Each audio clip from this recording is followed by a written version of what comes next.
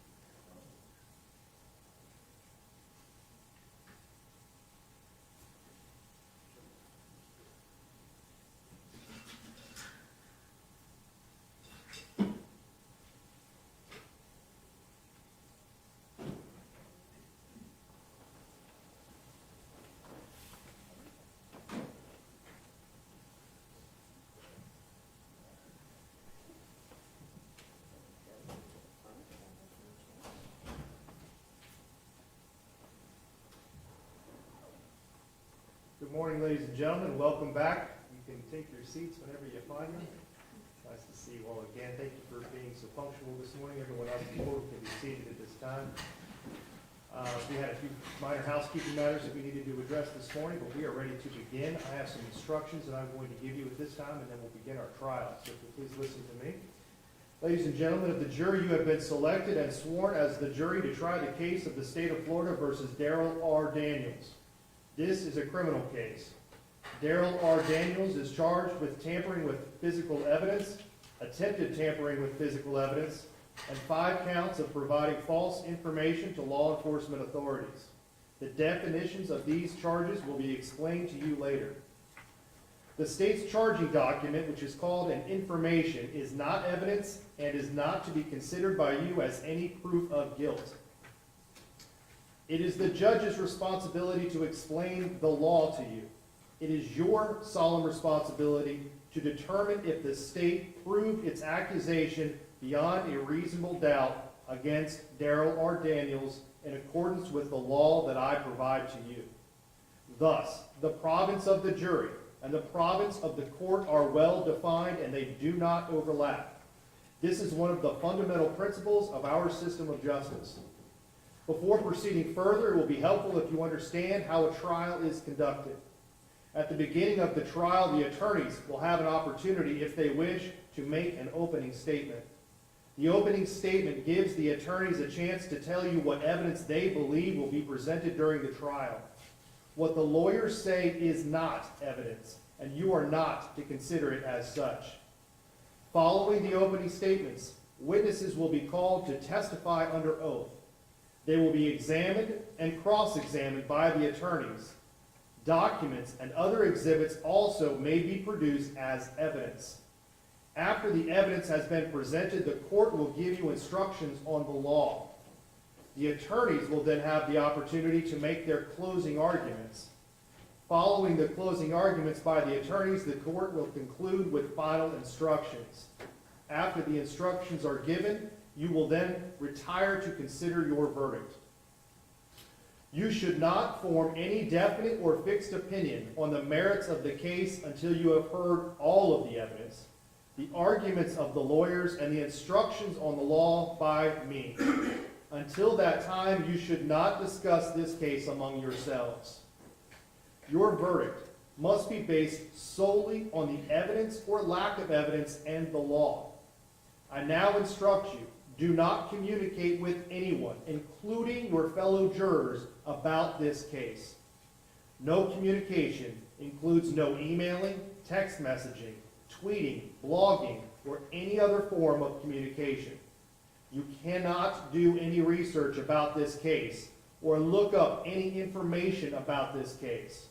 If you become aware of any violation of any of these rules at all, please notify court personnel of the violation. During the course of the trial, we may take recesses, and you will be permitted to go and separate and go about your personal affairs. During these recesses, you must not discuss the case with anyone, nor permit anyone to say anything to you in your presence about this case. If anyone attempts to say anything to you or in your presence about this case, tell him or her that you are on the jury trying the case and ask that person to stop. If he or she persists, leave him or her at once and immediately report the matter to the bailiff, who will then advise me. All cell phones, computers, tablets, or other types of electronic devices should be turned off while you are here in the courtroom. Turn off means the phone or other electronic device is actually off and not in silent or vibrating mode. You may use these devices during recesses, but even then, you may not use your cell phone or electronic device to find out any information about the case or to communicate with anyone about the case or the people involved in this case. Do not take photographs, video recordings, or audio recordings of these proceedings or of your fellow jurors. After each recess, please double check to make sure that your cell phone or electronic device is turned off. At the end of the case, and while you are deliberating, you must not communicate with anyone outside of the jury room. You cannot have in the jury room any cell phones, computers, or electronic devices. If someone needs to contact you in an emergency, the court can receive messages and deliver them to you without delay. We will provide a contact number for you if you've not already received one. The case must be tried by you only on the evidence presented during the trial, in your presence and in the presence of the defendant, the attorneys, and myself. The jurors must not conduct any investigation of their own. This includes reading newspapers, watching television, using a computer, cell phone, the internet, electronic device, or any other means at all to get information related to this case or the people and places involved in this case. This applies whether you are here in the courthouse, at home, or anywhere else. You must not visit places mentioned in the trial, nor using the internet to look up at maps or pictures to see any place discussed during the trial. Jurors must not have discussions of any sort with friends or family members about the case or the people and places involved. Do not let even your closest family members make comments to you or ask questions about this trial. In this age of electronic communication, I must stress again that just as you must not talk about this case face-to-face, you must not talk about this case by using an electronic device. You must not use phones, computers, or other electronic devices to communicate. Do not send or accept any messages related to this case or your jury service. Do not discuss this case or ask for advice by any means at all, including posting information on an internet website, chat room, or blog. So what are the reasons for these rules? These rules are imposed because jurors must decide this case without distraction and only on the evidence that is presented in the courtroom. If you investigate, research, or make inquiries on your own, I have no way to make sure that the information that you have obtained is proper for this case. The parties, likewise, have no opportunity to dispute or challenge the accuracy of what you find.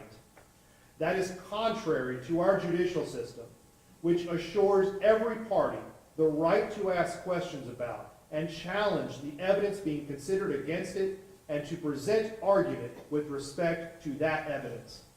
Any independent investigation by a juror unfairly and improperly prevents the parties from having that opportunity that our judicial system promises. Any juror who violates these restrictions jeopardizes the fairness of these proceedings, and a mistrial could result that would require the entire trial process to start over. A mistrial is a tremendous expense and inconvenience to the parties, the court, and our taxpayers. If you violate these rules, you could be held in contempt of court and face sanctions such as serving time in jail, paying a fine, or both. In every criminal proceeding, a defendant has the absolute right to remain silent. At no time is it the duty of a defendant to prove his innocence. From the exercise of a defendant's right to remain silent, a jury is not permitted to draw any inference of guilt, and the fact that the defendant did not take the witness stand must not influence your verdict in any manner whatsoever. The attorneys are trained in the rules of evidence and trial procedure, and it is their duty to make all objections they feel are proper. When an objection is made, you should not speculate on the reason why it is made. Likewise, when an objection is sustained or upheld by me, you must not speculate on what might have occurred had the objection not been sustained, nor what a witness might have said had they been permitted to answer the question. During the trial, it may be necessary to confer with the attorneys out of your hearing to discuss matters that require consideration by me alone. It is impossible to predict when such a conference may be required or how long it might last. When such conferences occur, they will be conducted so as to consume as little of your time as is necessary for a fair and orderly trial of the case. If you would like to take notes during the trial, you may do so.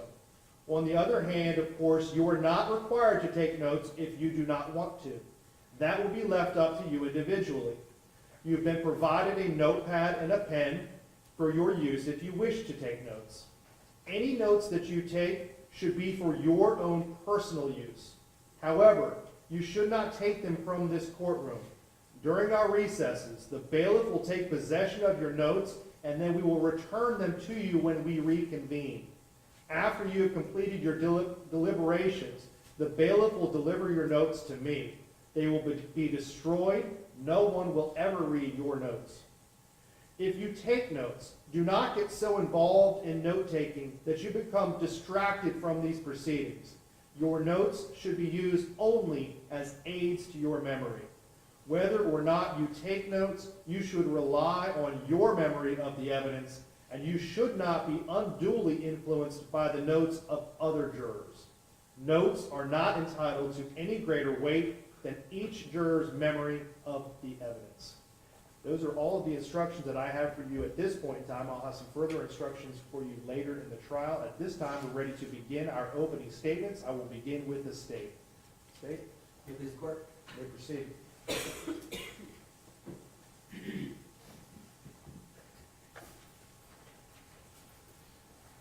morning. This is a case about truth, integrity, because nobody is above the law, not even the chief law enforcement officer of the county. You're going to hear evidence throughout this week from different witnesses. You're going to see exhibits, and here's what you're going to find out. You're going to find out that prior to being sheriff of Clay County, that Darryl Daniels was an employee of the Jacksonville Sheriff's Office. And while he worked for the Jacksonville Sheriff's Office, he spoke at a class, and at this class was another employee of the Jacksonville Sheriff's Office, and her name is Cesia Cruz. You're going to hear from her. She'll testify. And she's going to tell you that after he spoke at this class that she was attending, that she developed a relationship with him. That she began to speak to him, and that relationship then became, at some point, an intimate relationship. That they were having an affair. Because you're also going to hear that the defendant was married to his wife, Denise. This affair goes on for a while they're both working at the sheriff's office, and you'll hear that the defendant himself was in the upper levels at the Jacksonville jail, one of the chiefs at the jail, and that Ms. Smith worked at the jail herself. So the relationship goes on. You're going to hear that Ms. Smith at some point moves to North Carolina, and she actually gets married. Not to the defendant, she gets married to somebody else. And she'll tell you that she ended the intimate aspect of the relationship because she was no longer here, but they continued to they have conversations, they would text back and forth. The defendant would send her messages, they would have phone contact. And she'll tell you that while this contact was continuing, that also the defendant, while they were in this intimate relationship and while they weren't, also gave her money or other items. He would buy things for her. He would do this through either using a cash app, which you'll hear about, location on your cell phone to be able to transfer money to people, or he'd actually buy items himself for her. And she's going to acknowledge all of that. Well, her relationship in North Carolina didn't go so well, and she actually ends up moving back to the area. And she actually gets her job back at the Jacksonville Sheriff's Office when she returns back to this area. She has not been actually legally divorced at this time, but obviously her relationship with her husband at the time, his name was Larry Smith, was not going well, and she was intending that there would be a divorce at some point. When she comes back to the area, she renews her relationship with the defendant. They begin talking more frequently. I believe she's going to tell you that at one point she was seeing him almost daily. And they also reignite that intimate extramarital affair. You'll find, though, that Miss Smith's husband, Larry Smith, ultimately files a complaint with the Jacksonville Sheriff's Office, which launches an internal affairs investigation of Miss Smith.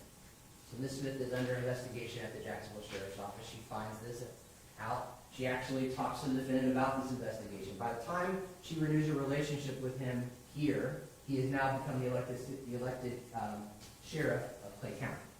But they're still having a relationship. And she's working at Jacksonville SO, and he's here the sheriff.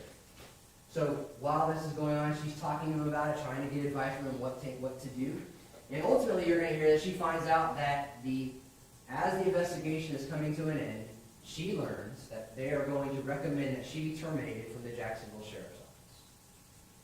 She also learns that the fact that she and the defendant were having an affair was going to be made public. At this time, it hadn't been made. It wasn't a public knowledge. And so she talks to the defendant about this situation.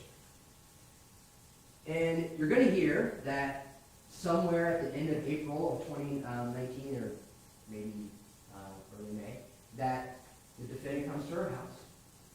She sees him, and she tells him what's going on. And it's that point that the defendant says, I'm going to tell my wife before this goes public. I'm going to let her know what's going on. And you'll actually see the text messages that go back and forth between the two of them. You're going to see that at some point the defendant says, I'm going to actually go tell Denise what's going on. And there's actually a text message about it. It's not going good. And you'll see all those things, so I'm not going to tell you the details here. But while they have this meeting, there's also an arrangement made to meet up on May the 6th of 2019 at what Ms. Smith's going to call a normal meeting spot. They would meet at a park in the Oakleaf area. And this May 6th, 2019 was a Monday, and this arrangement was made almost a week prior. And she's going to tell you that they were going to meet, and the reason they were going to meet was because Ms. Smith was going to get a copy, a DVD or a CD copy of a recorded conversation that Larry Smith, her soon-to-be ex-husband, had with the defendant. And the defendant wanted a copy of that. And Ms. Smith didn't have a copy of it at the time, but she was going to have one by the time May 6th rolled. But before we get to May 6th, she actually gets a text message from the defendant's cell phone, but it's not a phone call, but it's not the defendant, it's actually the defendant's wife. And the defendant's wife, obviously, very upset. She also sent a text message to Ms. Smith after the conversation. And Ms. Smith, she will acknowledge, probably not the wisest or kindest thing, actually sends a text response, you'll see, with a picture of her standing beside the defendant. And the text message will say something to the effect of, I hope you stand by your man. Obviously kind of a sarcastic, snarky response back to someone who's just had a heated conversation. But nonetheless, nothing changed the fact that Ms. Smith thought she was supposed to meet with the defendant on May the 6th at 2019, Oakleaf Park. Ms. Smith would tell you it was normal that they would meet 5:30, 6 o'clock, around that time when the sheriff would be getting off work. She would have gotten off work as well. But remember, before the meeting happens, her life is kind of going down. She realizes that she's about to get terminated. She realizes that the defendant whom she's having an affair with is about to tell his wife about it. So she realizes it's not only that she's about to lose her job, she's about to be basically publicly humiliated. For choices that she made, certainly, but still, her life's crashing down around her. So she actually seeks some counsel from her own counselor. And her counselor and she have a conversation, and ultimately she decides to voluntarily hospitalize herself because she's having maybe not quite the level of a mental breakdown, but she's not doing well. So she checks into a hospital. This is all before May 6th. She gets out of the hospital, still thinking that the meeting is going to happen on May 6th, but she had no contact after that phone call with Denise Daniels. She had no contact with the defendant or his wife, other than that text message I told you about. But Ms. Smith still thinks that Monday, May 6th, she's going to meet the sheriff. She's going to have that CD with her, so he can have a copy of that conversation, because we know that she knows that the internal affairs investigation is not final, is not public yet. But this is a way for him to be able to get that copy.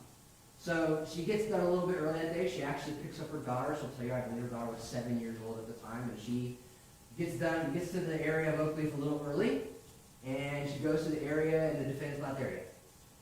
And her daughter, because the daughter's a young child, says, "I'm hungry." So Miss Smith says, "Okay, maybe I can go grab some food for my daughter while I'm waiting for the defendant to show up." And so you hear testimony that she leaves the park area, and as she's leaving the park area to go back to try to get some food, she actually sees the defendant in his vehicle. And I'll let her tell you, but essentially she ends up, because the defendant points to her, she ends up following the defendant, and they go back towards the area of the park that they were supposed to meet in. And she'll tell you that as she's going back, she's a little bit confused, because they go and they make a number of passes, and she will tell you that they go to the park and there's not a lot of parking spaces, because apparently there's either a soccer game or something going on at this park, and all the parking spaces are essentially full, and they're looking for 2 parking spaces side by side so they can talk, hand over the CD, what have you. They don't find one, so they actually exit out of the parking lot, make a U-turn, loop back into the parking lot. So the defendant's in his truck, she's following in her Jeep, and they make a couple passes through the park to try to find places to park, and it doesn't work. Well, as this is going on, another truck enters and gets in behind Miss Smith. And Miss Smith will tell you that she recognized that truck as the defendant's personal truck.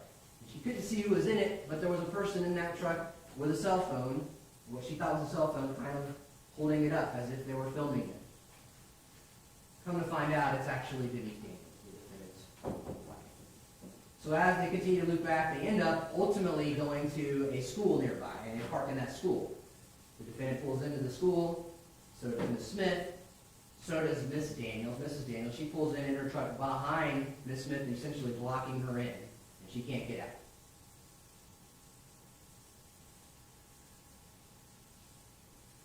Needless to say, the defendant didn't get his CD that day. Because while they're there, not only is the defendant's wife there, but some of the defendants come to the scene. Sergeant Ruby and Officer Glenn, Deputy Glenn, arrive on scene. And Ms. Smith will tell you that Sergeant Ruby doesn't go and talk to Ms. Smith. He immediately goes to the defendant, who is the sheriff, and speaks to him at his window. And very little time elapses after that conversation that Sergeant Ruby has with the defendant before Ms. Smith is asked to step out of the car. She steps out of her Jeep, I should say, Jeep, not a car. She steps out of her Jeep, steps to the back of the Jeep, and I'll let her tell you exactly what happens, but ultimately, she is arrested. She is arrested for stalking and for trespass on school property. But before she's arrested, she hears a conversation with Sergeant Ruby and the defendant where he says, "Go ahead and make the arrest." So, at the defendant's command, who is the chief law enforcement officer, Ms. Smith gets arrested for stalking and trespass for an incident that was pre-planned. Ms. Smith will tell you that she was out there at the scene for quite some time, keeping in mind that her 7-year-old daughter was in the back of the Jeep this entire time as well. And while she's there, she will tell you that there never was really a time where Sergeant Ruby or Deputy Glenn ever asked her what happened. They never got her side of the story while they're out there at the scene. And I'll let her tell you exactly what happens. But ultimately what happens is the sheriff leaves, his wife leaves, she's there causing a scene as well before she leaves. She's there and she leaves. Sergeant Ruby leaves. These were there with Deputy Glenn. These Sarah, Miss Smith, and Deputy Glenn there, and Miss Smith's daughter up there. Miss Smith says, I'm going to be taken to jail. Can I make some arrangements for my vehicle and for my daughter? She calls her family, and she'll tell you that I believe her dad and her mom and her cousin show up, and they, allow for her to get her Jeep, her dad to take her Jeep home, and allow her cousin to take her daughter, because ultimately she is going to go to jail. Well, while she's waiting for all this to take place, Sergeant Ruby returns and talks to her and says, hey, do you have a gun? She's like, well, yes, I'm a law enforcement officer. I have the guns in the glove box, locked in the glove box. And that means she's told that she's now going to be arrested for armed trespassing. And Miss Smith will tell you that that gun that she had, the defendant bought for her. The defendant didn't just buy it for her, he actually placed it in her glove box, where it stayed until the night of her being placed in handcuffs and being told she was being arrested.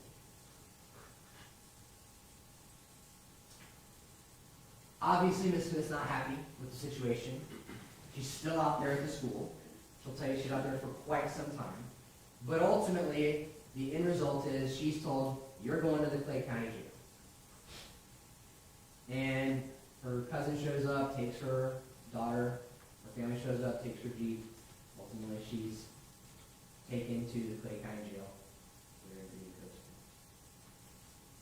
When she gets to the jail, outside of the jail, she actually never gets booked in.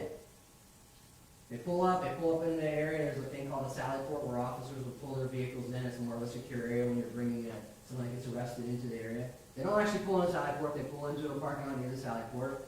And Sergeant Ruby returns and says, I want to get a statement from you. After she's already placed in cuffs. And Miss Smith, she will tell you, had to use the restroom. And she told them at the school that she had to use the restroom. And she'd been out there for, she felt like hours. And she was out there for quite some time. And she's like, I'll give you a written statement. If I could just go to the bathroom, please. And they allow her to go in, the employee interest in the Clay County Sheriff's Office. They allow her to use the restroom.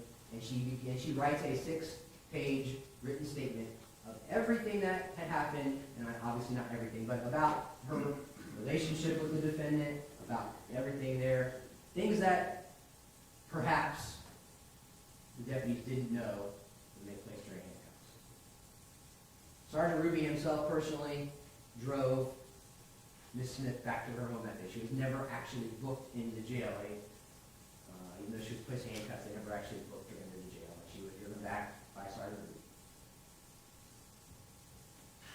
You hear from Sergeant Ruby as well. He's going to testify. He's going to tell you what happened. And he's going to tell you that it was the defendant's idea, that the defendant was the one who asked her to be arrested. And I'll let Sergeant Ruby's testimony speak for itself as well. He was there, and he will tell you exactly what happened. You're also going to hear from Deputy Glenn, who was there on scene, and he'll tell you what he saw. You're also going to hear Cesia Cruz, who actually works for the Clay County Sheriff's Office as a dispatcher. You'll hear the radio traffic that was going on that night, so you'll hear exactly what the exchange was over Clay County Sheriff's Office radio about this incident. Interestingly, Miss Smith doesn't hear anything from anybody after she's taken back to her house, until the Florida Department of Law Enforcement contacts her and interviews her. And you're going to hear from Inspector Keith Riddick, and he did speak to Ms. Smith. You're going to hear he spoke to a lot of witnesses. And he'll testify, and he'll tell you many of the things that he did. But one of the things that happened out at the scene is that there was a indication from the defendant that he had sought an injunction against Ms. Smith. An injunction for protection. Some people call it a restraining order. And that's something that he told the officers there. Well, the truth of the matter is, you're going to hear from Amy Herrera, who's a Clay County clerk, and she's going to tell you she did a check of the records, and there's never been an injunction sought by the defendant or his wife against Ms. Smith. So, what the defendant tells Sergeant Ruby out at the scene is that he had already got an injunction against Ms. Smith, which factored into Ruby's decision to arrest. He also tells Sergeant Ruby at the scene that his relationship with Ms. Smith had ended. Well, that's not true. And the records are, his phone records are going to indicate that, and Ms. Smith's testimony is going to indicate that, because, as I've already told you, what you will find is that there's a prearranged meeting to meet on that date of May 6th. And the text messages and the conversation that Ms. Smith had with the defendant are going to be clear that the relationship was not over until she got placed in handcuffs. Because the text messages that you will see between Ms. Smith and the defendant include the defendant saying, I'm going to go in and talk to her, it's not looking good on the home front. Ms. Smith's text message to him will be something to the effect of, listen, I'm going to be all alone, you're going to have to deal with this. And he's like, well, maybe not. Clearly not someone who says it's over. So he tells Sergeant Ruby that the relationship is over. It wasn't.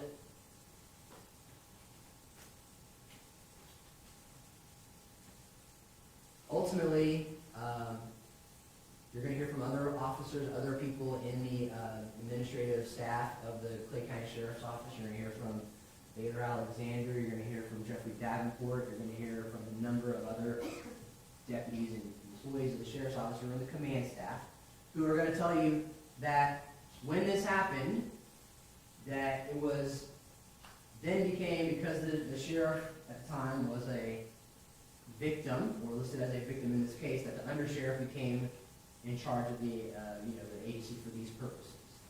And you're going to hear that on May 1st, which is 5 days before Ms. Smith got arrested, that the defendant calls Jeffrey Davenport, who is the general counsel for the Clay County Sheriff's Office. And when he does, he talks to Jeffrey Davenport, and he tells Jeffrey Davenport about his relationship with Ms. Smith. And he tells Davenport that there's going to be an internal affairs investigation from the Jacksonville Sheriff's Office that's about to become made public should he get out in front of this. And Mr. Davenport's going to say, yes, you probably should get out in front of this. What you're also going to hear is that Mr. Davenport hears on May 6th about Ms. Smith being placed in handcuffs and being told she's under arrest for stalking, aggravated stalking, and armed trespass. And Mr. Davenport's going to tell you that he told the sheriff, you're recused from this, it's the undersheriff's case now, that I'm recused from this because I represent you as general counsel. But as your counsel, I will tell you, if you think that you're in any kind of danger or any fear, here's how you get an injunction. He did.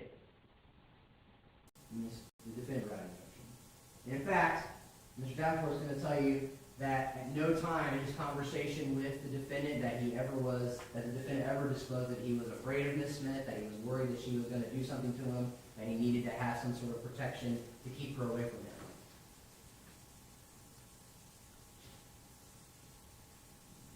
You're also going to hear that night on May 6th that the sheriff made some phone calls to Mike Williams, who at the time was the sheriff of Jacksonville Sheriff's Office. And he called him a number of times, and at the time, Sheriff Williams did not pick up the phone call, but Sheriff Williams will testify, and you will see the phone records. He does call the defendant back on May 6th that night. And when he calls the defendant back, Sheriff Williams will tell you, remember, he's the sheriff of Jacksonville, the former employer of the defendant, the soon-to-be former employer of Ms. Smith. What happens is the defendant says to Sheriff Williams, hey, listen, that girl got arrested, and can we house her in the Jacksonville jail as opposed to in the Clay County jail? Sheriff Williams will tell you he told the defendant, and clearly he said, if she committed a crime in Clay County, she goes to the Clay County jail. I'm not going to house her in my jail in Jacksonville.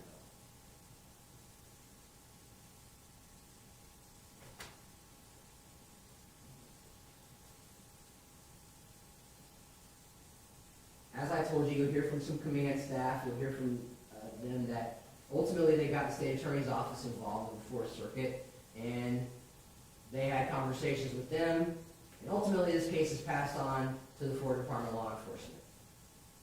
And the Florida Department of Law Enforcement has Inspector Riddick become the case agent, and he gets involved, and he begins his full investigation. He begins to question witnesses, he begins to collect evidence, and you'll hear from him.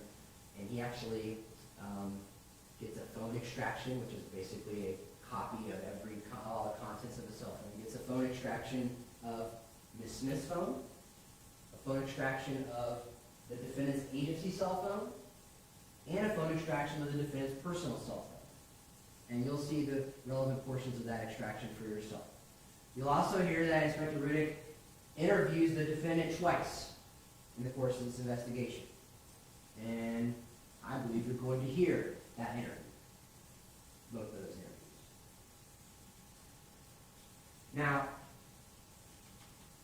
what was going on that was unknown initially after May 6th was that after the May 6th incident happens, the defendant goes to someone who works in IT at the Clay County Sheriff's Office. His name is Dominique Antianello. And Dominique Antianello, maybe not saying his name correctly, and if I'm not, I apologize. Sheriff Daniels gives Dominique Antianello his cell phone, his agency cell phone, which was an Android phone, and says, I need a new phone. I believe that Dominique Antianello's testimony is going to be that he told him he only could give him an iPhone because that's what the Clay County Sheriff's Office typically uses, and if he wanted an Android, he was going to have to wait because he didn't have any Android phones available to him. And the sheriff said, no, never mind, I'll just take the iPhone. And he being the defendant, asks Dominique Antianello to wipe that phone. In other words, delete all the information on that agency cell phone. And I believe his comment to Dominique Antianello is something to the effect of, there's things in there that don't need to see the light of day. But because Dominique Antianello knows what the policies are at the sheriff's office, he does not wipe the cell phone. He puts it in a safe. And that ultimately becomes the cell phone that is extracted by the Florida Department of Law Enforcement.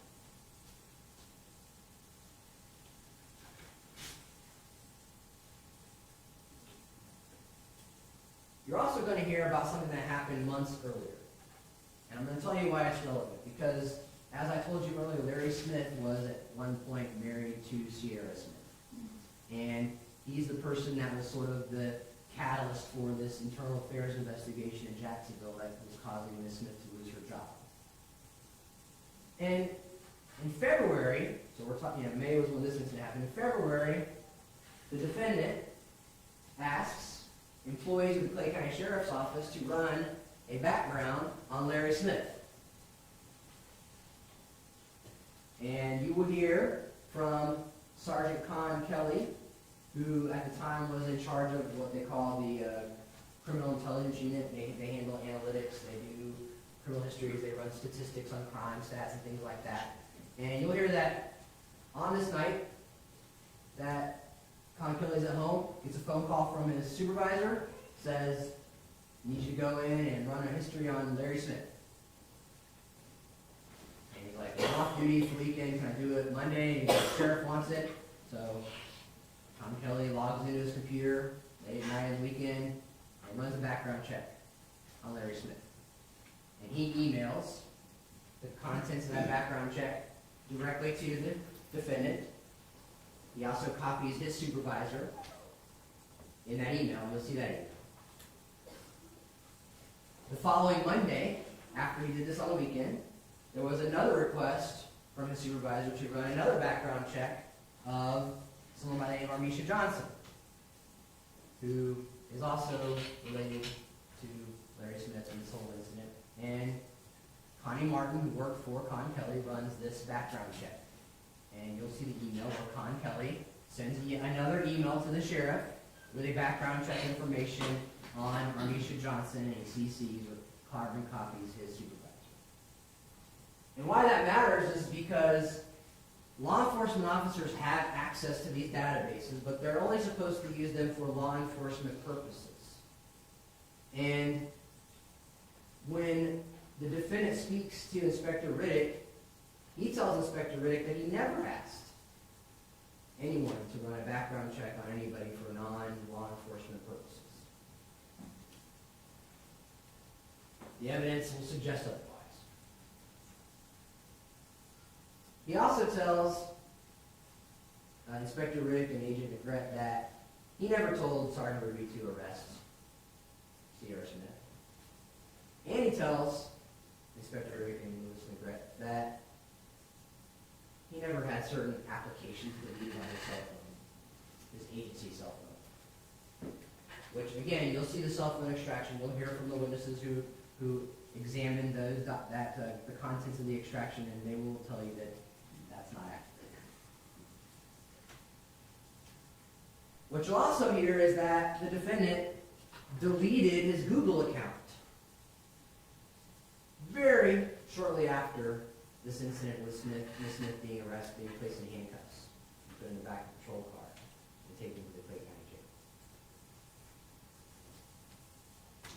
And you're going to hear that Google does not keep that information long enough, and so the contents of his Google account are not accessible. That's tampering with evidence.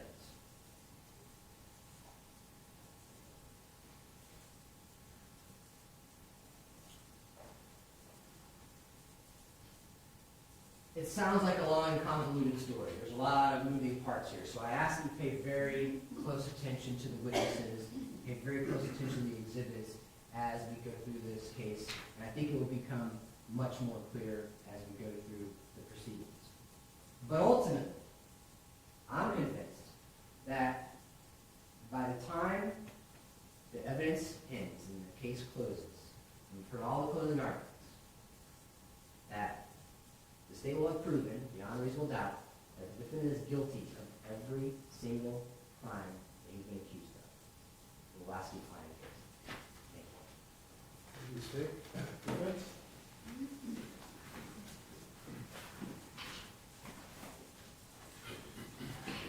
May it please the court. You may proceed, counsel.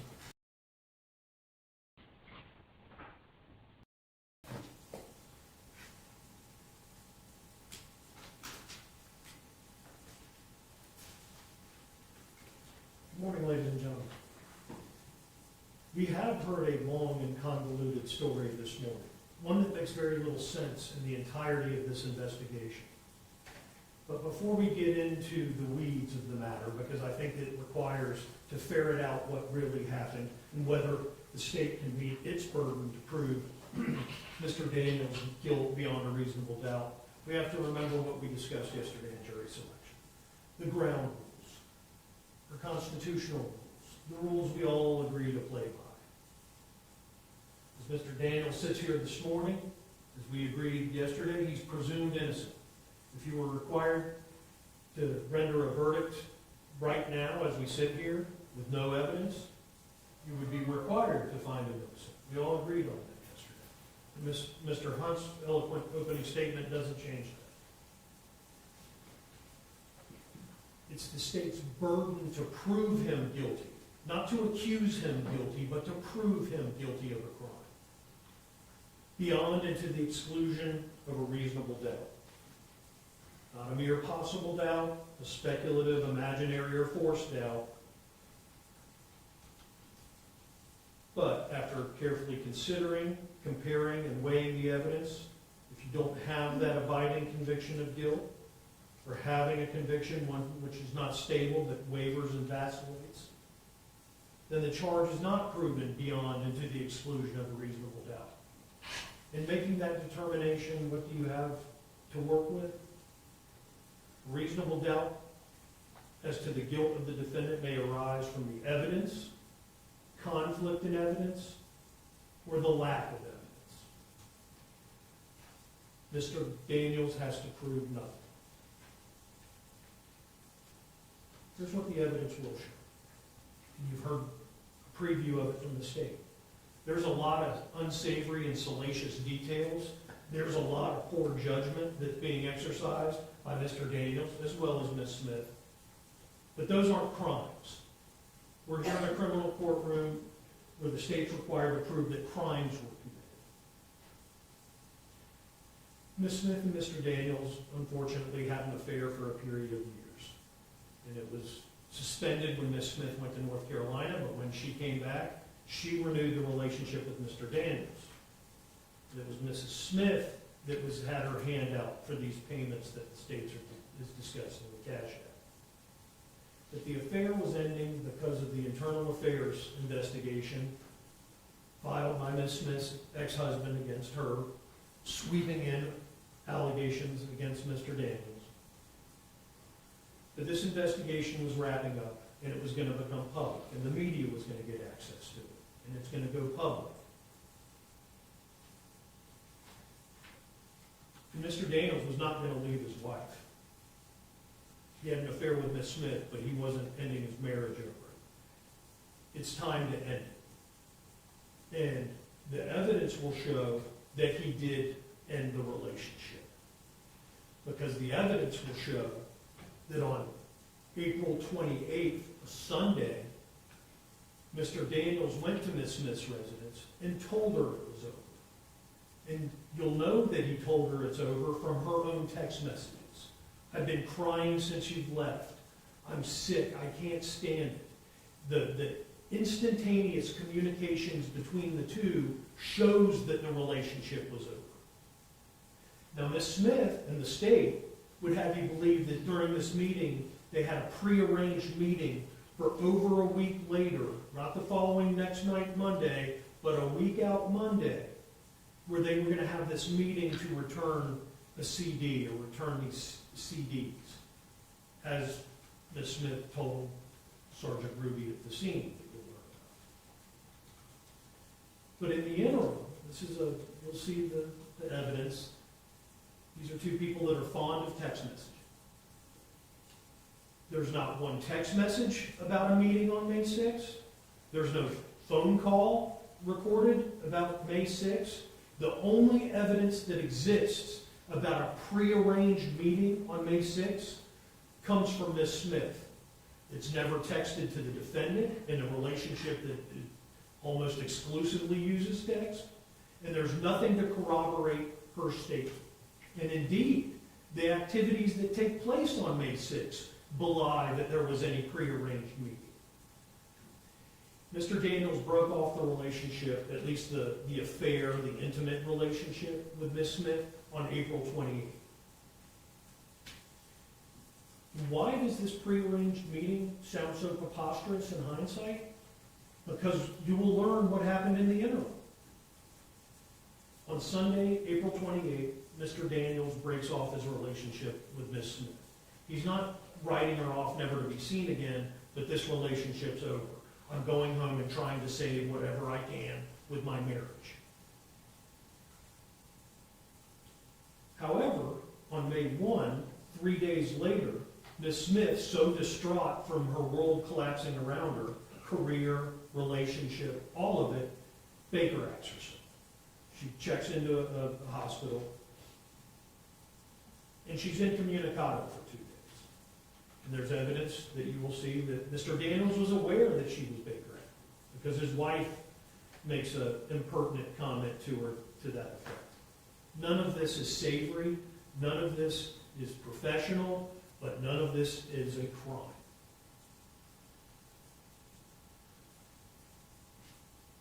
Indeed, after Miss Smith is released, she receives a very nasty text from Mr. Daniels' wife. Significantly, it's on Mr. Daniels' personal cell phone.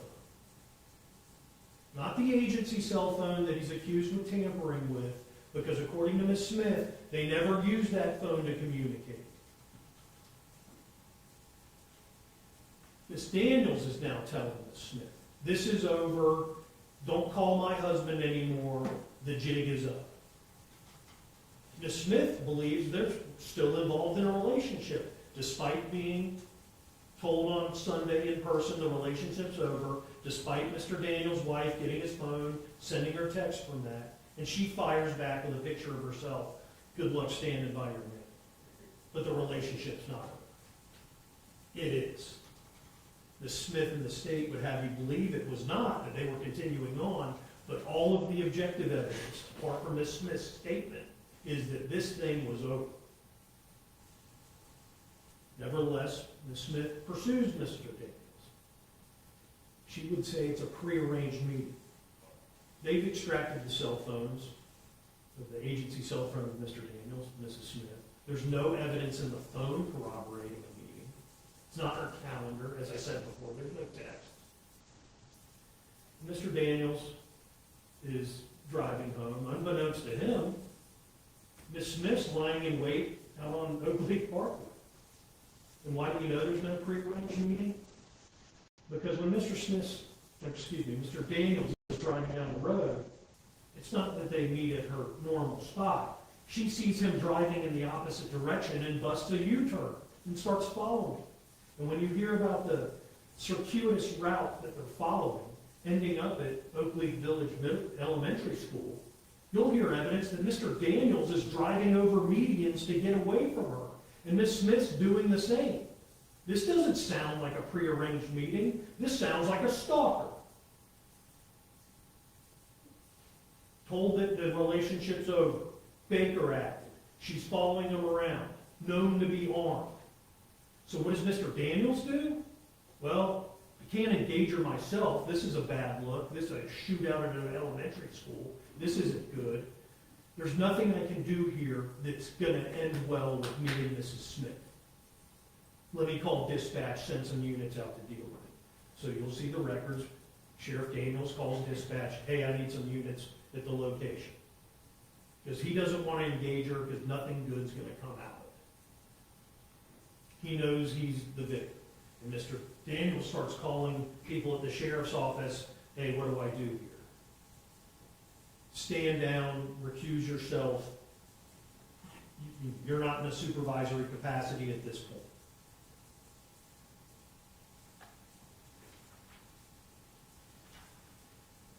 Sergeant Ruby and Deputy Sheriff Glenn respond. Ms. Smith claims that she was meeting Mr. Daniels to return property or CDs. The state would now have you say, oh, that's the CD of her ex-husband's recording of the internal affairs matter. Sergeant Ruby, Deputy Sheriff Glenn, she never said anything about return, or if she said anything, there was no CDs produced showing the purpose of this meeting. She claims she's returning CDs. They didn't see any evidence of that. And they asked her, well, was there any text messages, anything about this meeting that had been set up? No. Over a week ago, no follow-up, nothing in a calendar, no nothing.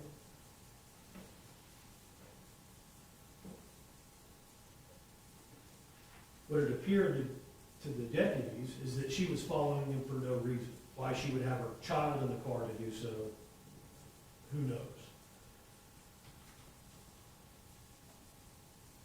Now, Sergeant Ruby, one of the responding officers, I expect him to take the stand and tell you that Mr. Daniels told him to arrest Ms. Smith. Sheriff Daniels maintains that he told Sergeant Ruby, do what you got to do. Because he could not act as the supervisor of the sheriff for Ms. Smith. Officer Ruby takes Ms. Smith into custody. And you'll hear some statements between Officer Ruby and Ms. Smith that clearly Mr. Daniels had nothing to do with the charges that were threatened and ultimately evolved.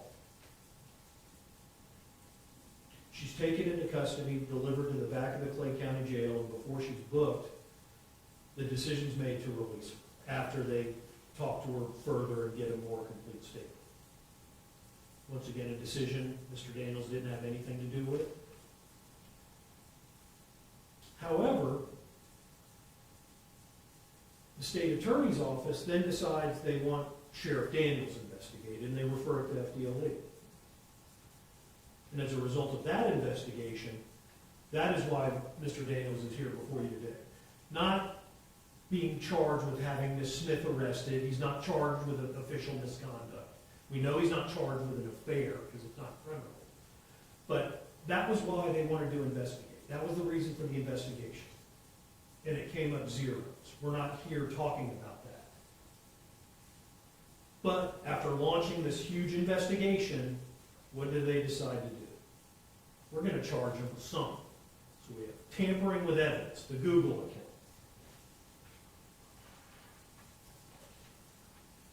Well, the evidence is going to show that the Google account that nobody's going to be able to testify to contained anything substantive. State said, well, Google doesn't maintain that, we don't have the records. You have Ms. Smith's cell phone, anything on it from Google account other than an email address? Nope. They can't point to any evidence on the Google account, but they're going to charge him with tampering with evidence. Well, the tampering with evidence statute has what we call, in the legal term, specific intent. When you're allegedly engaging in the conduct that would constitute tampering, it has to be done with a certain purpose. And you'll have the information and you'll see what the state alleges as that purpose. And with respect to the Google account, it has to have the purpose to impair its verity or availability in any proceeding or investigation.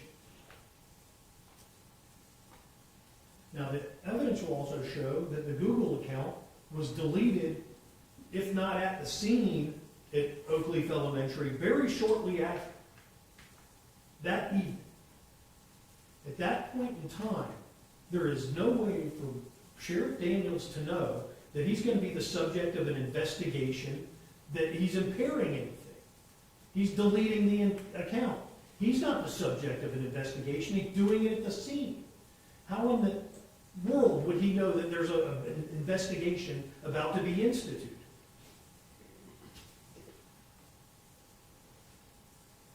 Or at least as to him, he was the victim of a stalking at that point.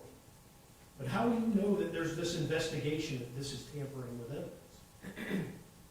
Likewise, attempting to tamper with evidence, being charged with attempted tampering. And the state's theory on this is that approximately a month later, on June 4 of 2019, Mr. Daniels took his agency cell phone, the one that he had no communications with Ms. Sierra Smith other than exchanging an email address. That was it. So the agency phone that he never used to communicate with Ms. Smith, he turned it into the IT guy for the Clay County Sheriff's Office, Dominic Antonio, and I may be mispronouncing that, excuse me. And he brought it in and he switched it out and said, there may be stuff that on here that doesn't need to see the light, is what I anticipate Mr. Antonio stated. But like the count one, tampering with evidence, it also requires specific intent to impair the availability of evidence at trial. You will hear that the Clay County Sheriff's Office backs up its text messages, emails, calendars on a server. So you can switch the phone out, but all this data is saved, all the relevant data. And contrary to the state's theory, there's one thing that Mr. Antonio will not testify to. And what he will not testify to is, Sheriff Daniels came in and told me to wipe the phone. Mr. Daniels never made that instruction to Mr. Antonio. What he said is, I'm switching my phone, there may be stuff on here that never needs to see the light, and gave it to him. He didn't tell him what to do with it, he didn't tell him what to wipe it, he's switching his phone. That remained in Mr. Antonio's safe. And it is going to be introduced in evidence right in front of you here at this trial, that's never been tampered. It has no relevant evidence on it, but you'll have it before.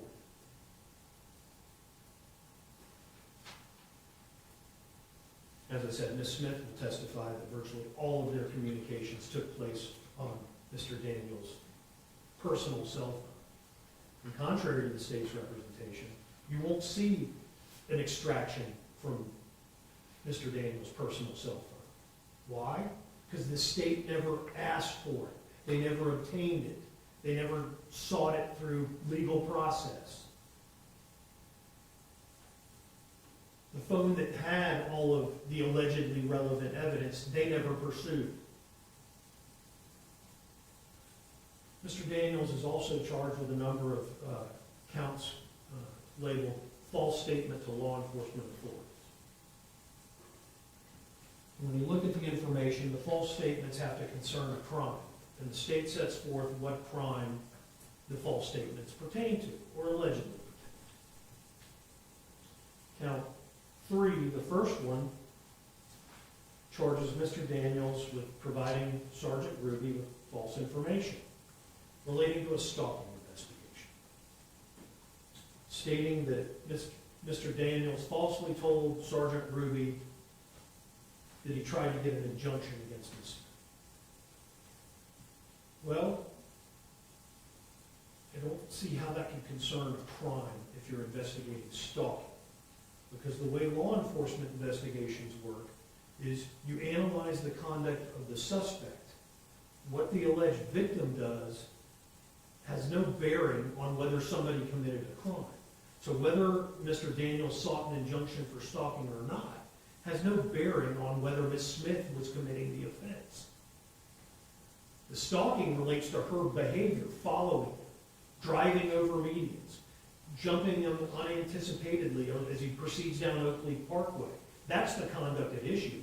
Whether he sought an injunction or not has nothing to do with whether she's stalking. So it doesn't relate to the crime. Doesn't concern the crime.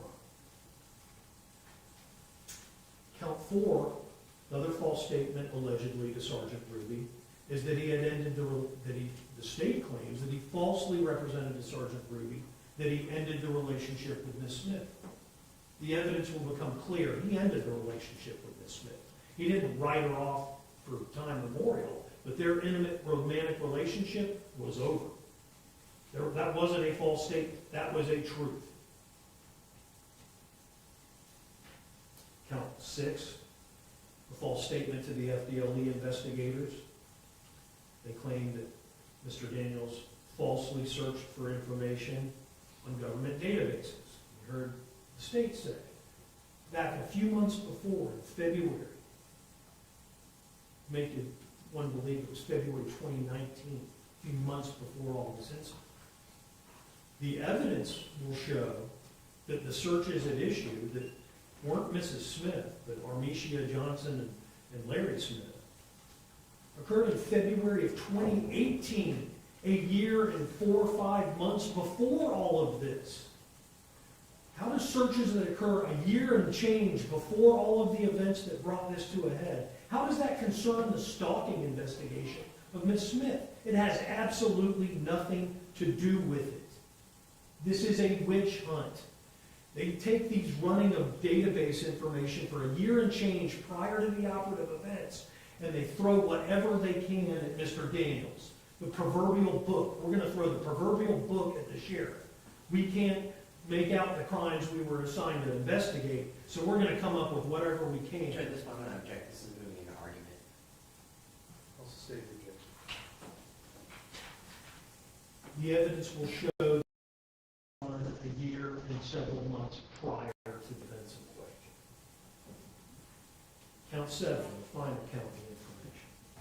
Mr. Daniels is charged with knowingly making a false statement to the two FDLE investigators about putting applications on his department phone. Now, the evidence will show that this statement was made in June of 2020, that FDLEs assigned the investigation roughly at the end of May, early June 19. They interviewed the sheriff that fall, and all the way along, they're investigating, sending subpoenas out, acquiring records. They had acquired his agency phone, had it forensically examined, had all the information they needed. And they brought Mr. Daniels back in for another interview. A year after the events that bring us all together. There's a question, did you ever install any applications on that agency phone? And Mr. Daniels says no, he didn't. And by the way, the state won't be able to produce any evidence that Mr. Daniels used the applications on the agency phone, that he only used his personal phone for that stuff. But he made the statement he never had them installed, a year after he had turned in the phone. That had nothing to do with the law enforcement investigation. It didn't concern the stalking. It didn't concern the tampering with evidence. It was just an effort to try to save something at the end of a years-long investigation.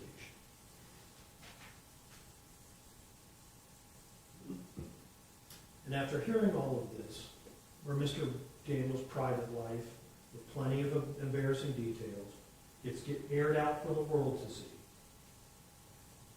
the state will have been successful in proving that Mr. Daniels exercised poor judgment in his personal life.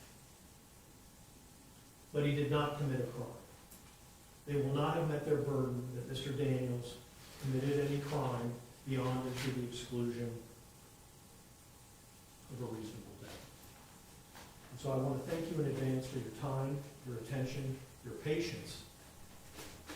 But at the end of the day, the state will have the crime is committed. As salacious, unsavory as the details of all of this are, and as embarrassing as it is for my client and those that are dragged into it, there was no crime committed. And at the end of the day, I trust that you will return the verdict to court. Thank you for your time. Thank you, counsel. Ladies and gentlemen, we've been going for a little bit over an hour. Let's go ahead and take a 10-minute recess, and then we'll come back to begin our witness. Please stop. You can leave your notepads out here.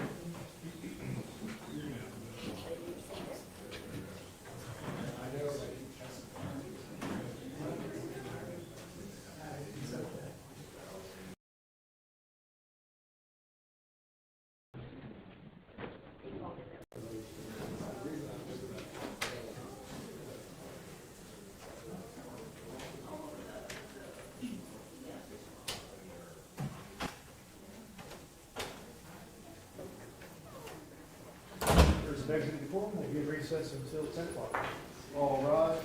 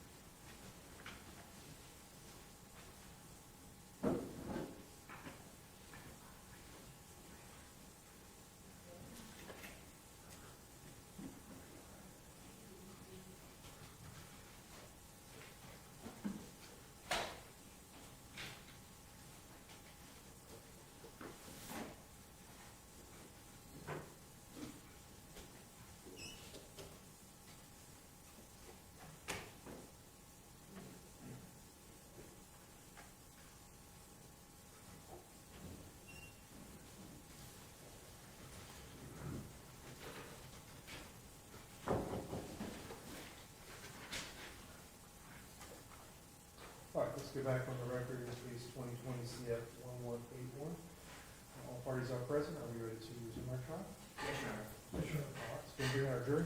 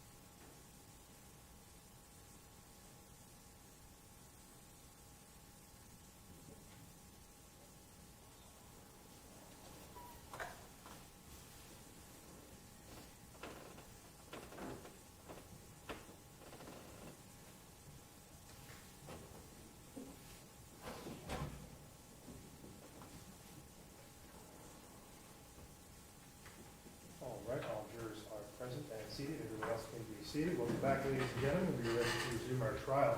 One of the housekeeping matters that I mentioned that we conducted this morning dealt with some of the evidence that's going to be received throughout the course of the trial. The parties have agreed upon and stipulated certain items of evidence that would be received during the course of the trial, and in doing so, it will actually save us quite a bit of time from having to do that through the witnesses and throughout the course of the trial.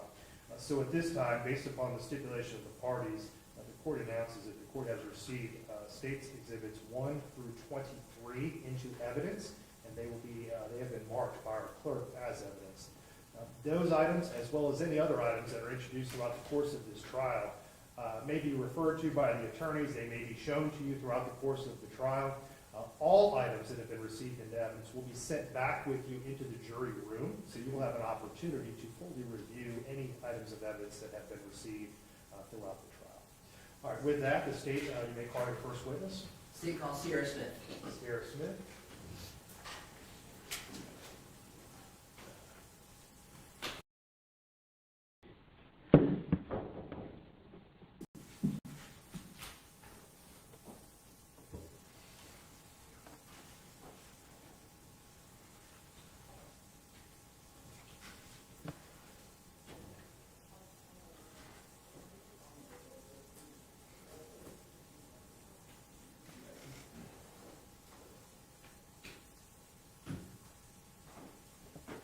Morning, ma'am.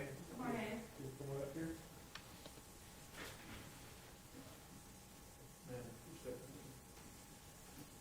Pause right there and raise your right hand, Madam Clerk. You swear to tell the truth in court proceedings, so help you God? I do. Thank you, ma'am. All right, ma'am, you come on over here.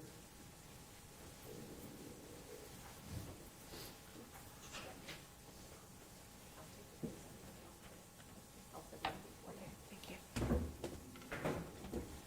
And make yourself comfortable. Try to speak into that microphone during your testimony so that everyone else can hear. Yes, sir. All right, State, you may proceed. Thank you, Your Honor. Your Honor, before we begin, between the podium and the monitor, I can't see the witness. Relocate, so I mean, You may.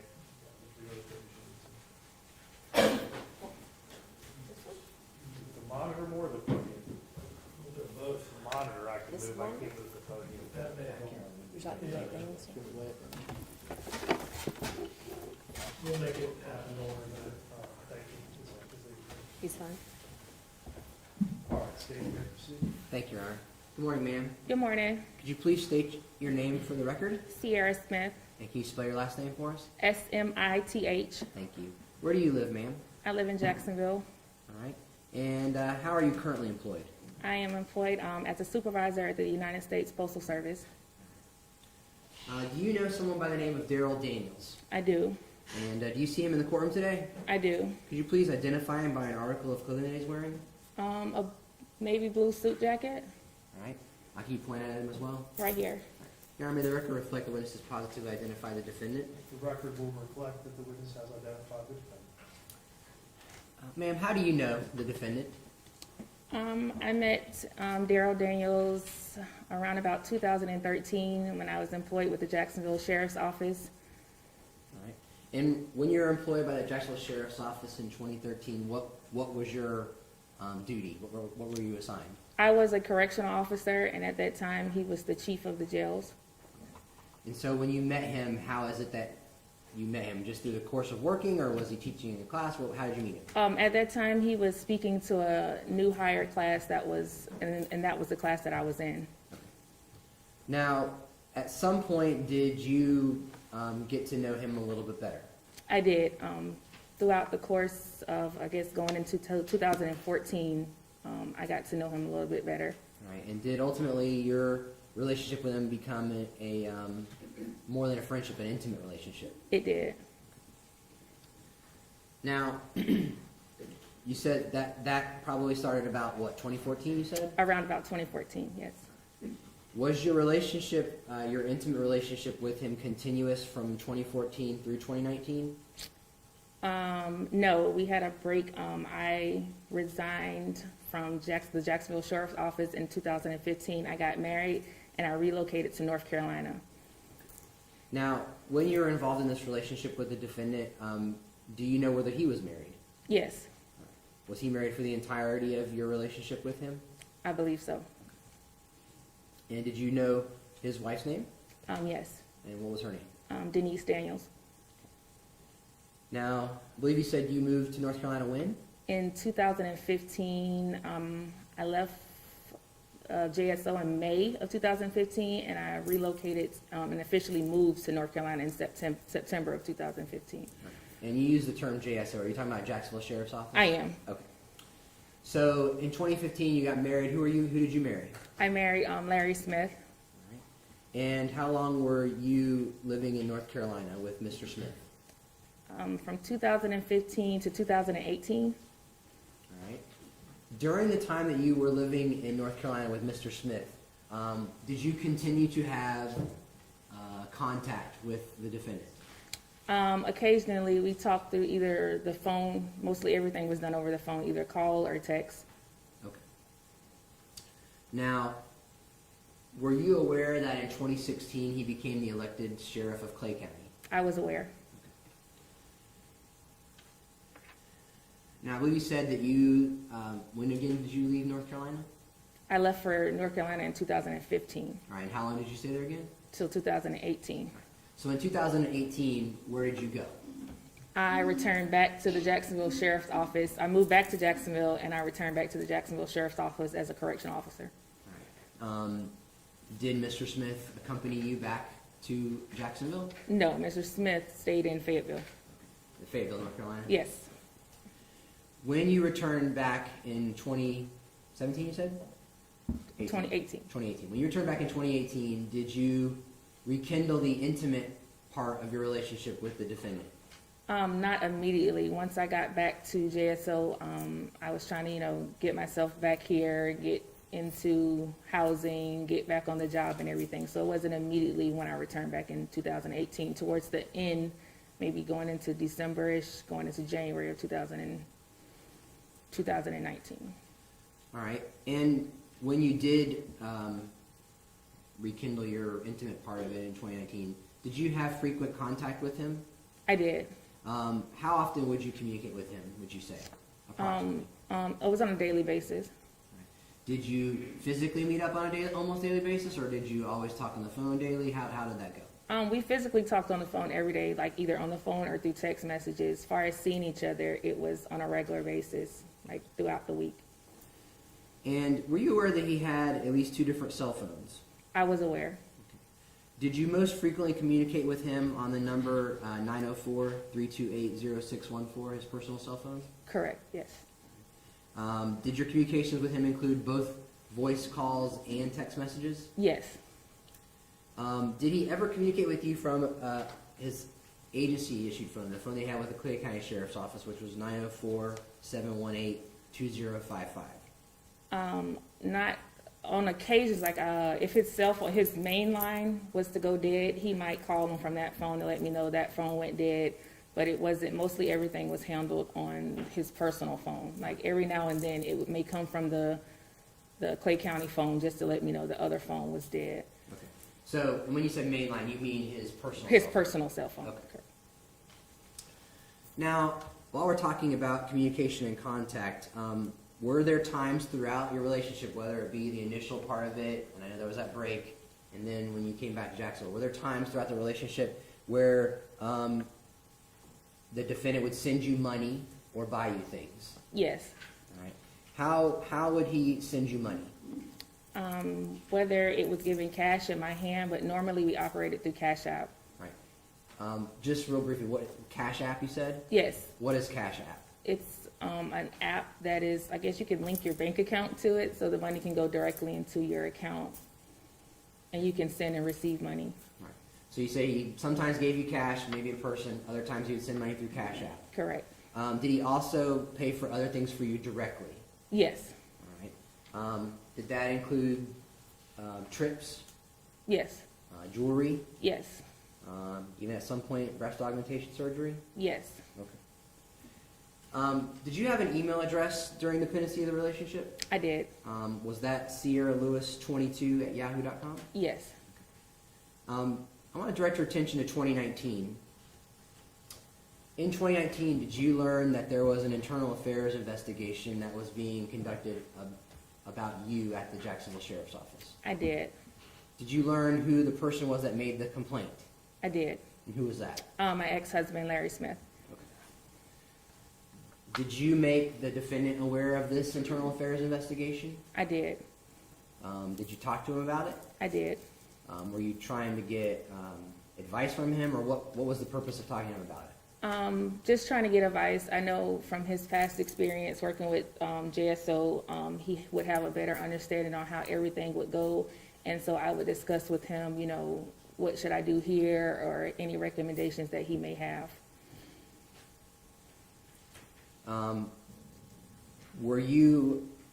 Was it your understanding that part of the internal affairs investigation included your having a relationship of an intimate nature with the defendant? I did.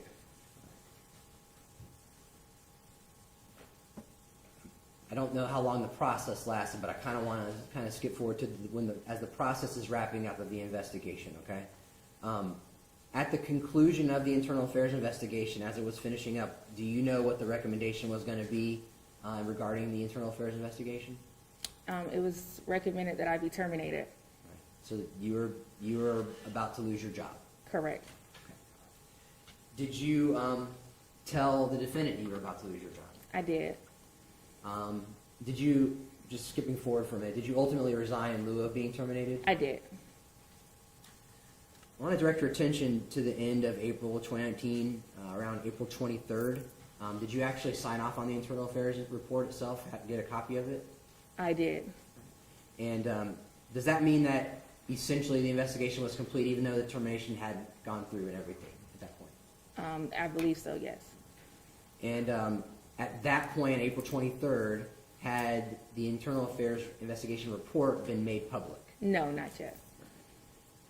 Did you talk to the defendant about the internal affairs investigation prior to it being made public and that it was recommending termination? I did. Around, I want to say April 29th, maybe April 30th, did you meet with the defendant in person at your home? I did. Was that unusual for you to meet at your house? No. When you met with him on that day, did you discuss the internal affairs investigation with him and that it was going to become public? We did. When you had this conversation and as all these things were happening, were you in a good headspace yourself with the pending termination and it's about to go public? I was not. I was upset, I was scared, and I just didn't know how to take all that in. On top of being pregnant, and then my job, this is not only my job, this is my career, has now recommended me to be terminated. I was dealing with all that. Okay. So you said you were pregnant at the time as well? Yes. Did you also already have a child? Yes. Had the defendant ever met your child prior? Yes. After you talked to the defendant on that day, about the internal affairs investigation wrapping up and it being about to be made public, did you seek the counsel of a therapist? I did. And did your therapist, with your consent, call law enforcement to have you hospitalized? Yes. Right. Did you voluntarily go in being hospitalized? Yes.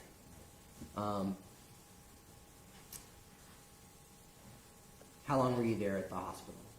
I think I stayed overnight, so maybe a day and a half. I spent one night over, and then the next day I was released. And after you got out of the hospital, at some point, I mean, maybe actually prior to going to the hospital, at some point did you have a conversation with the defendant where he told you he was going to tell his wife about your affair? I did. Can you describe how that conversation went? We were at the house and we were talking about everything that transpired, and he was letting me know that he thought it would be best to go home to tell Denise of the situation before it got released on the news, before she heard it from someone else. We both were in agreement of that, and ultimately he let me know step by step as he was going to approach her to let her know what was going on. All right. When you say he let you know step by step, was he sending you text messages or calling you about what was going on? He was sending me text messages. All right. When you were having this conversation with him, discussing whether or not that he was going to tell his wife about the situation, during this conversation or at any point after that conversation, did he ever say to you, "Our relationship is over"? No. Did he indicate that the nature of your relationship would change in any way? No. Did he indicate to you what he was going to do as far as it related to your career? I mean, you said you were about to lose your job. Did he say what he was going to do for you? We never discussed like financially or anything like that, what he was.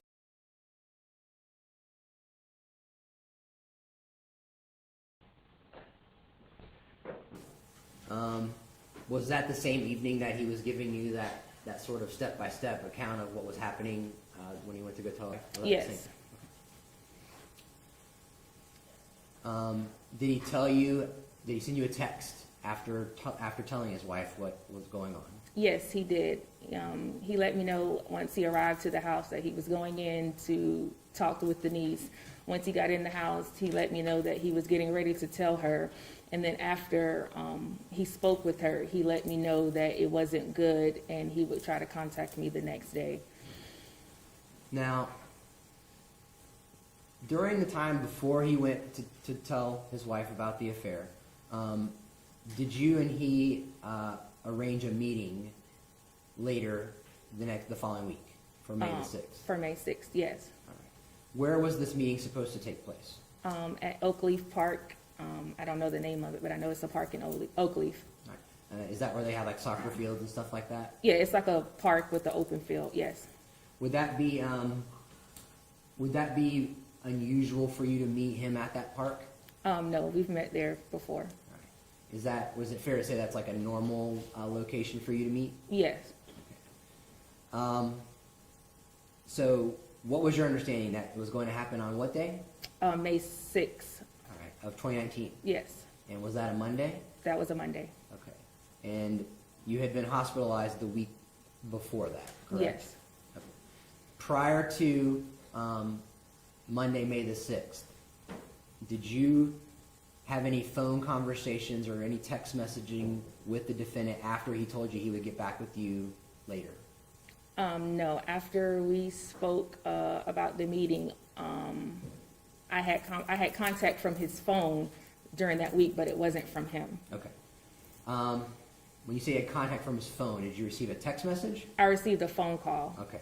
And who was on the other side of that phone call? Denise Daniels. Right. You recognized her voice? Yes.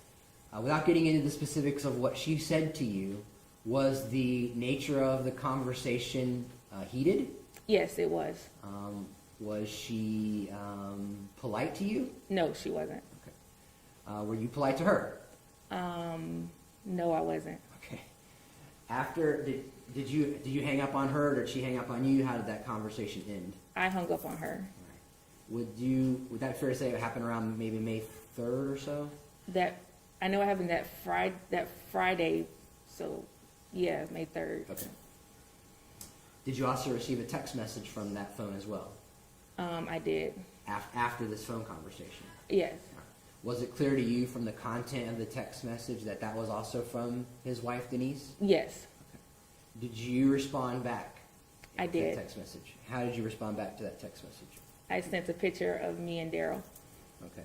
And did you also include some text as well with it, like comments? I did. What did you say in that text message? I believe I said, make sure to stand next to your husband when news for Jack's. I can't remember verbatim what it said, but something about make sure you stand next to him once news for Jack's. And you sent that text along with a photograph of you standing beside the defendant? Is that I right? did. Okay. In hindsight, was that probably the best decision? No. Okay. Getting back to May 6th, this prearranged meeting, what was the purpose of you meeting him on May 6th? I had some CDs that were from the internal investigation that was involving me and Darryl, and he requested a copy, or he wanted to listen to the recording of him and my ex-husband of a phone call that was recorded between the two of them. Okay. So, Charlie, I understand you. During the course of the internal affairs investigation, they collected a recorded phone call between your husband, Larry Smith, and the defendant. Yes, Okay. And they were going to give you a copy of that CD? yes, they were giving me a copy of everything from the internal investigation. Did you have it on the night that you made this meeting, arranged this meeting to have the CD? Did you already have it? No, Was that why you were arranging the meeting for May the 6th? correct.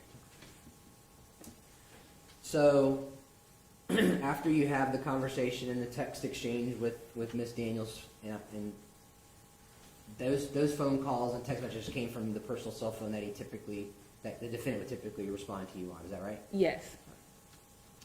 So where was this, when was this meetup supposed to occur? I know it's May the 6th, but about what time? At 6 p.m. All right.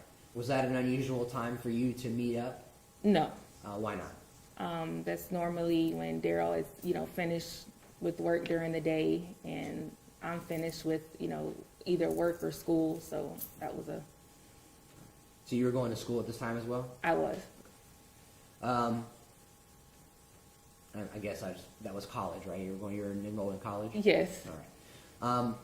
I'm thinking back to May the 6th, 2019, was anybody else in your vehicle with you when this meetup was to take place? Yes, my 7-year-old daughter. All right. And was she in the back seat? Yes. What kind of vehicle did you have? A black Jeep Wrangler. Okay. So, around 6 o'clock, I guess let's skip a little bit before 6 o'clock. Tell me what's going on prior to 6 o'clock as you're getting ready for this meetup. I get out of school, I go and pick my daughter up from daycare. It's not a problem for her to come with me, which she knows the defendant. So I pick her up from daycare, and once I get over to Oakleaf, it's before 6 o'clock. I don't want to say the exact time because I don't remember, but I remember going into some stores. I went to Michael's, Ross, over there in that Oakleaf area.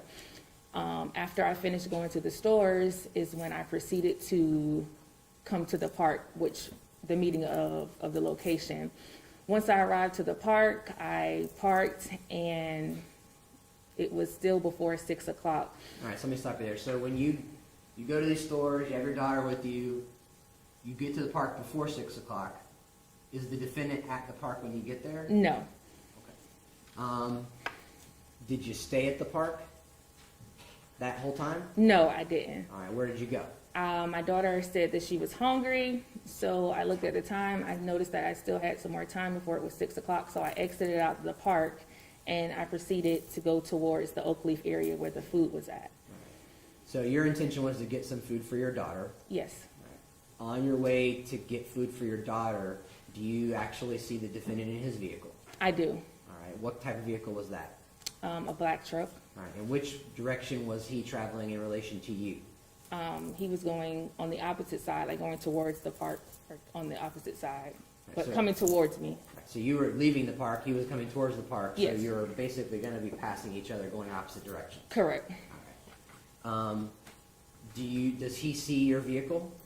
After, when I saw his vehicle, I can't say if he saw mine or not, Sure. but after I made the U-turn and came up on the side of him, that's when me and him made eye contact with each other. Okay, so when you saw his vehicle, you made a U-turn. Yes, To get beside him. yes, All right. And you said you guys made eye contact. yes. Did he motion to you to go anywhere or anything like that? He signaled me to go to the left. Okay. Was the park on the left at this point? No, the park was on the right. Okay. You followed him? Yes, I got in the turning lane. I got behind him in the turning lane, and we went to the left, inside of a cul-de-sac. It wasn't a park. I can't even. It's cul-de-sac with a bunch of parking spots. I don't know what it is. Okay. So as he points you to the left, you get in behind him, you turn left. When you get in this cul-de-sac, what happens? We circle around the cul-de-sac. At that time, I didn't think nothing of it because we have been to that cul-de-sac area before. It's just like a fountain in the middle and a roundabout with some parking spots. At that time, there weren't any available parking spots, so I followed him behind and we got to the light. Once we got to the light, Darryl made a right and I made a right behind him. And at this point, would you be going back towards the park now? Yes. Okay. So you get in behind him, he turns right, you turn right. What happens then? After that, in order to get to the park, you have to make a U-turn. Okay. So Darryl made the U-turn, I made the U-turn behind him. We made a right now into the parking lot of the park. The place where you initially expected to meet up. Correct. All right. And so you pull in, but you're behind him as you're going through the park. Were there any parking spaces available? No, the first initial drive-through, it maybe looked like there was a soccer game going on. The park was really crowded. So when we pulled into the parking lot, we looked left and right. There was no side-by-side parking spots, which that would be a normal for us to sit side-by-side or park side-by-side by each other. So you weren't looking for one parking space, you're looking for two, actually. Yes, Okay. Two that were side by side. correct. All right. And so you didn't find any of those? No. All right. So what do you do when you're not able to find two parking spaces? So Darryl comes out of the parking lot of the park. I follow behind him. We then go in the parking lot again to look for another parking space. So as we're going through the parking lot again, we're coming to the end of where we just came out of, and that's where we stop, or he stops and I stop behind him. All right. So you basically made two passes through the park. Is that right? Correct. All right. When he stops and you stop, does he then make a turn next? No, across the street from us, I don't remember the name of the school, but across the street there's a school. Okay. And he drives over to the school, or crosses over to the school. Now let me ask you this: when you say drives over to the school, does he just drive straight across? Yeah, just drive straight across. All right. Is there a median there or anything like that? No, Okay. So he drives straight across to the school, and do you follow him? I do. I proceed to follow him over to the school. All right. While you're doing this, while you're making this exchange, do you notice any vehicles following you? I noticed behind me there was a black truck behind me. Also, in the rearview mirror, what appeared to be like a cell phone in the window. I couldn't make out who exactly it was, or who it was, but it was a black truck behind me, and then it was a cell phone holding up to the window, like the front window. All right. Now, you said that the defendant was driving a truck, right? You said it was a black truck as well. Yes, All right. And you were behind him yes, in your Jeep. correct, And then you noticed another black truck behind you that you thought had a cell phone in their window. correct. Okay. At what point did you notice this other truck following behind you? At that time, when we we had already crossed over to the school, and we went around the roundabout of, I think it's like a loading zone for the school. So we went around the bus loading zone, and Darryl went over the median. I went over the median. Okay. Um, Near the school there? in Near the parking school, lot? it's like a median in the middle of the school, like a small median that Okay. Darryl went over, and then I went over the median. Then we circled back around, and Darryl went over the median again. I went over the median, and that's when I noticed the black truck was still following behind us. So the black truck would have had to go over the median as well. No, she didn't go behind the median. She went like the way I'm trying to describe it, it's like a roundabout, Okay. but there's a median in the middle. Darryl chose to go over the median. She was just circling, I guess, around the median, around us. All right, so after you make those 2 passes over the median, and so does the defendant, this truck still is behind you, suffice it to say? Yes. Okay. So what happens after the 2 passes over the median, what happens? So at that time, I noticed that she is now going to block or turn the truck sideways, like to block me in. All right, so did you park in a space at that point? No, I did make contact with Darryl, and I saw him hold up his radio in the window. At that time, I freaked out. I got scared because I didn't know what was going on. Now I have a truck that's following me. Now that I'm blocked in, I Let me can't stop get you for out. 1 second. That's a lot. So hold on 1 second. So you make these passes over the median. You stop your vehicle, your Jeep. The defendant stopped his truck as well, right? Correct. And this other truck that's behind you, you keep saying she. Is that because ultimately you saw who was driving the truck? Yes. All right. And who was that? His wife, Denise Daniels. Okay. So you said you made contact with the defendant. When you say you made contact with him, do you mean that you actually talked to him, or do you mean that you just had like eye contact with him? Well, the way his truck was faced, he then turned his truck to face towards the front of my Jeep, so we made eye contact with each other. All right. And you said he held up his police radio. Correct. All right. And you said that caused you to freak out. Yes. All right. And this other truck that his wife had been driving, you said pulled in where? She pulled in the part for me to exit out. She pulled and turned the truck sideways and blocked me in from getting out. All right. So you couldn't leave even if you wanted to at that point. No. Okay. All right. So while you're there, you say you're freaking out. He's pointing to the radio. What's happening with Miss Daniels? At that time, once I see the radio, I get scared because I don't know what's about to go on. I then take my Jeep and turn it to the side and park it because there's nowhere for me to go. Okay. I park my Jeep, and a couple seconds later, 2 police vehicles pull up with lights, and Denise moves the truck to let them in. Okay.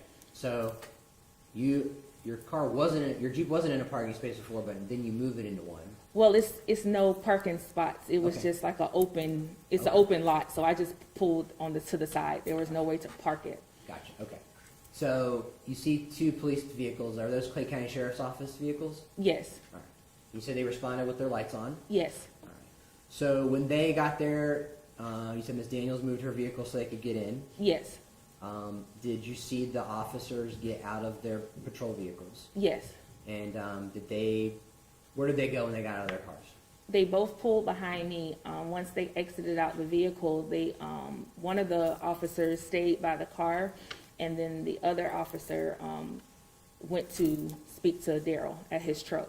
You said stay by the car, meaning by that person's own police vehicle? By his own police vehicle, Okay. yes. And these are both 2 males, is that right? Yes, All right. And one of them stays by his vehicle, one goes to talk to the defendant. yes, Can you hear what's being said? no. Okay. So tell me what happens after the one officer goes and talks to the defendant. What happens? After the one officer talks to Darryl, he comes over to my window. I roll my window down, and he asks for my ID. I then Did you hand provide him. his ID? I did. I provided him with my ID. He tells me to sit tight, takes my ID, and then walks back over to Darryl with my ID. Okay. Where was this other officer while this was going on? He was standing a little bit towards the back side of my Jeep. I haven't had made contact with him yet. Okay. And this whole time, your daughter's in the back of your car still, correct? Yes, All right. So after he takes your identification, goes back to speak to the defendant, what does he do next? he then comes back up to me and asks me to step out of the vehicle. All right. Do you do that? I do. All right. What happens when you step out of the vehicle? I step out the vehicle, and that's when I made contact with the other officer. Now I am behind my Jeep, like quarter to the left-hand side, but behind my Jeep, standing there. So on the driver's side, but near the back. Correct. All right. And is your daughter located on the driver's side of the back or She the was- passenger side? Do you remember? She was actually sitting in the middle. Okay. So she's in the middle of the back of the Jeep. All right. So you're standing there. You said you made contact with the other officer. I did. All right. So what happens while you're standing there beside the back of your Jeep? At that time, the sergeant walks back over to Darryl's vehicle and begins to talk. I'm going to object to the hearsay.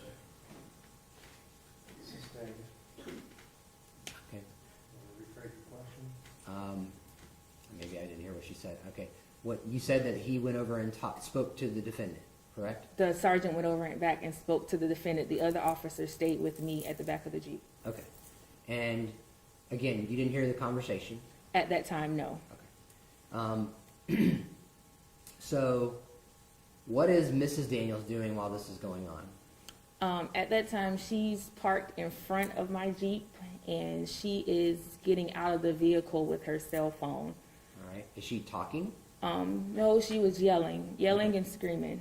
At you? Yes, Okay. I don't want you to tell me what she was saying, but she was yelling and screaming at you. yes, And she had her cell phone in her hand. yes, Okay. So, after you said you're calling him a sergeant. I'm assuming ultimately you find out that's Sergeant Ruby. Is that right? yes. All right. So Sergeant Ruby's talking to the defendant. What happens after he talks to the defendant again? After Sergeant Ruby talks to the defendant, I'm facing like the backside of my truck, but I overheard Mr. Daniel. Objection, Your Honor, hearsay. Counsel. Yeah, she's saying Mr. Daniels. I don't think that's hearsay. It's a statement by the defendant. What is the, I thought she was claiming Sergeant Ruby's statement. I believe she's referring to what the defendant said. They may refer to what the defendant said, but they're not referring to what the sergeant really said. Yes, sir. You At said, that, you said you heard the defendant say something. I heard didn't the defendant say, "Go ahead and make the arrest." you? Okay. All right. So after you hear the defendant say, "Go ahead and make the arrest," does Sergeant Ruby approach you? Sergeant Ruby then approached me, and he let me know that I was being arrested for trespassing and stalking. All right. Did he place you in handcuffs? He did. In the front or in the back? Your hands in the front or hands Oh, in the no, back? he put him behind me. Sorry. After he placed you in handcuffs, where did you go? I stayed right there, but then I turned my back towards towards the park. So everybody was behind me. Well, the sergeant was standing there, Officer Glenn was standing there. Darryl was still inside of his truck, but then that's when Miss Daniels approached me All right. closer Did with she- the cell phone. All right. So she still had the cell phone in her hand? Yes, Was she still yelling? yes, All right. And you said she approached you from behind, is that right? correct. If she was behind you, how did you know she was coming towards you? Because I heard her. Okay, all right. So after she approaches you, does she ultimately back up?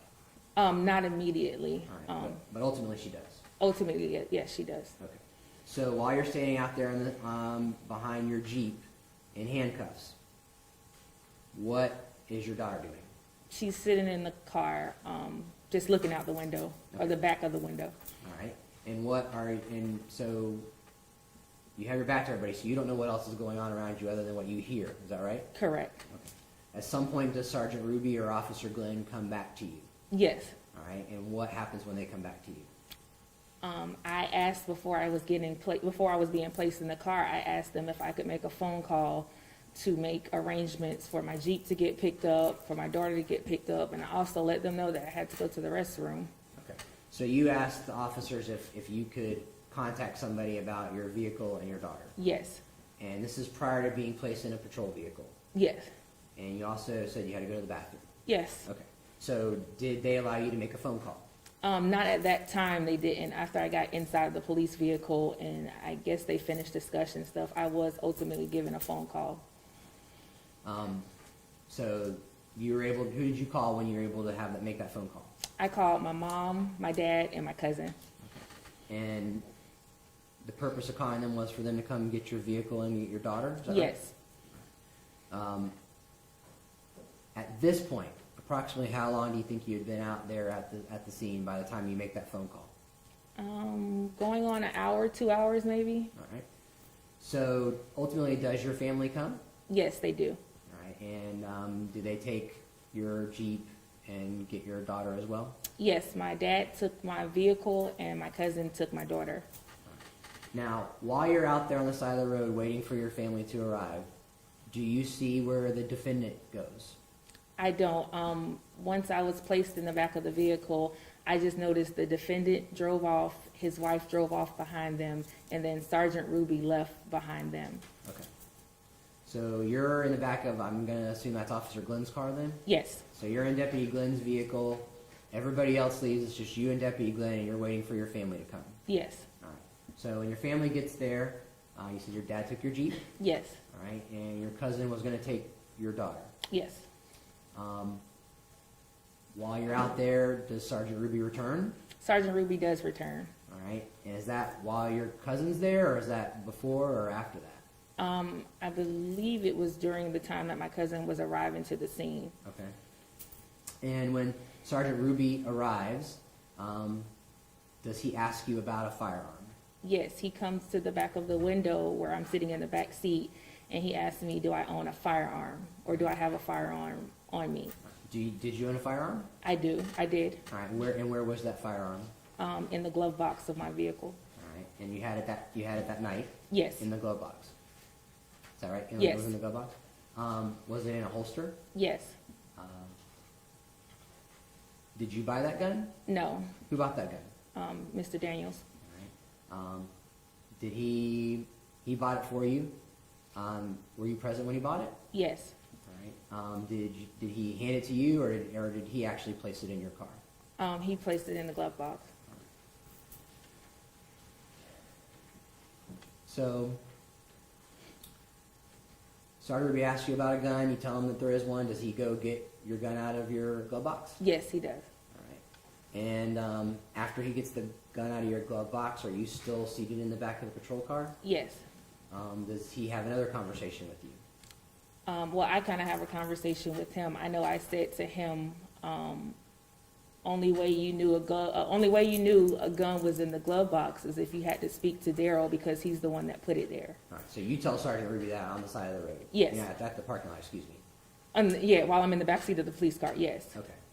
All right. And so after you tell him that, does that change your status at all? In other words, are you going to get released because you have a gun? No, at that time, he let me know that my stalking has now been turned to aggravating stalking because I have a weapon. Okay. During this time, does your cousin arrive, or does your cousin arrive after this conversation about the gun? Yes, she is now on the scene, so she's there. Okay. So, I know your cousin took your daughter. Does she take anything else that belongs to you before she leaves? Yes, she, Without telling what she said, I just want to know, do you give her anything else besides her let her take your daughter? yes, I took off all the jewelry that Darryl had bought me and I gave it to her. Okay.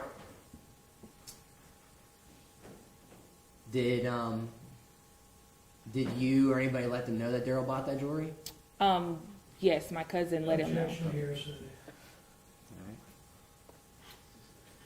All right. So after your cousin gets your daughter or your jewelry, does Sergeant Ruby stay or does he leave? Sergeant Ruby, I can't remember if he stays at that point in time. I know he's still there talking to Officer Glenn. Okay. He eventually does leave the scene again. Okay. And you're still at the school parking area in the back of the patrol car. Yeah, and I think I asked again, I had to go to the bathroom. So ultimately, do you get to leave the area of the school? Yes, eventually we do leave the school. All right. And when you say we, what do you mean? Oh, me and Officer Glenn. All right. And were you in the back of the patrol car when you left? Still? Yes. Are you still in handcuffs? Yes, And were you being taken to the Clay County Jail? yes, All right. And that's in Green Cove, right? yes, All right. So it's going to be a little bit of a drive. Is that right? yes. When you get to the jail, do you enter what's called a sally port? No, we pull up right behind the sally port. Okay. Now, you used to work at the Jacksonville jail, right? Yes, All right. And you're familiar with what a sally port is that correct? yes. What is a sally port? It's like the intake before taking the inmates in, like the outside of the jail before the inmates enter. All right. Is it a secure area for officers to take people that are being arrested into the jail? Yes, But that's not where Deputy Glenn took you. no. Where did he take you? He parked outside of the sally port. All right. And while you're out there, does Sergeant Ruby return to that area? Yes, he pulls up behind us. Okay. Do you ask to use the restroom again? Yes, I'm like 6 hours in, and I have to go to the restroom. So I do ask, can I go to the restroom as soon as he gets to the door? Do they let you go to the restroom? Eventually, yes, they do let me go to the restroom. right. Sergeant Ruby Where does. did you go to the restroom? I don't want you to tell what people said. Just where were you able? Did you go to the restroom like as if you were an inmate? Objection, relevance, rule. Did you go to the restroom like as if you were an inmate, in other words, being booked in, or did you go somewhere else? No, I went in the bottom of the sheriff's office, like in maybe the office section. It was the bottom of the sheriff's office. Okay. After you were able to use the restroom, were you asked to make a written statement about your relationship with the defendant? I was. All right. And did you provide a written statement to Sergeant Ruby about your relationship with the defendant? I did. And was it 6 pages long? Yes, about 6 pages. After you provided your written statement to Sergeant Ruby, did he ultimately... Well, let me ask you this. Did they take the handcuffs off for you to go to the bathroom? Yes, they took the handcuffs off for me to go to the restroom. And while you wrote the written statement out, did you have handcuffs on? No. All right. After you completed the written statement and gave it to Sergeant Ruby, did ultimately Sergeant Ruby take you home himself? Yes, he did. So you were never actually booked into the jail. No.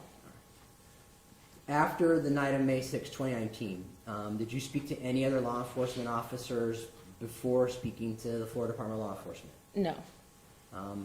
When you spoke to the Florida Department, you did speak to the Florida Department of Law Enforcement, is that correct? Yes. When you spoke to them, did you provide them your phone to basically make a copy of it? Yes. Did you do so voluntarily? Yes. Did you delete anything or change anything in your phone prior to giving it to the Florida Department of Law Enforcement? No. Did you also provide a statement to the Florida Department of Law Enforcement about your relationship with the defendant and the incident, the events of May the 6th? I did. Here, may I have a moment? Okay.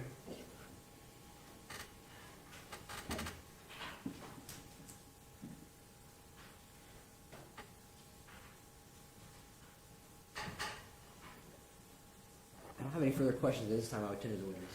All right, cross-examination.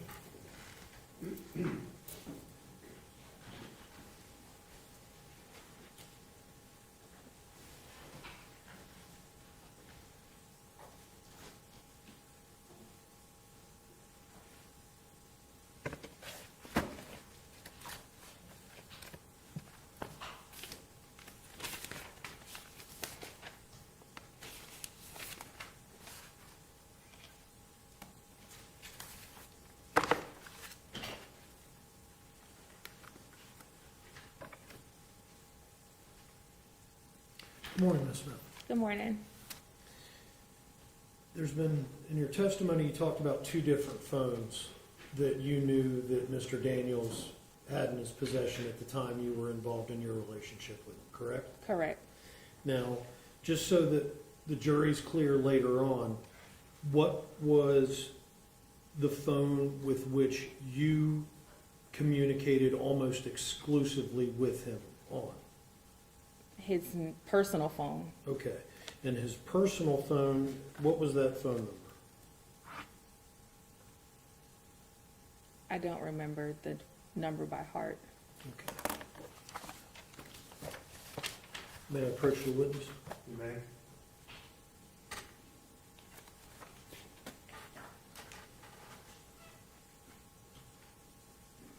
Ms. Smith, I'm going to show you the phone number there. Is that what you understand to be Mr. Daniels' personal phone?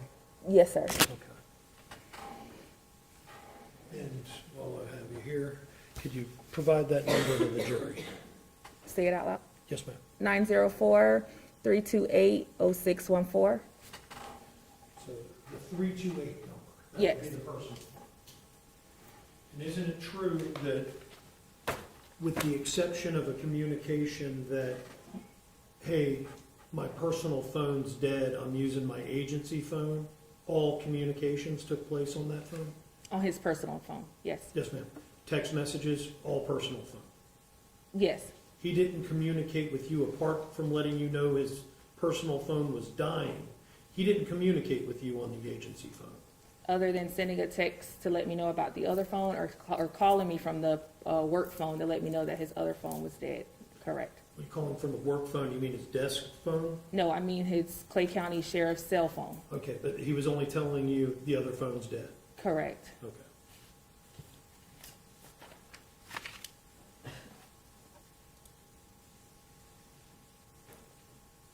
Would you even recognize the agency phone number if I were to show it to you? No.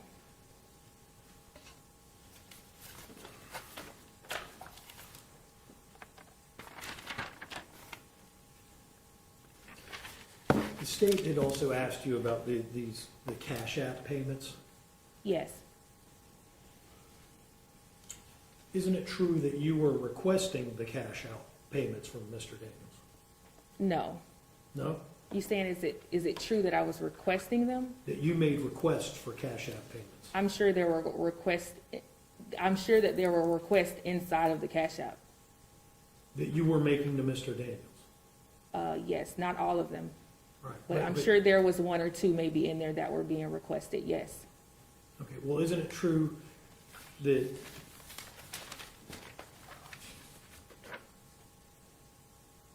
bear with me one moment.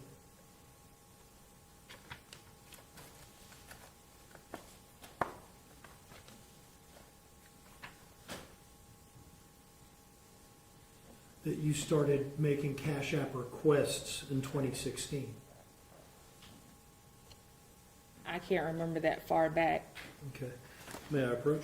You may.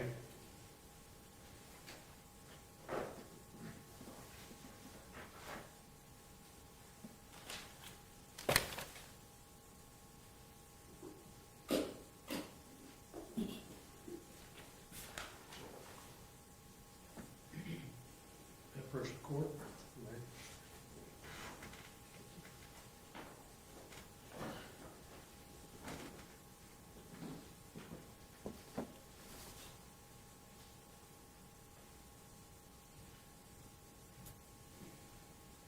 Ms. Smith, if I could direct your attention to the transcript I've just provided you, which is a transcript of your recorded interview with FDLE on May 30th of 2019. Could I direct your attention to page 35, lines 40 through 42?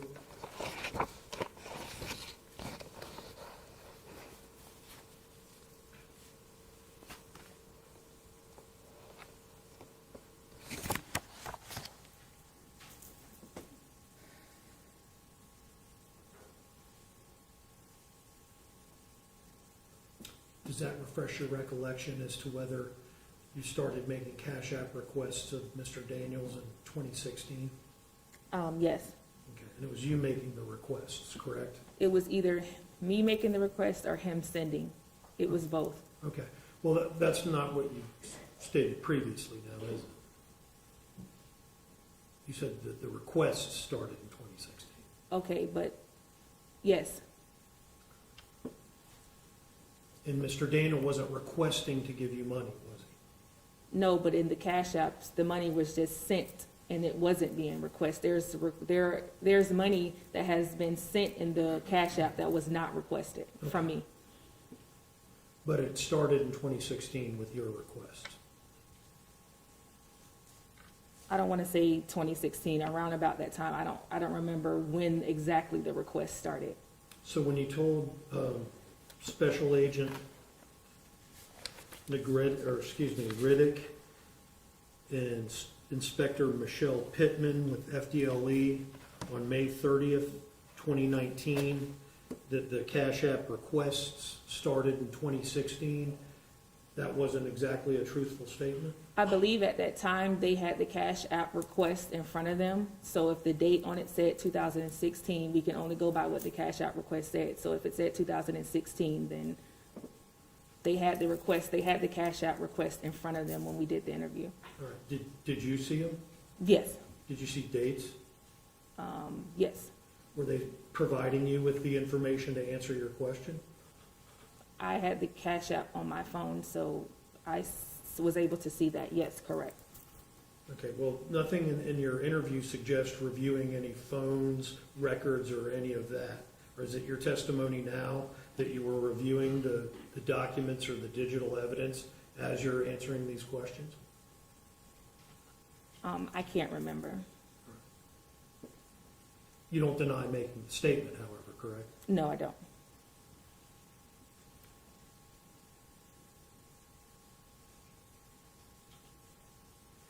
And you had talked about the internal affairs investigation and that it recommended termination, correct? Correct. However, the allegation as it pertained to you and Mr. Daniels, that was unfounded, was it not, in the internal affairs investigation? Correct. Okay. So whatever else was alleged was the basis of the discipline, not your relationship with Mr. Daniels? Correct.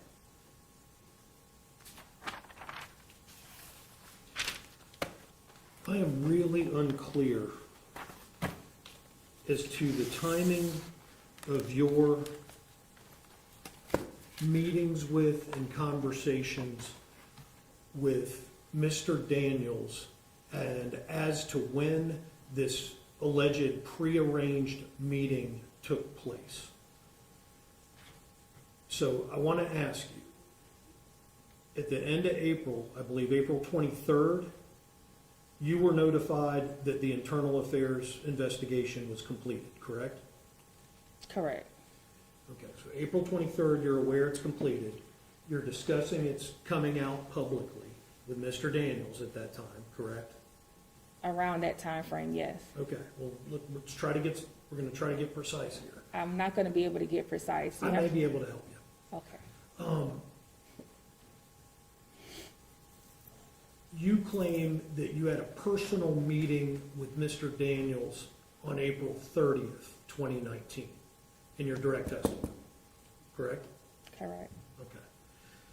Isn't it true that the personal meeting that you had with Mr. Daniels took place on Sunday, April 28, 2019? I can't remember that.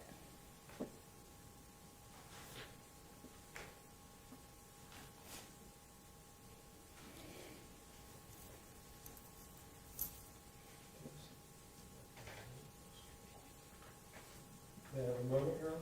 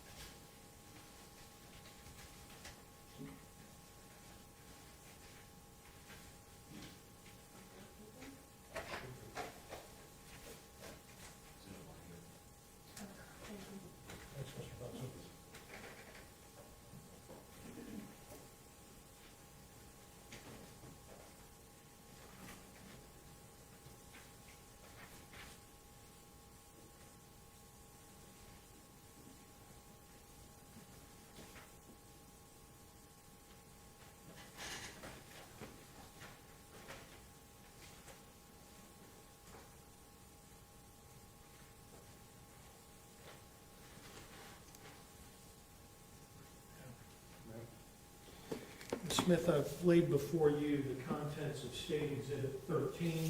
I'll represent to you, this is the forensic extraction of the contents of your cell phone. And we've established that you communicated with Mr. Daniels on his personal phone. If I could direct, may I approach? Your attention, and what you'll see here are the parties communicating. And if I could direct your attention to, these are unnumbered, but the date and time of April 28 at 8:38 a.m. You see where I'm saying there, Ms. Smith? So the highlighted section, the blue? No, you see where the phone numbers and then it says body on the right-hand side of the paper? Yes. And this is an exhibit, so it'll be admitted, it's admitted into evidence, the jury will have the benefit of it. Isn't it true that it's in UTC time, which is a universal time, and you'll see after the time it says -4? My understanding, that would have been 4 hours before the time recorded on the document. And isn't it true that you asked Mr. Daniels, I really need to talk to you today about something before you leave if possible? Correct. Okay. And then if you can go through the next page, the one after that, there's a text from April 28, and do you take any issue that April 28 was of 2019 was a Sunday? Would you care to look at a calendar? I believe you. Okay. And then at April 28, and the timestamp is 11:28 and 46 seconds, but you back it up 4 hours. Isn't it true that Mr. Daniels tells you OMW, or on my way?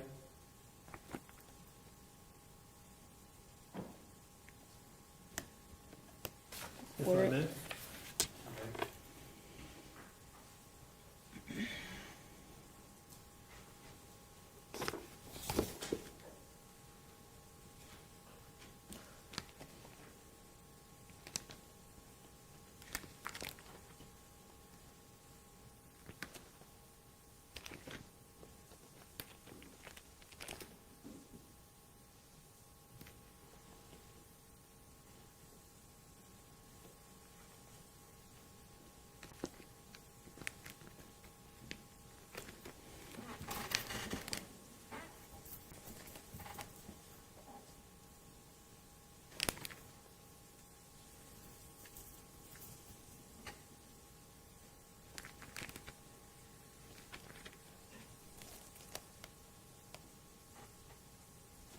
Here we go.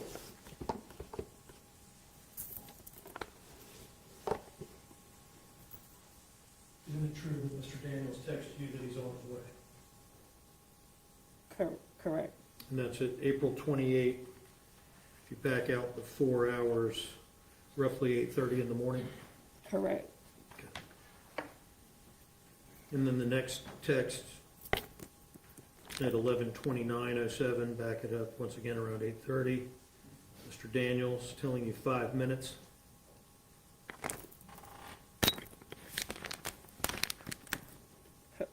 Correct. And then the next one, 4:28 at 3:24:46. He's telling you to get out of the house. Correct? Correct.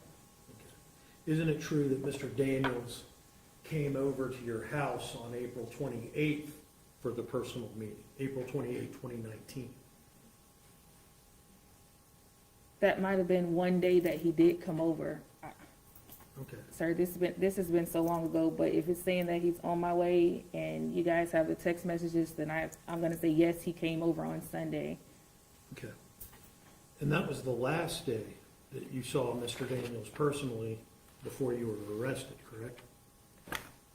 No, I believe I saw him that following Monday, or that Monday after this Sunday you're saying we met up. It wasn't out the norm for me to see him 2 days in a row. Okay.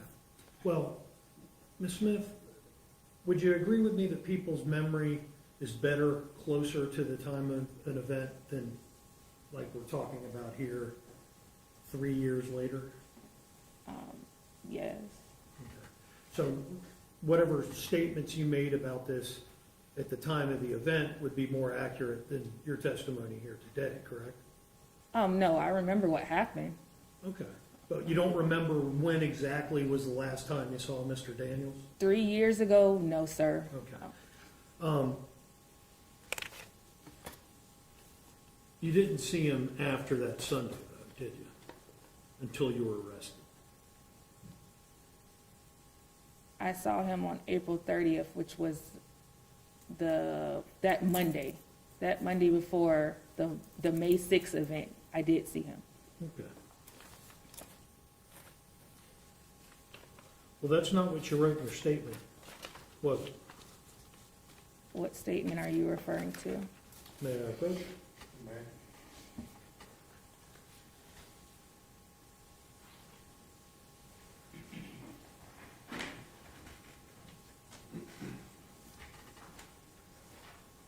received in evidence? No.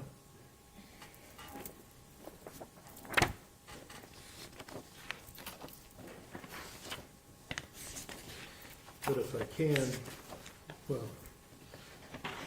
Ms. Smith, the document I've just shown you has a Clay County Sheriff's Office sworn statement, correct? Correct, And it's got your name at the top, correct? correct. And did you prepare this statement? I did. And does it bear a date on the bottom left where the person notarizing it?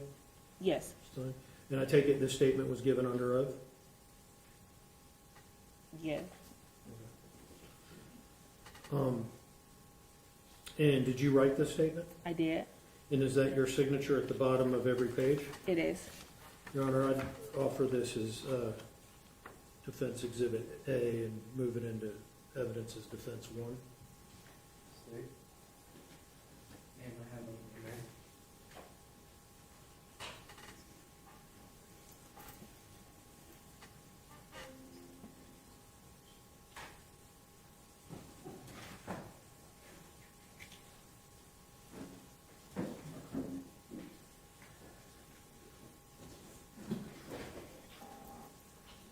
Okay, First Judge. May.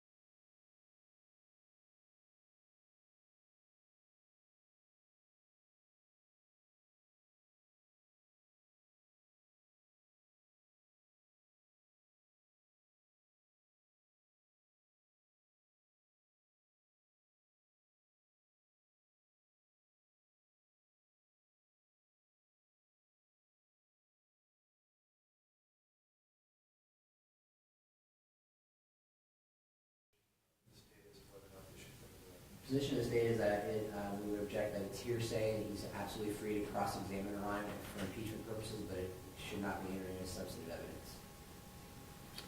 My response is the witness is on the stand and she can testify to the previous out-of-court statement as she's on the stand and is subject to cross or any examination about it. How does that get around the fact that this document itself is hearsay? It's hearsay in and of itself, but when the witness takes the stand, she can testify to it. Suggesting that every time a witness takes the stand, every prior witness statement that they make is Not- admissible into evidence? Not everyone, but the way they relate to the materiality of her testimony, yes. Disagree with you on that. Mr. Kachurgas, I'll allow you to cross-examine and impeach her, but as far as becoming into substantive evidence. All right, any other matters we need to address? No. No, Your Honor. All right, can we, just set the man, let's give them 5 more minutes. So we'll stand down for 5 minutes and then we'll bring it to the. You're still on the witness stand. Okay. You can step up. You can't.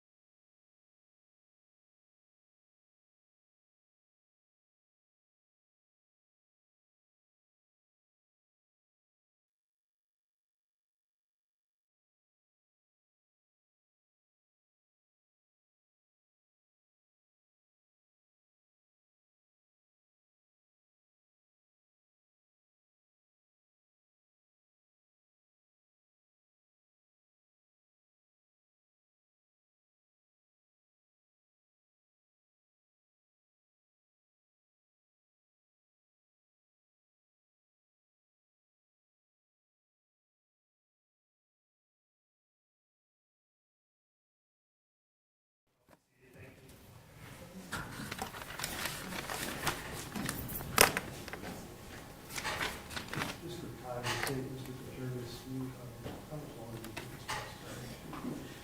think it's We're gonna be here till at least noon, I would think, but we're probably, I think we can get through this at a reasonable point where there's a lunch hour at the end of it. Don't know what their redirect's gonna consist of, but I don't think we're gonna get to, I don't know that we'll be here till 1. Hold on. I get that. If that's the case, we'll break this. Let's revisit it in about a half hour. Am I safe to release our next witness? Yes. I think so. Yes.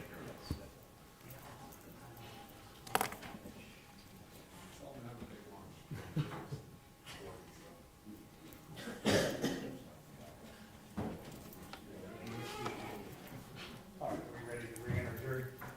Yes. The witness is back on the stand, so we re-enter jury.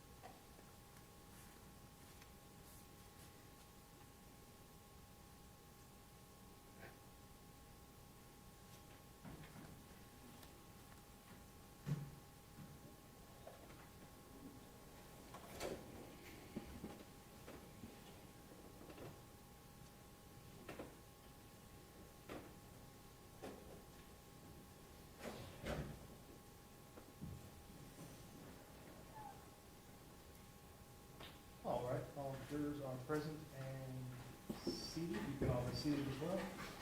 Welcome back, ladies and gentlemen. We are ready to resume our trial.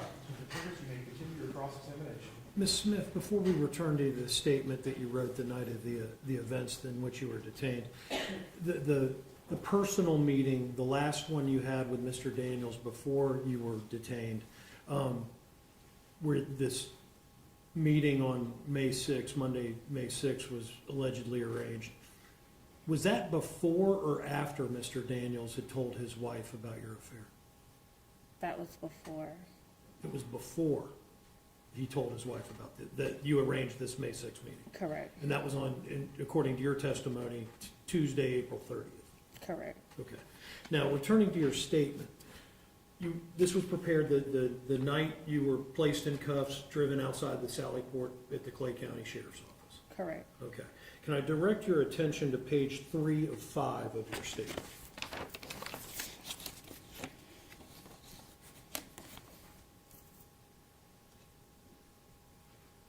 Okay.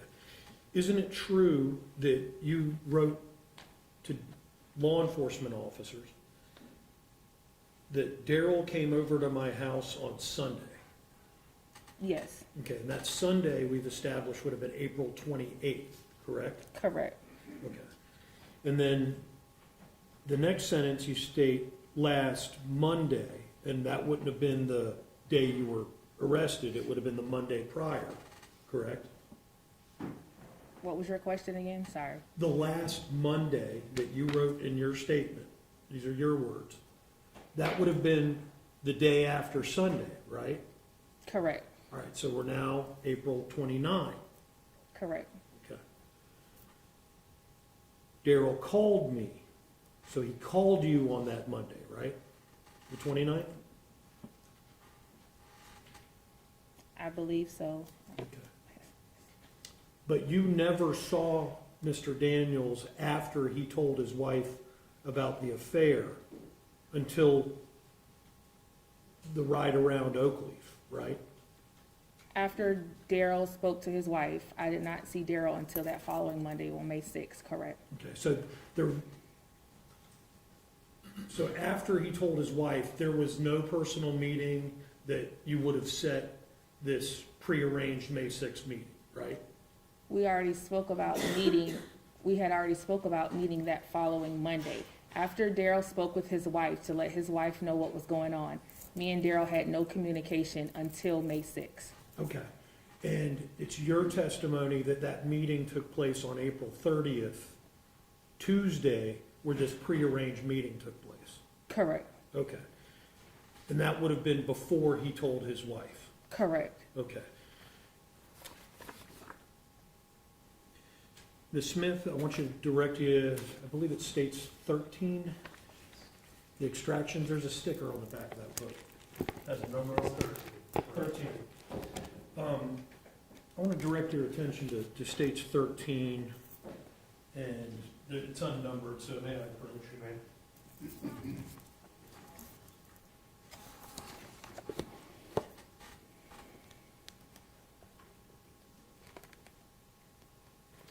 Trying to figure out which direction these go.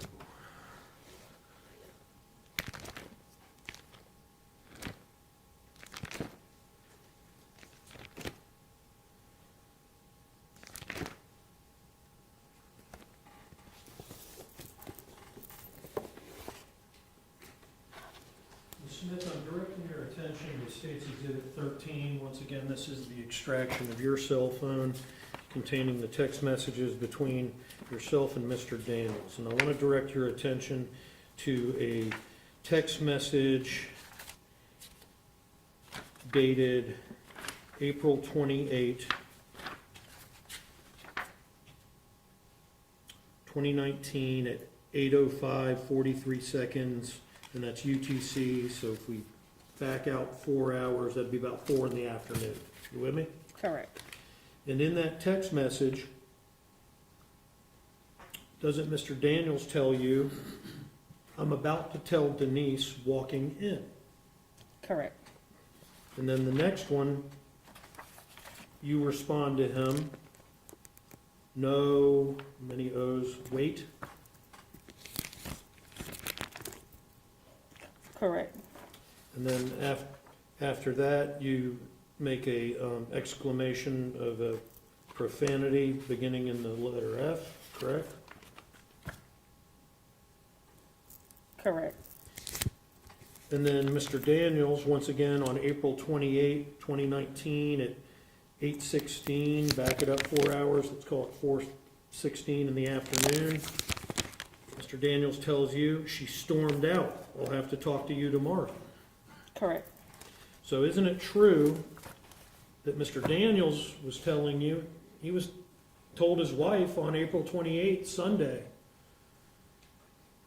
that you guys were in an affair and she stormed out? Correct. Okay.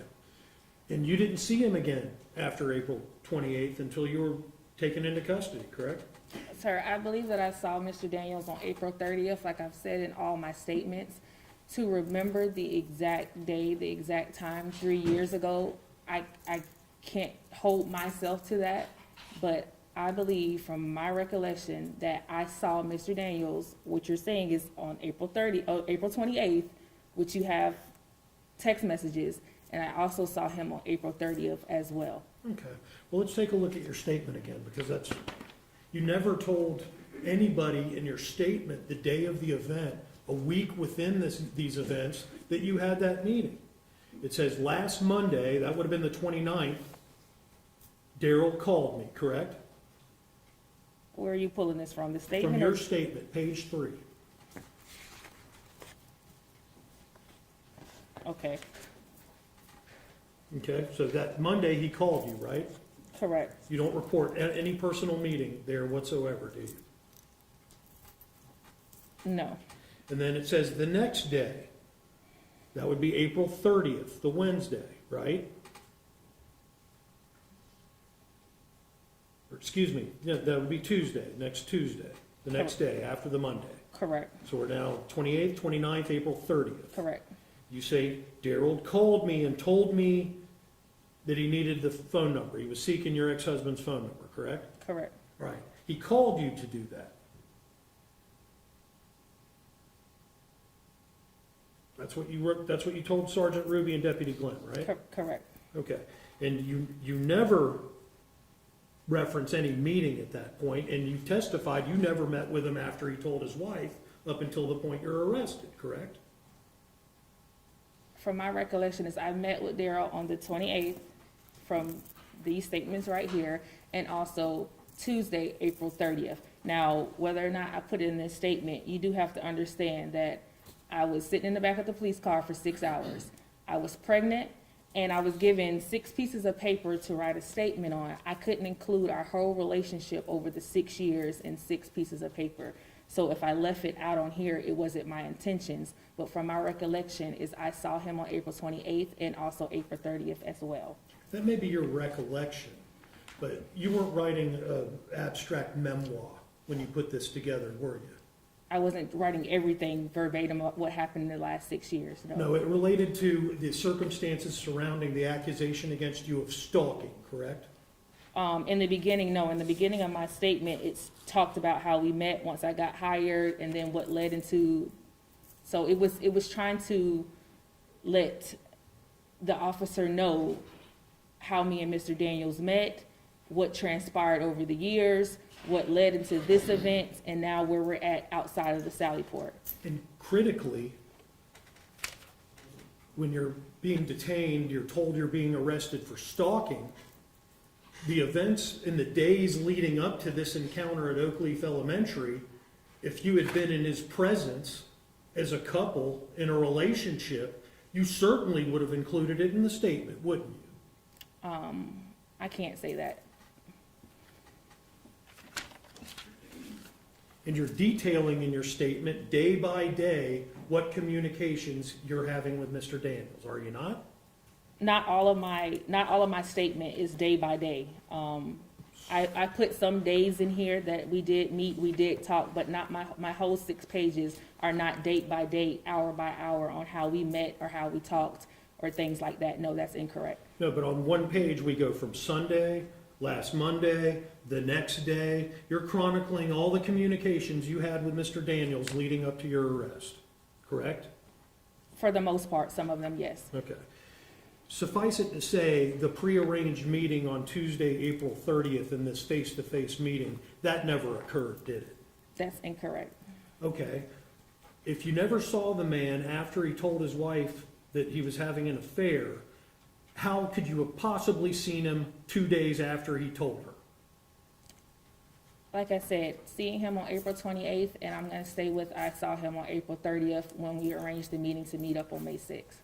So it's your testimony that you're sticking with that testimony that you met on April 30th? Yes, sir. Okay, even though there's no evidence of any meeting in your text messages on that? It's been asked and answered. Overruled.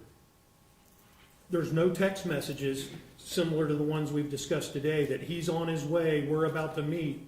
None of that for April 30th, correct? There, over the 6-year relationship with me and Mr. Daniels, it was not every day he would tell me that he's on the way to my house. It was not every day he would let me know that he's coming. He would just show up. So he didn't have to give me a play-by-play when he was coming over to my place. So if April 30th was one of those days in the last 6 years that he didn't tell me he was on his way, then that may have been one of those times. Okay. Despite every other communication at this time taking place by text, signaling meetings, I'm on my way, that may have escaped that one day. Possibly. I can't speak for Mr. Daniels.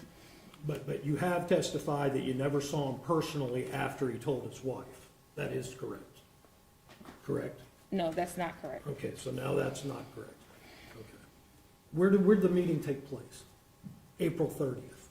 At my apartment, Okay, who was present? me and him, Okay, where was your child? probably in school, daycare, Where was your mother? probably at work, Probably. What was Mr. Daniels wearing? clothes. Okay, thanks.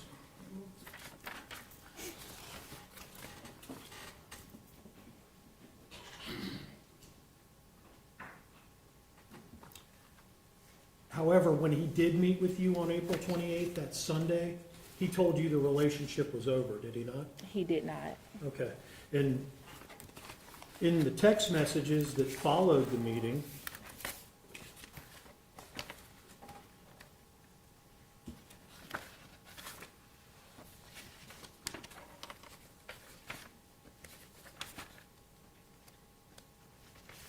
and I'm looking at April 28th at 5:55, 50 seconds PM, back it up 4 hours, it'd be about 1:55 in the afternoon.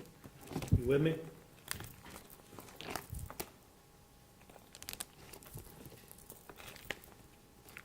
Well, what is it saying, so I know what to look? Moch, M-O-C-H, and that's the nickname you two had for one another. Correct. And you're telling Mr. Daniels, 428 at 555, Moch, I've been crying since you left. Isn't it true that you told him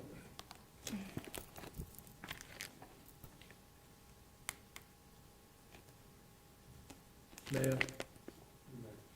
I found it. Yes, Okay. Well, he came over, but he didn't tell you the relationship was over? no, he did not. All right, but you're crying since he left? I'd just been recommended for termination from my job, so that's probably why I was crying. Okay. Well, that was an ongoing thing. Your statement is, I've been crying since you left. He communicated something to you, right? What was the meeting on April 28th about, the same day that he's telling his wife that he's going to reveal the affair? I'm sure we talked about a lot of things. I can't recall everything that we talked about from that time. Okay. But he didn't tell you he was ending the relationship, and clearly told you he was telling his wife, right? He did not tell me he was ending the relationship, Just that he was telling his wife. just that he was telling his wife, correct? And you interpreted that to mean that the relationship was going to continue? I interpreted what he said he was going to tell his wife.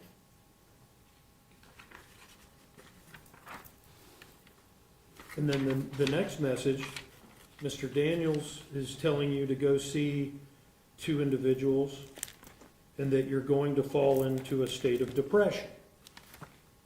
See that? April 28th, 5:58. Yes, All right. And that had nothing to do with the end of the relationship either, is that your testimony? correct.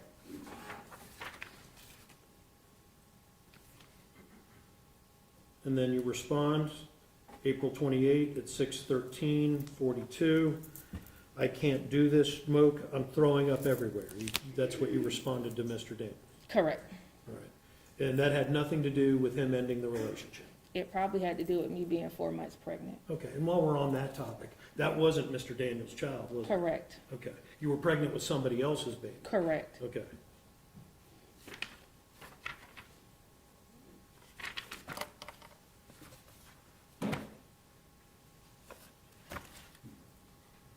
Can you point to one text that would corroborate there was a meeting on April 30th?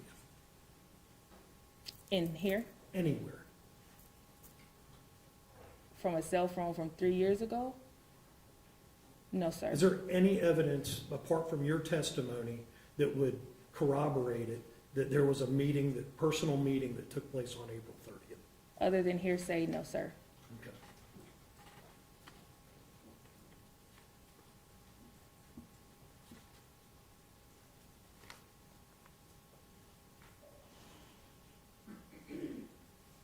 Now,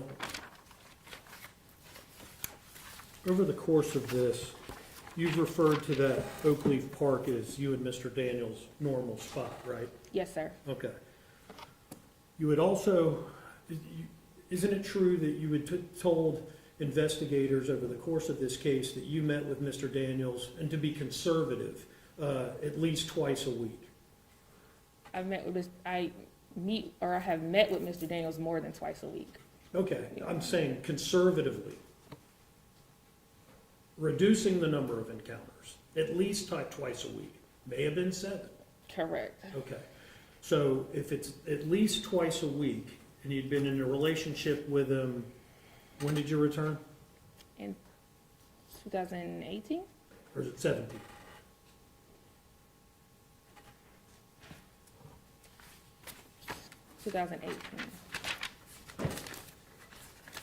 Your 2018, you return, okay, 2018.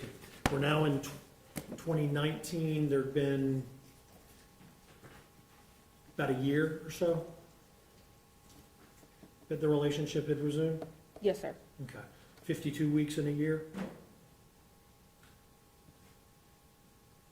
I guess so. Is there 52 weeks in a year? Okay. And if you're meeting with them at least twice a week, to be conservative, talking about 104 meetings? Yes, sir. You also told investigators you met at that particular Oak Leaf Park 5 to 10 times? Isn't it true? Do you have that statement where I can see it? Yes, ma'am. Okay. If I could direct your attention to the statement to Inspector Riddick and Investigator Inspector Michelle Pittman. Direct your attention to page 15.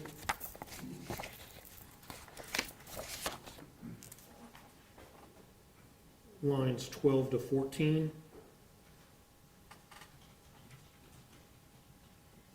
Also line 8. See that? Yes, sir. So you told the investigators that you met there 5 to 10 times in the span of about a year, right?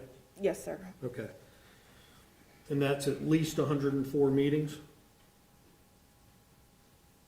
If you're meeting with them at least twice a week, you say it's more, so it's going to be north of 104, but, Yes, sir. okay. But you met there 5 to 10 times in this, in excess of 100 meetings, and that's the normal spot? That's the normal spot when we're meeting closer to where Mr. Daniels lived. We normally met at my house, but if I was on that side of town to meet Mr. Daniels, that park was available for us to meet at.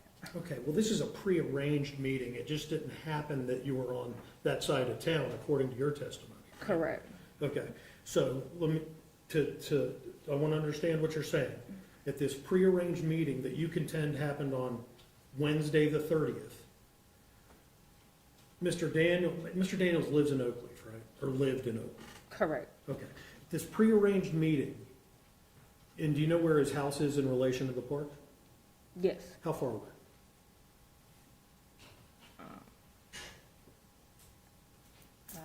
I mean, I know where his house is. I can't give you I'm not asking for the mileage, but how many minutes?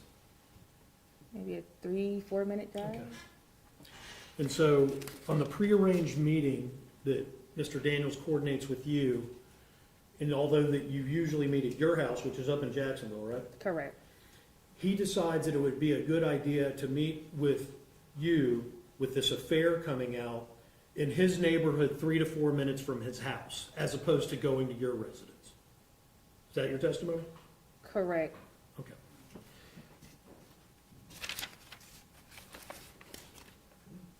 And that's because it's the normal location, because you've met there 5 to 10 times when you've met in excess of 100 to 125 times. Approximately, yes, sir.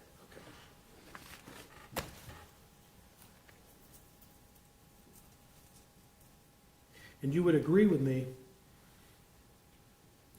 same as the personal meeting in which this prearranged meeting was set, there isn't one text message, one calendar entry, one iota of evidence to corroborate that this was a prearranged meeting.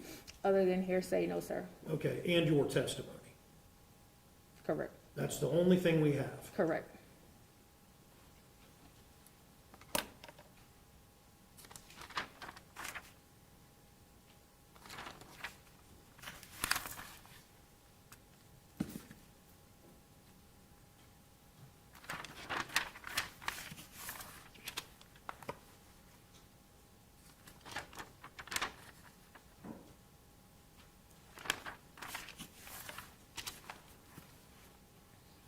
Apart from this alleged April 30th Tuesday meeting, is there any other personal meetings that you had with Mr. Daniels before you were detained on May 6th?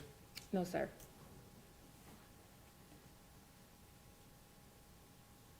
However, there was the hospitalization that intervened. Yes, sir. Indeed, on that April 30th date, late that evening, that's when Jacksonville Sheriff's Office members took you to the hospital, correct? Correct. Okay.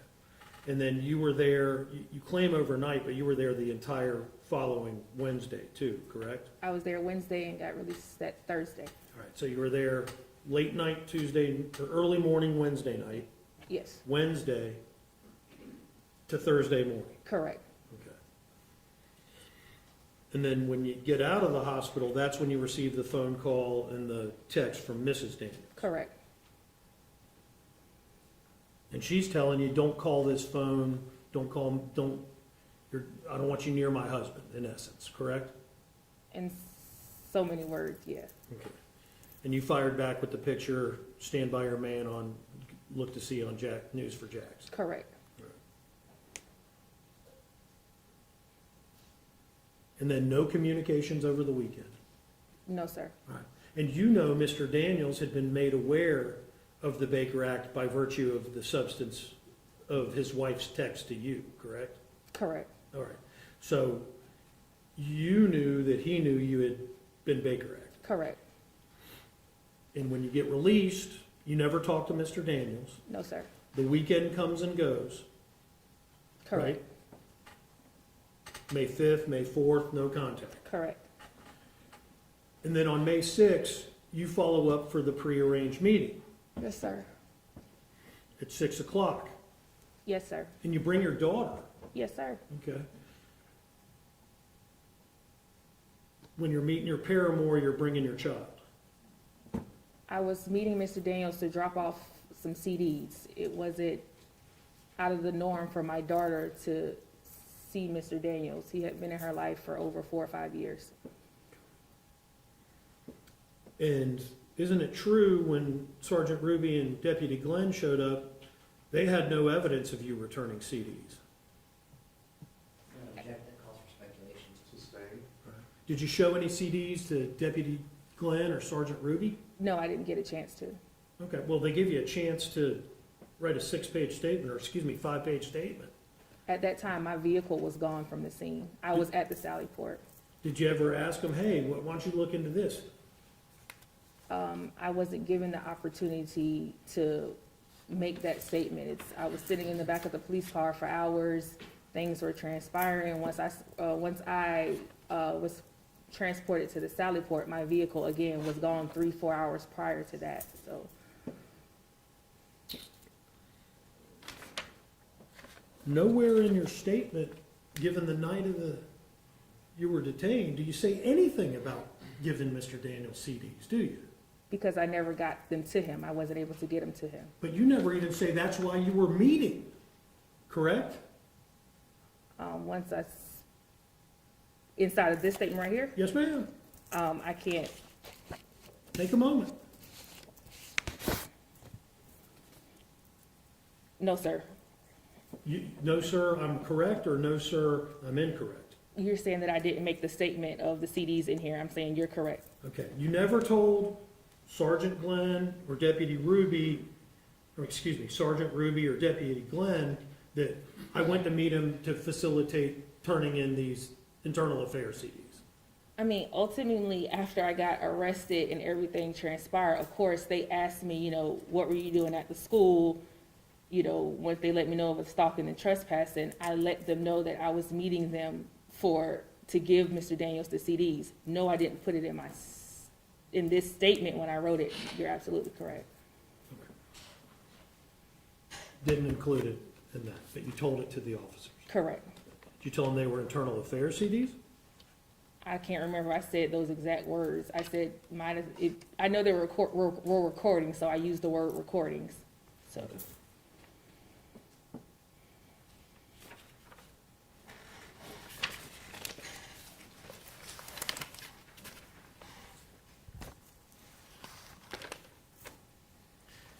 In any event, you still thought that your relationship with Mr. Daniels was going to continue after receiving word from Miss Daniels and wasn't it true, Miss Daniels was calling you on Mr. Daniels' cell phone? Correct. His personal cell phone? Correct. And she was texting you from his personal cell phone? Correct. And you still believed that your intimate relationship with Mr. Daniels was going to continue? As far as intimate relationship, no, but prior to the contact with me and his wife, Mr. Daniels let it be known that he wasn't going to leave my side. That I can't say that meant an intimate relationship, but from my understanding, I'm not going to leave your side. Of course, I had the termination and everything going on. So him just being there for support, not an intimate relationship.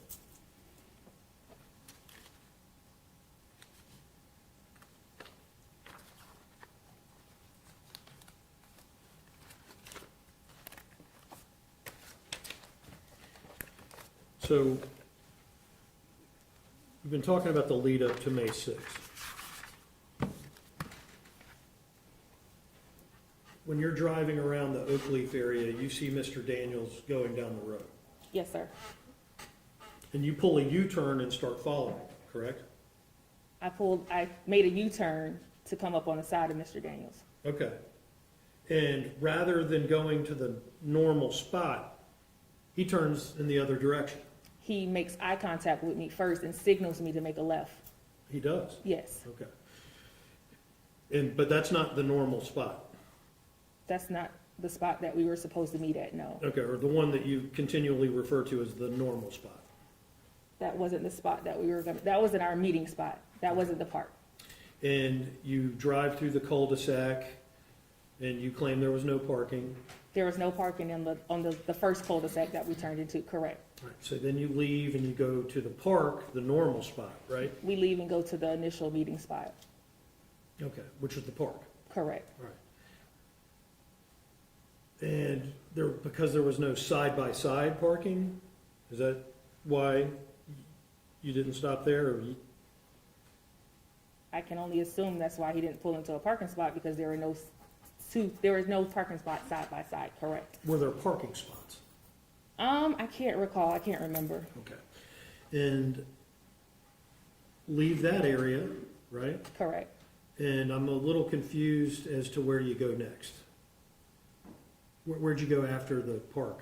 We went across the street to, I believe it's an elementary school. Okay, and is that where everything went down? Yes, sir. Okay. And at the elementary school, in the bus roundabout, Mr. Daniels drives over a median not once, but twice, correct? The first time, we just went around the roundabout. He didn't go over the median until I can't give a time frame, but the first initial, we went inside the parking lot and made a circle around the cul-de-sac. That's when Mr. Daniels went over the median. Right. Not once, but twice. Correct, And you followed him over the median, not once, but twice. correct. Okay, and that's when Miss Daniels arrives. No, Miss Daniels was already inside the parking lot with us. She had crossed over into the parking lot with us. Okay. And shortly thereafter, the two law enforcement officers arrive. Correct. Okay. When Mr. Daniels is driving over medians, is it dawning on you that he doesn't want to meet with you? No, because at that time, it didn't dawn on me that he was going over the median. At first, if Mr. Daniels did not want to meet with me, he had that opportunity at that light to make a left towards the house. Mr. Daniels made a right into the parking lot towards the park. Okay, so because he didn't deliver you to his home, you figured the meeting was still on? No, I don't believe he should have delivered me to his home, but a person that quote unquote doesn't want to be followed, as you're saying that I was doing, he could have made a left and continued to his house because his house was to the left. Mr. Daniels made a right into the parking lot where the park was. Now, I want to understand the sequence of vehicles when everything comes to a stop. In your direct testimony, I understand the police cars were directly behind you. Correct, So there's two police cars behind you? correct. Was one of them an SUV? I can't remember. Okay, two police cars, your Jeep. Correct. Where was Mr. Daniels? Mr. Daniels was on the side, he was behind me, but on the side of the police vehicles that were behind me. So he was he was definitely behind my Jeep, but towards the side of the two police officer vehicles that were parked behind me. The police vehicles are directly behind you. Yes, There's one and then two, correct? correct. Where is Mr. Daniels' vehicles to the side of the police vehicles in relation to one and two? He's maybe towards, not the first police vehicle, but the second police vehicle off to the side. So he's probably parked maybe the driver's door of the second police vehicle. Is he going the opposite way? of No, it? he's facing towards my Jeep. Okay. So his driver's window is to the passenger window of the police car. His driver's window, no, his passenger window is to the driver's window of the police officer's vehicle. And then your car's in front of that? Yes, And where is the grassy area vis-a-vis this arrangement of vehicles? you mean the median that we were going over? Well, at one point, you're taking over to the grass, are you not? It's to the right-hand side. Is it towards Mr. Daniels' vehicle or away from Mr. Daniels' vehicle? It's right next to my Jeep. So I pulled over on the side, and my Jeep is to the side, and the right next to it is the grass on the side of the vehicle. How much space separates the rear bumper of your Jeep and the front bumper of the police car? I can't recall the amount of space. Okay.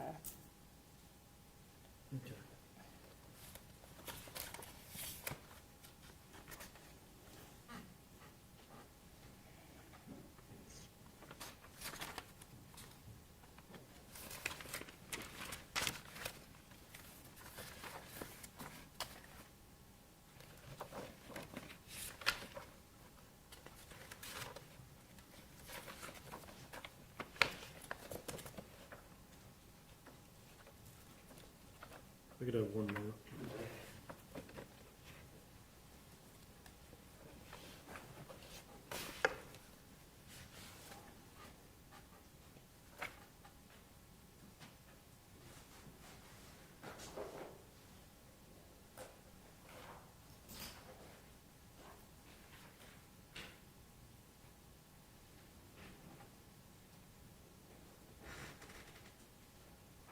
You may.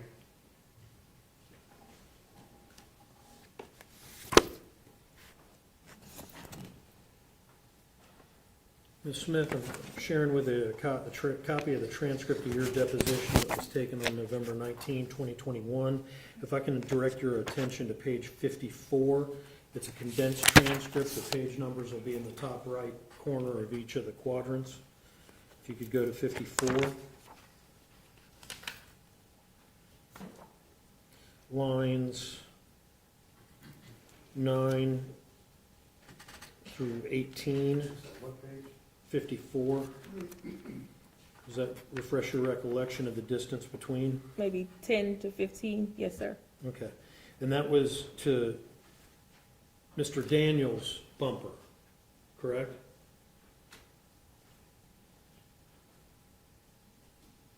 Mr. Daniels was sitting inside his vehicle, so that was to his vehicle where he was sitting in the driver's seat, the driver's side.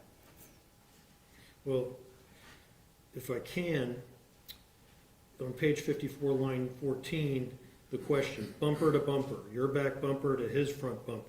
To his front bumper, yes.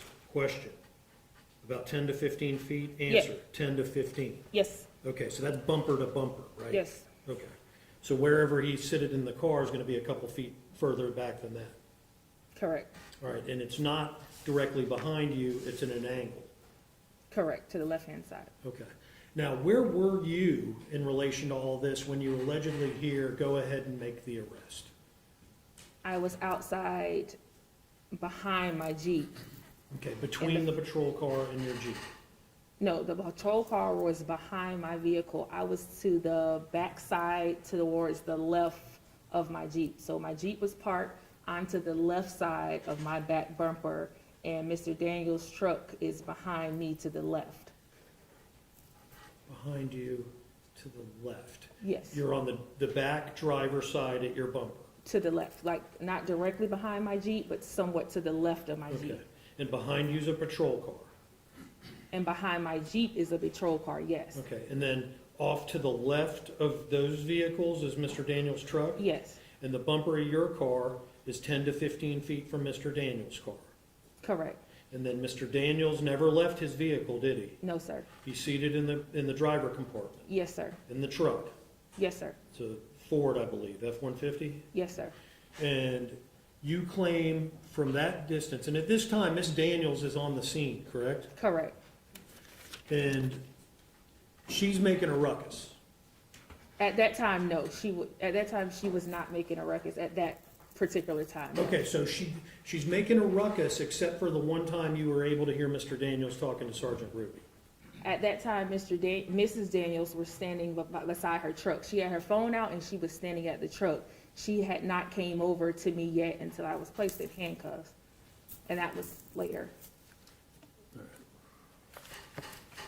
And this is 6 p.m.-ish, Oakleaf, Monday, Yes, rush hour? I don't know. You don't know when rush hour is? I don't stay in Oakley. Okay.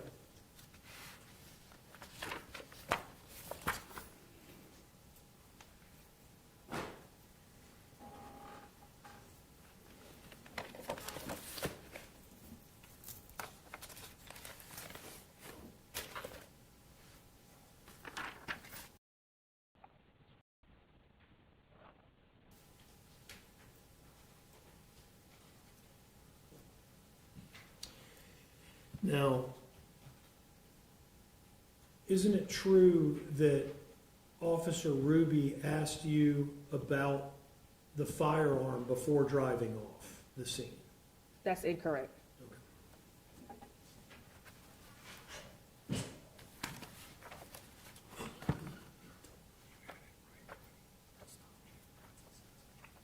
Indeed, you told him you had the firearm right when he approached. As a responsible citizen, hey, by the way, I've got a gun in the car. I'm a corrections officer. Didn't you tell him that? No. Okay. Well, in your statement to Inspector Riddick and Ms. Pittman,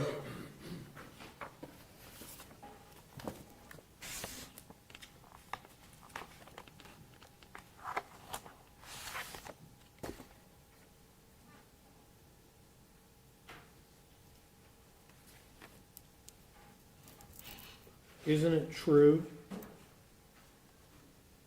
that Officer Ruby's on the scene, he was on his phone and then reapproached you and asked about the firearm?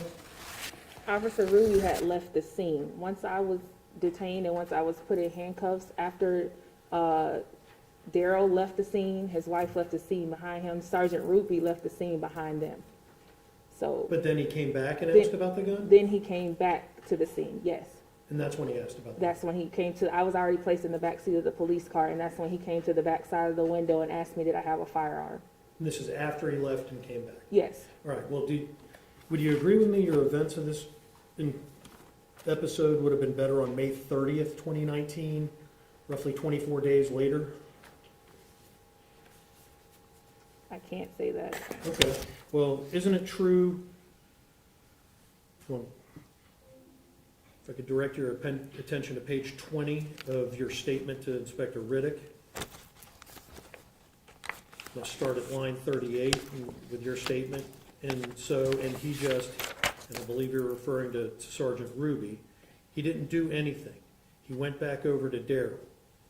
Inspector Riddick, You, line 43. So I do remember saying that, and that's when the officer, walked over made his phone call, and he came back, and he did ask me if I had a firearm or anything in the car, and I let him know that I did have a firearm in my glove box, which was in the holster. You never told Inspector Riddick that that statement took place after Sergeant Ruby drove off the scene. He was there on his phone, correct? Like I said, sir, I can't recall. I just remember that after I was detained is when Sergeant Ruby walked away, left the scene, took a phone call. He did not immediately, once I was placed in handcuffs, ask me about a firearm. It was later on that he asked me about the firearm that I had. Okay, but today you testified he drove off the scene following Mr. Daniels, returned in his car later, and then asked the question. That's not what happened, did it? I believe Mr. Ruby left the scene at that time. Today you do, correct? And my statement that I made, May 30th, 2019, we just covered it. in this statement right here, Yes, ma'am. that Ms. Sergeant Ruby left the scene, correct? No, he was on the phone. He was still there, is what you said 26 days after the incident. Today, you're saying he drove off. Well, I remember, Sergeant, how, sir, you're wanting me to remember something that happened 3 years ago, but I do remember that Sergeant Ruby left the scene. Sergeant Ruby left the scene and then returned back. Whether he took the phone call or whether he left the scene, he did not ask me immediately if I had a firearm in my vehicle until after he took a phone call or after he left the scene. One or the other, you don't What- really remember? I can't remember how it happened, but I know Sergeant Ruby left the scene.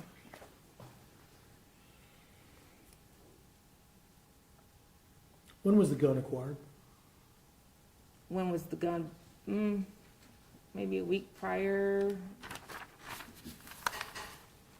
So when we're on Monday, May 6th, your testimony would be that on Monday, April 29, after Mr. Daniels tells his wife about the affair, he goes out, gets a gun, gives it to you and places it in the glove box?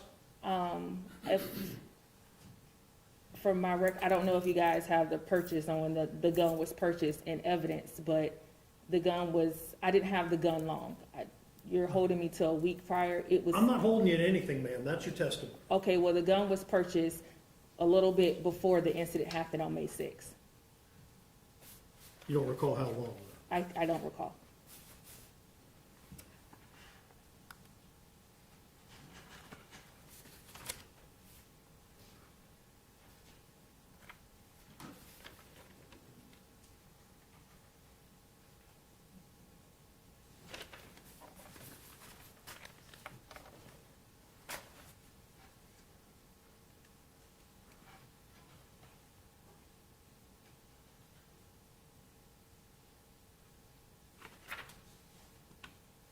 If I may have one more.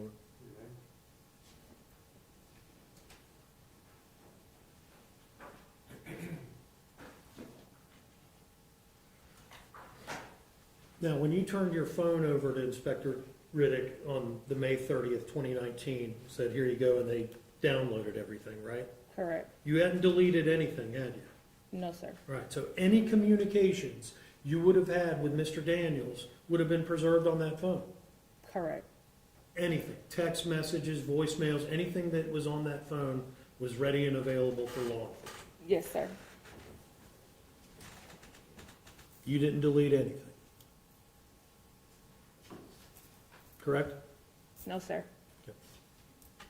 No, sir, I did not delete anything, or no, sir, I'm not right? No, sir, there was nothing deleted out of the phone. Okay.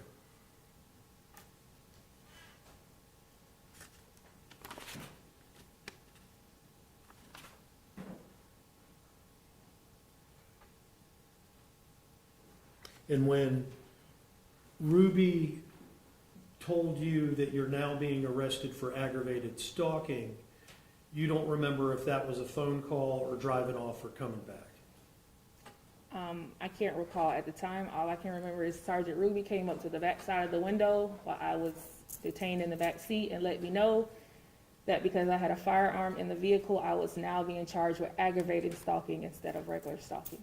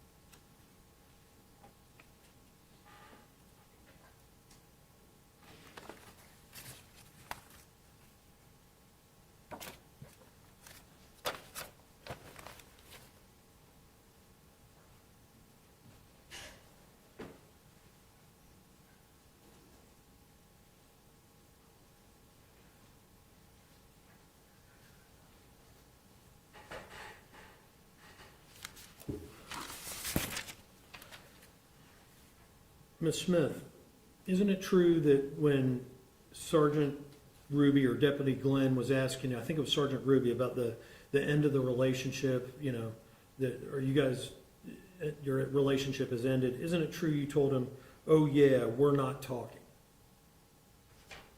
I can't recall that. You don't recall, or you never made that statement? I don't recall saying that. Okay. In any event, you were never accused of making a false statement to law enforcement authorities, were you? I don't recall, no. You don't recall, or you never were? Has anyone advised you we're investigating false statement of law enforcement authorities against you? No. I don't have anything further. Correct.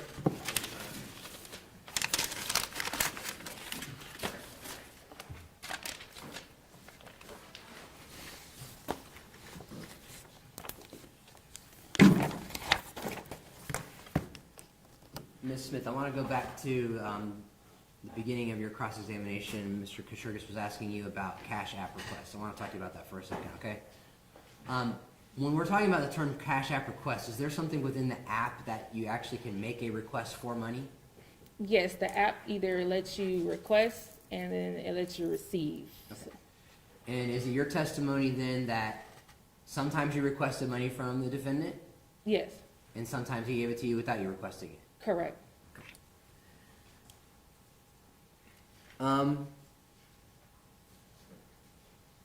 And I just want to make sure I understand, your testimony on cross-examination was that normally you would meet at your house. Is that right? Yes, If you're meeting in public, it wouldn't be unusual, however, for you to meet in Oak Leaf area. correct. And I also want to go back and talk to you about your written statement for just a minute. Do you still have that in front of you? Yes, Do you remember telling, putting in your written statement, anything about the recordings, these CDs? Do you remember putting anything in there at all about it? And if I can direct you to the bottom of page 2 of your statement, you take a look at that for me.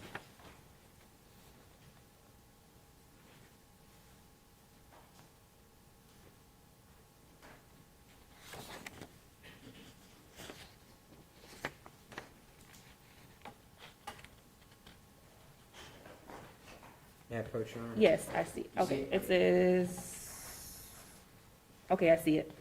So, when you were talking to Mr. Kashurgis earlier about whether you put anything about, or whether you told Sergeant Ruby about these CDs, you may not have said that you had CDs with you that night, but you did indicate that there was a recording of the conversation that was given to Jackson Sheriff's Office by your husband in the complaint about the internal affairs investigation. Yes, May I have one, Your Honor? I have further question. All right, may this witness be excused, or is she still subject to recall under her subpoena? For my purposes, she may be excused. All right. She can be excused. All right, thank you very much, ma'am. You are free to go. thank you. Excuse me, Mr. King.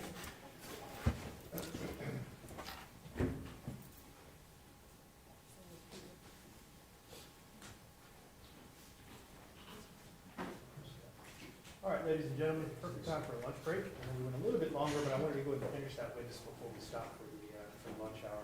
It's now 20 after 12. Why don't we break until 1:30? That'll give you about an hour and 10 minutes. If you could just be back here by 1:30, then we will continue with our trial this afternoon.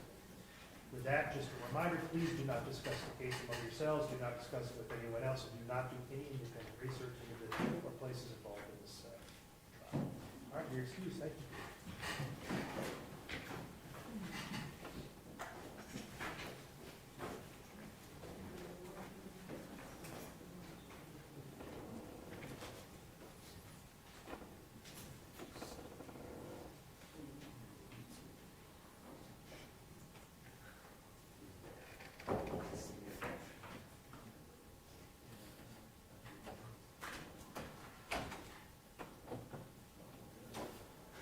All right, jury's exited the courtroom. We'll be in recess until 1:25. All right.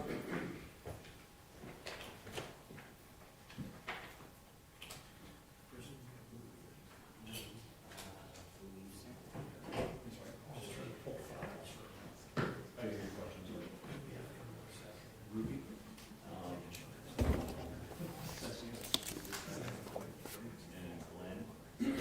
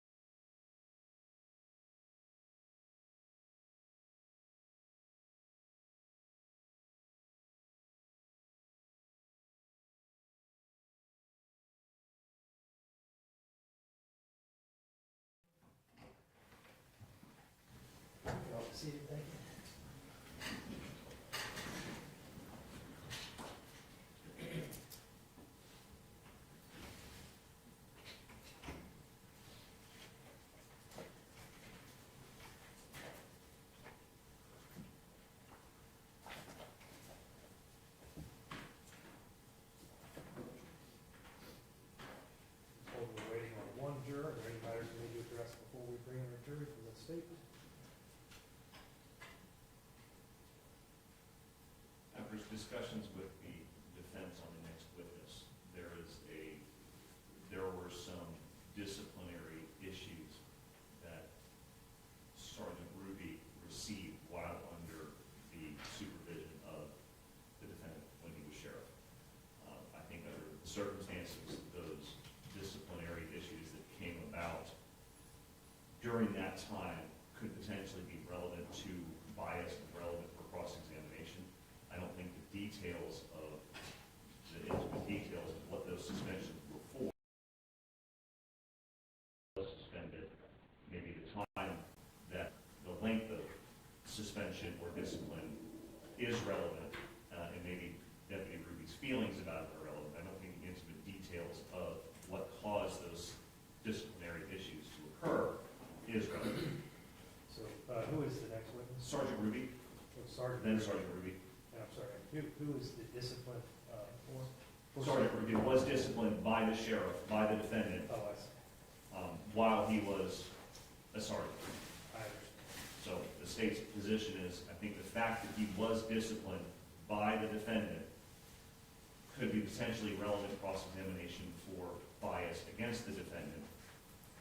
However, I don't think the specifics and the details of what led to the discipline is relevant.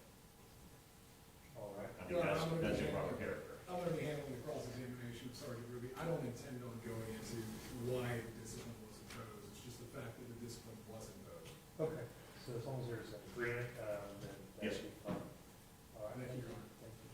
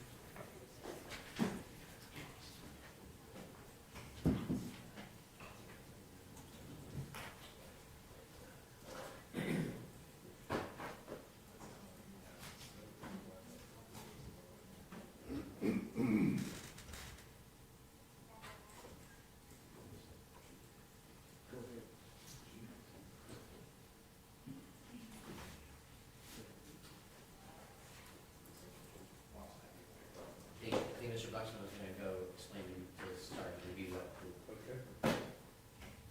we just discussed.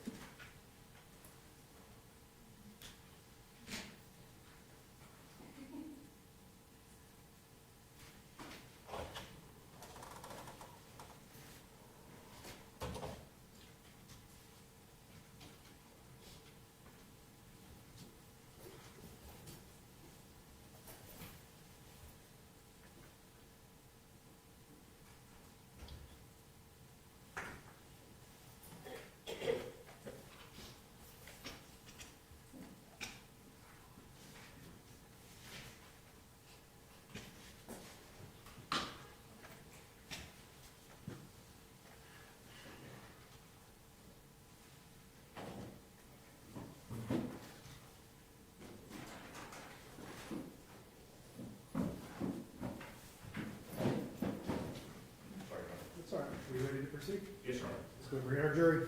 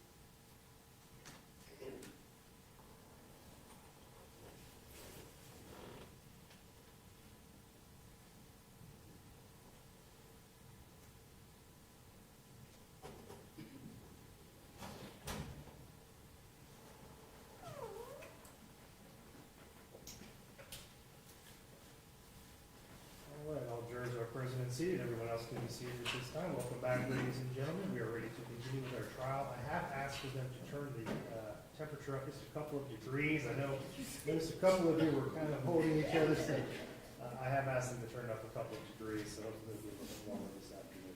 All right, with that, we're ready to continue with our trial. State, you may call your next witness. State calls Christopher Ruby.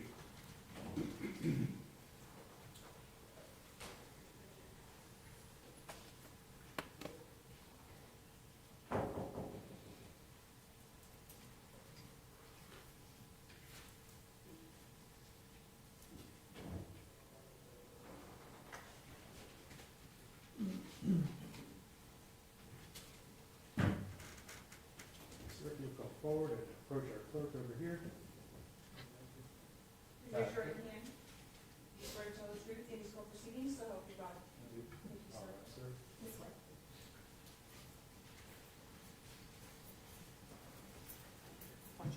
Thank you.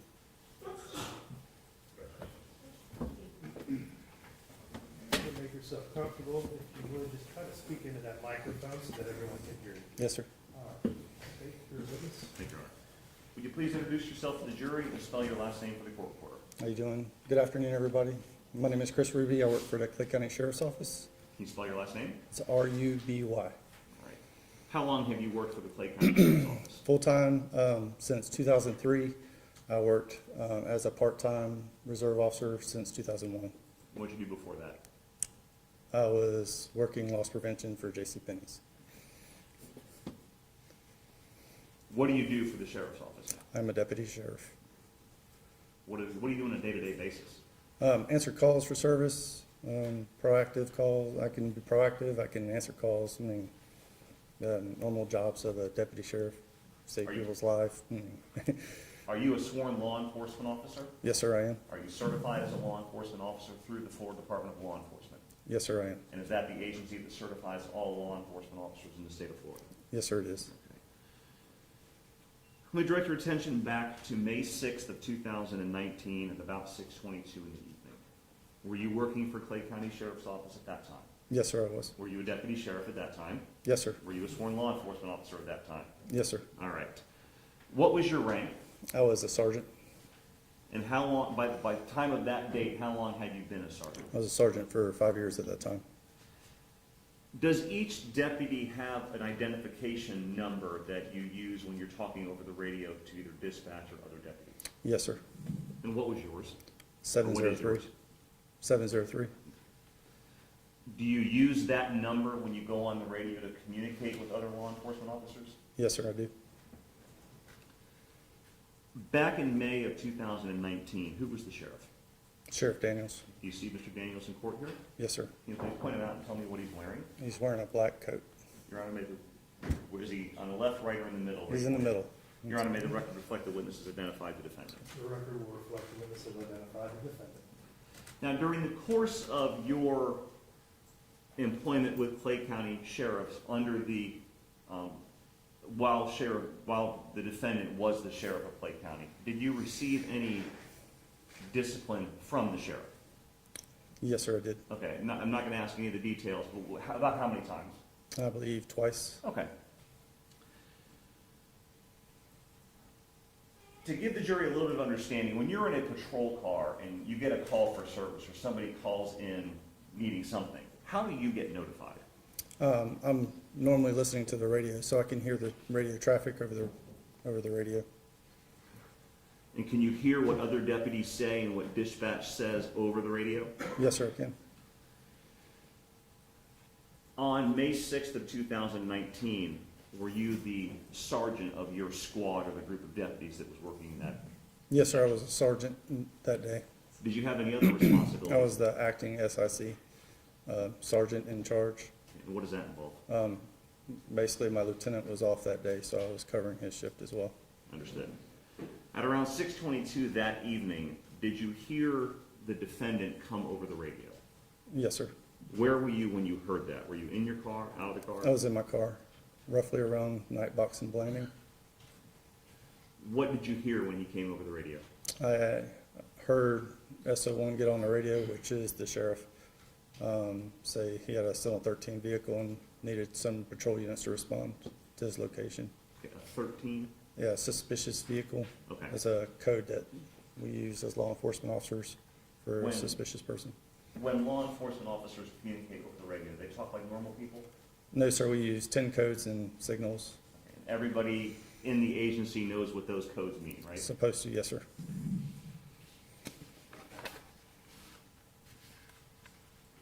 Are deputies and patrol cars also known as units? Yes, sir, we call them units.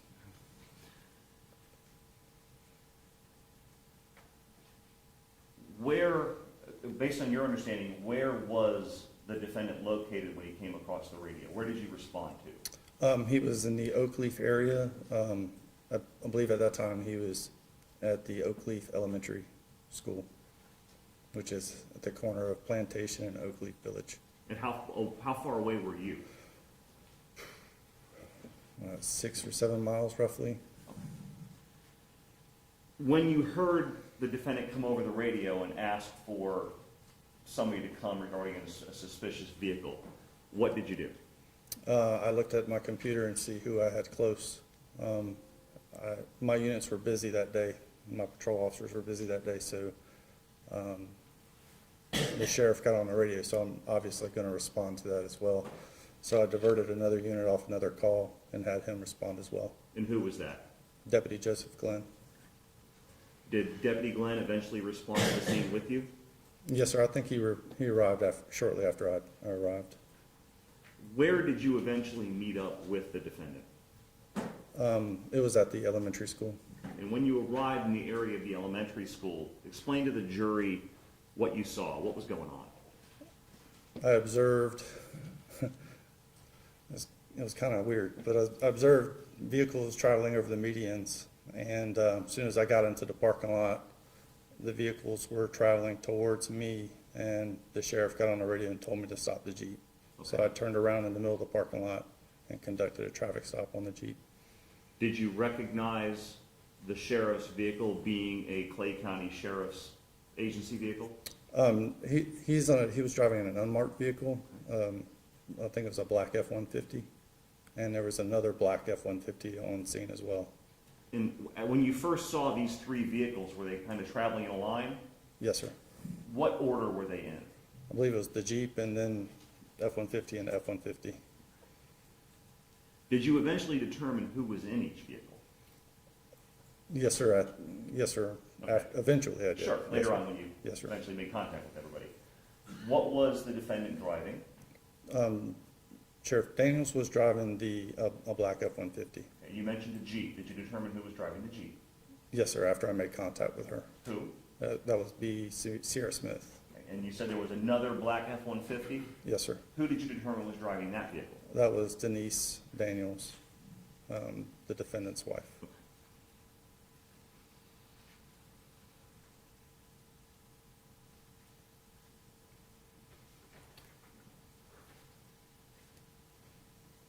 You mentioned that when you arrived on scene, the defendant came over the radio and said, "Stop the Jeep." Yes, sir. Did you do that? Yes, sir. Okay, describe how that happened. Basically, I turned around and got behind the Jeep and activated my emergency equipment, and she stopped in the middle of the parking lot, at which point in time, the other black F-150 came up in front of the Jeep and kind of blocked her off.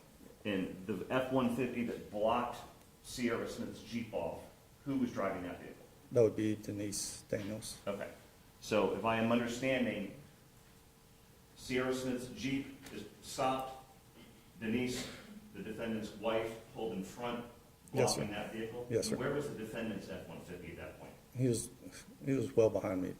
He wasn't directly behind me. He was probably 30 feet behind me or So so. am I gathering that in this procession, you passed the defendant's F-150 to get behind the Jeep? So I had to do a turn, basically, yes, sir, I had to turn around in the middle of the parking lot, and they passed me, and that's when I was told to stop the Jeep. How fast were these vehicles going? Was this a high-speed chase? No, sir, probably 7 miles an hour. They Okay. weren't traveling very fast at all. Did Miss Denise Daniels stop in front of the Jeep in a way such that the Jeep was blocked from going any further? Absolutely. And then you would have been behind the Jeep? Correct. Understood.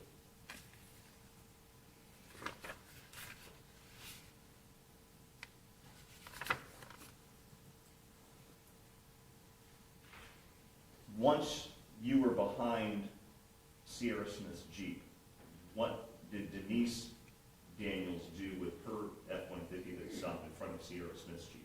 Did it stay there? Did she move it away? No, sir, she, at that point in time, she got out of the vehicle when she parked it and blocked the roadway. What about the defendant's F-150 that was now behind you? He's, like I said, he stayed probably 30 feet behind me. He didn't come nowhere close to me. About how far away was the defendant's F-150 from Sierra Smith's vehicle when it was stopped? I would still say about 30 feet. Once everybody was stopped, what did you do? I made contact with Sierra Smith at the Jeep. Was she still in the car or out of the car? Yes, sir, she was still in the vehicle. Was anybody else in the car with Miss Smith? Yes, sir, she had a child in the back seat of the Jeep. I believe that was her 7-year-old daughter. Was kind of sitting in the middle of the Jeep. Now, without telling me what Miss Smith told you, because the rules don't let me ask you that, did you speak with her? Yes, sir. Was it a long, in-depth interview or just a very quick? No, sir, it was a quick, basically all I did was identify her. Did you get any documents from her? Yes, sir. What'd you get? I got her driver's license and registration. Did she hand those over with no problem? Absolutely. At some point during the course of this investigation, did you determine whether she had a firearm in her vehicle? I believe when I first made the traffic stop, she advised me she had a firearm in the glove box. And did you either then or at some point during the investigation verify that there was in fact the firearm there? Towards the end, yes, sir. Towards the end is when you looked? Correct. Understood. Did you determine whether or not she was permitted or authorized to have that firearm? She had also told me she was a correctional officer with the Jacksonville Sheriff's Office. Once you received Ms. Smith's license and registration, what did you do? I asked her what this was about, and she said she did not know. Where'd you go and who did you speak with next? So I walked back towards the sheriff and talked to Sheriff Daniels at that time. Okay. Was he still in his truck or was he out? Yes, sir. He stayed inside his vehicle. Was he alone in his truck? Yes, sir. Where was Denise Daniels when you went to speak with the defendant? She was still at her vehicle screaming at Sierra.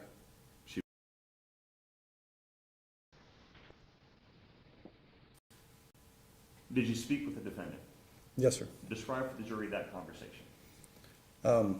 I'd never seen Daniels like this in this type of light. He's always a very proud man and an honored person.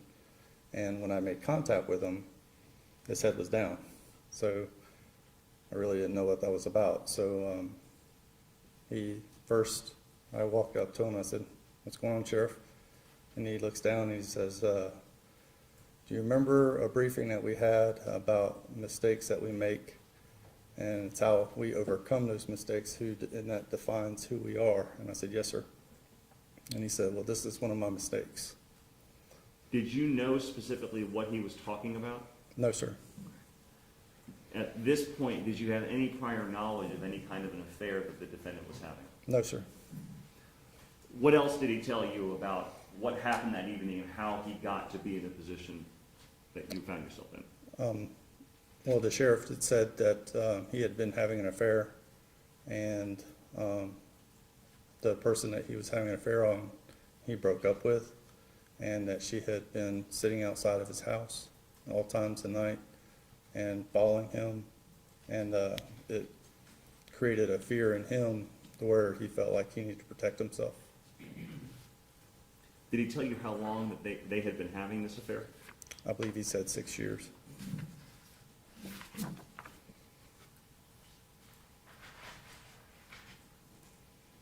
Did he say anything to you about an injunction? Yes, sir, he did. What did he say? He said he tried to obtain an injunction that day, May 6th, but he was denied the injunction. Did he tell you specifically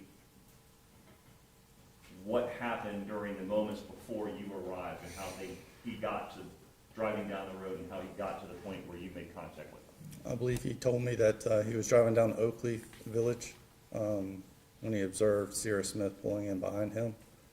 And if I remember correctly, he said he called his wife first and told her about the incident, and then came over the radio and told the sheriff's office to respond. And when there's discussion over the radio, is that all recorded? Yes, sir. Okay. Do you know where the defendant lived at that time? Yes, sir. How far away did he live from the area where this encounter happened? Probably a half a mile. Okay.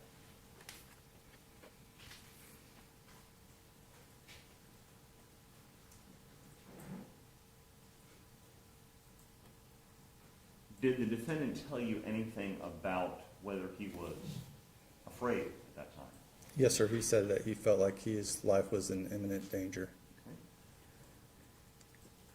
Knowing the sheriff, as you did have interacted with him in the past, was his demeanor consistent with someone who was afraid of harm or afraid of imminent danger? I would say his actions were more of being embarrassed. At this point in your investigation, were you treating the defendant as a victim in this situation at this point? Yes, sir. Matter of fact, I told the sheriff that he was no longer the sheriff at that point and that I was going to have to treat him as a victim. What do you mean by he was no longer the sheriff at that point? I had to take his role out of it because I wanted to be unbiased, and, make sure that I was covered by state statute on what I was going to charge the Sierra Smith with. I wanted to make sure I took him completely out of it and made him a true victim instead of the sheriff of Clay County.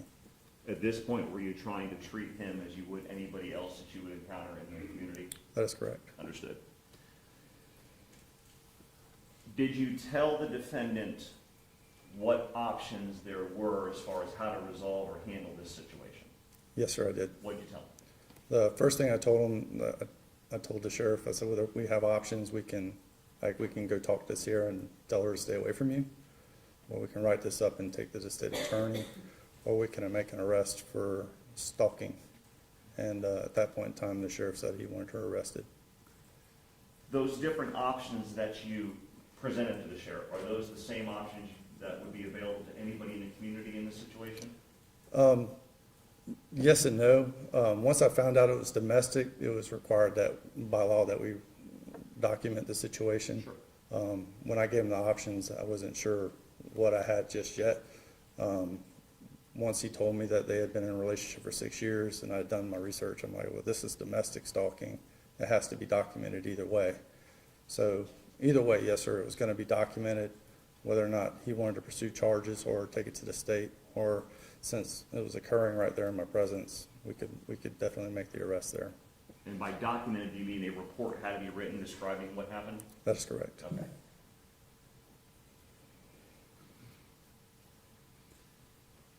Once you gave him those various options, you indicated that the defendant told you he'd like her arrested. Yes, sir. Okay. Did he say anything about any specific charges that he No, wanted sir. her charged with? No, sir, he did not. During the course of your conversation with the defendant, did he indicate he wanted her arrested just one time, or did he make that statement several times? I don't recall. I just remember him saying he wanted her arrested. I did go back to my vehicle and reviewed state statute, and I reviewed stalking, and then I was communicating with Chief Alexander on the case as well, and advising him of the situation that was going on, and told him that we had stalking, armed stalking, and armed trespassing on school property. And And the armed meaning that because she had a gun in her car? Yes, sir. Okay, and let me back you up. We'll get to that in a second. Once he indicated he wanted her arrested, what did you say or do? I went back to Sierra Smith and began the investigation part. At this point, had Deputy Glenn arrived, the person you said you directed off another call to the scene? Yes, sir, he is. He is on scene at that point in time. When you went back to Ms. Smith's vehicle. Describe what happened there. We had her step out of the vehicle, and we read her Miranda rights. What are those? So those are, basically, anytime we do a custodial interrogation, we're required to read Miranda, basically advising them of their rights of an attorney and the rights to remain silent. And you said custodial interrogation. Now, at this point, based on the information you received from the defendant, was Ms. Smith free to walk away? No, sir. So she was detained. She was being detained. Is the fact that she's detained and not free to leave what triggers the requirement to read Miranda warnings? That is correct. Okay. Did she agree to speak with you? Yes, sir. After you read her Miranda warnings, you asked her having these rights in mind, do you wish to speak? Yes, sir. And she said yes? What did she tell you? She didn't really say a lot on scene. Judge, may reproach for this response.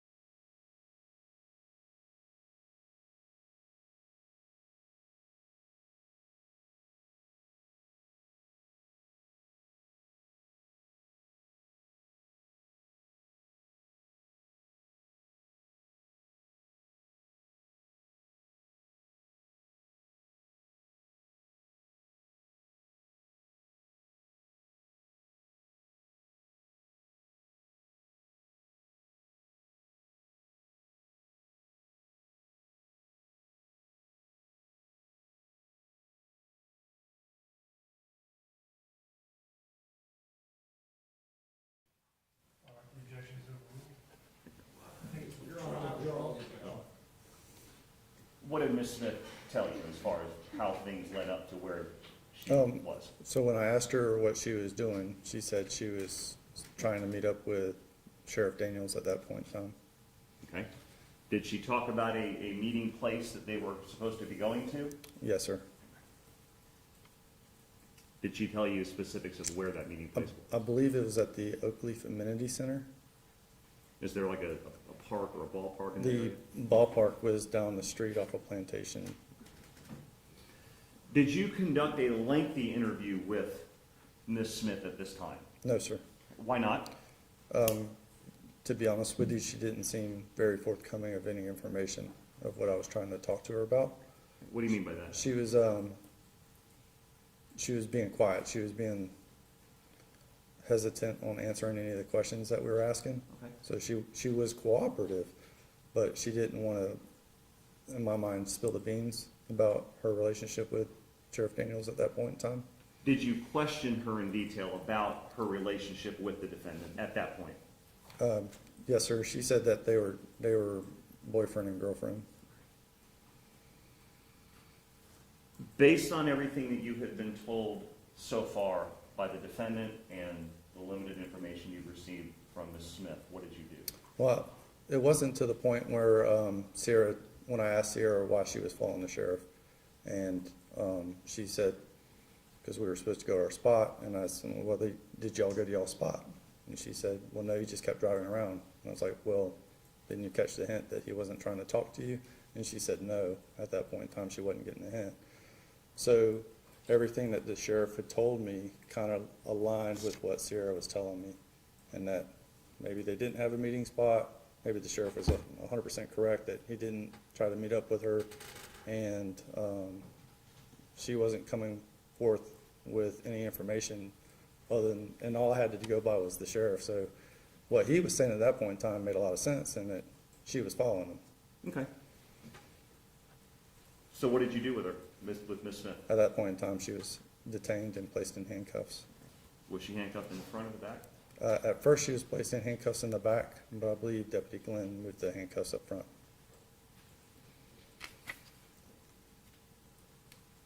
And was she arrested for the charge of stalking at that point? Yes, sir. Was your decision to arrest Ms. Smith for the crime of stalking based in part on what the defendant told you?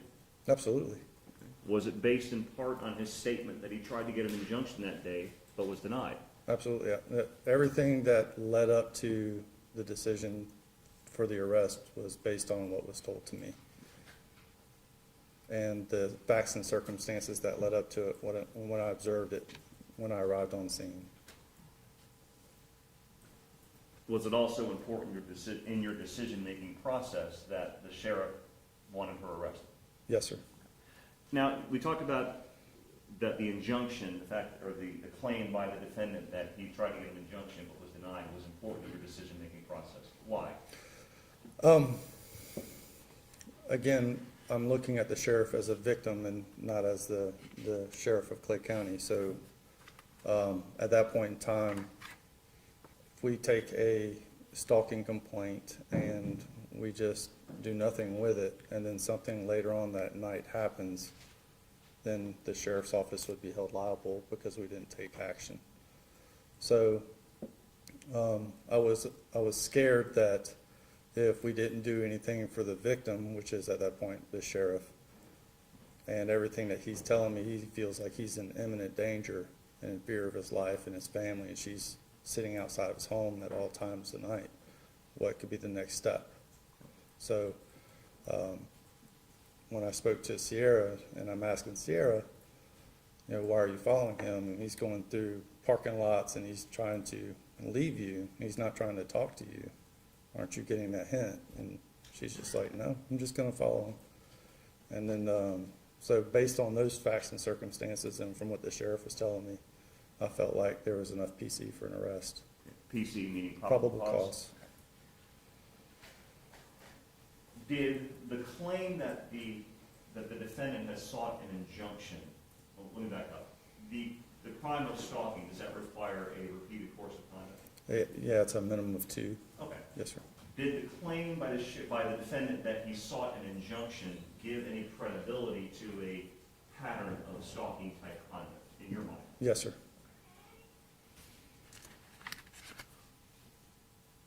Where was Miss Smith placed after she was put in handcuffs? She was placed in the back seat of Deputy Glenn's vehicle. Your Honor, may I publish State's Exhibit 1 introduced into evidence? You may. And we see a photograph here, State's Exhibit 1. What do we see in this photograph? Who are those people? That is myself on the right and Deputy Glenn on the left with Sierra Smith in the middle. At any time during this encounter at this location, did the defendant ever do anything to try to stop this arrest from happening? The defendant meaning Sheriff Daniels? Yes. No, sir. Did he ever question the ultimate decision to make the arrest? No, sir. After Miss Smith was placed in Deputy Glenn's patrol car, did you have any interaction with Denise Daniels, the defendant's wife? Yes, sir. I did. I had to ask her to leave several times because she was causing a scene. What do you mean? She was yelling at Sierra Smith the entire time I was there. It was bad. I actually walked to the sheriff's vehicle and asked him to get his wife under control. And he said to do whatever you got to do. At some point, did Miss Daniels move her vehicle to an area away from the scene? Eventually, at first, I believe she backed her vehicle up onto the cul-de-sac or the grassy area, but eventually she did leave when the sheriff left.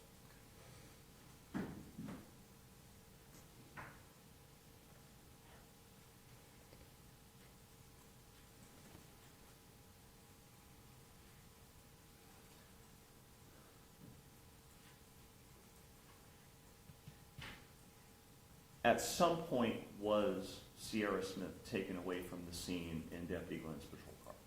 Yes, sir. Okay. And where were they headed? So they were headed to the back of the jail where we normally have the deputies do the paperwork. They do the paperwork behind there, so it gets them out of the scene. About how far away is it from the scene where this happened to the Clay County Jail? Probably about 30 miles.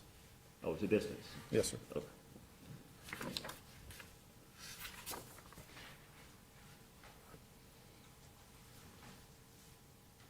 while you were on scene, did there come a point of time where you requested the defendant to write a written statement out?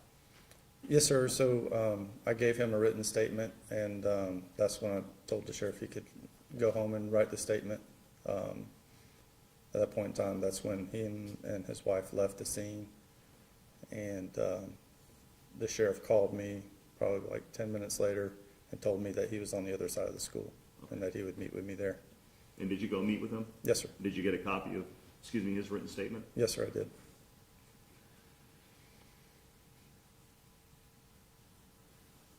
Before we get into the written statement, back on scene, were arrangements made, or did you allow Ms. Smith to make arrangements to call somebody to come and get her Jeep and her daughter and take care of those things? Absolutely.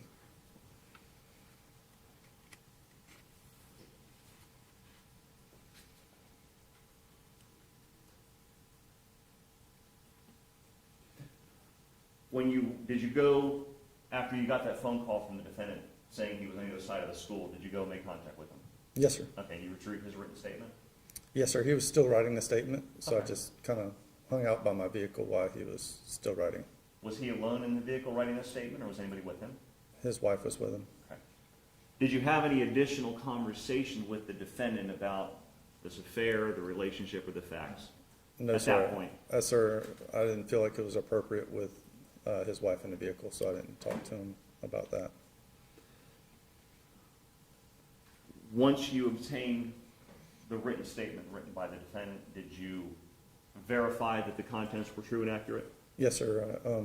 I swore him into the statement when he signed it. What do you mean you swore him in? What does that mean? And basically had the sheriff raise his right hand, and I swore him into the statement that it was the truth, the whole truth, nothing but the truth, so help you God. And he said, I do. Do you know whether or not Denise Daniels, his wife, reviewed that statement? She did. How do you know that? I watched her. What did she do? She reviewed it. Okay. She read, so the sheriff would write it, and then the sheriff handed it to his wife to review it, and then she would hand it back to him. Once you received the written statement by the defendant, did you have any other conversation about Ms. Smith? Where would she be going? Which jail? Things like that? So the sheriff did ask, he stated that he didn't want Cesia Smith in his jail, and that he wanted her placed in the Duval County Detention Center jail. And I told him that I couldn't do that. That would be a phone call that he would have to make to Sheriff Williams. Okay. Is it customary that if a person gets arrested in Clay County, they have to go to the Clay County jail? Yes, sir. They have to be, if they're arrested in Clay County, they have to go to the closest magistrate. If they're arrested in Clay County, what? They have to go to the closest magistrate. Okay.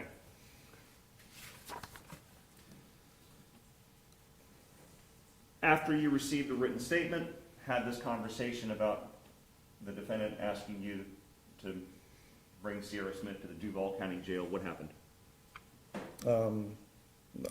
The sheriff told me that he would make the phone call, but at that point in time, that was none of my concern. She was going to go to our jail. At this point, does everybody pretty much leave the scene? Yes, sir. Okay.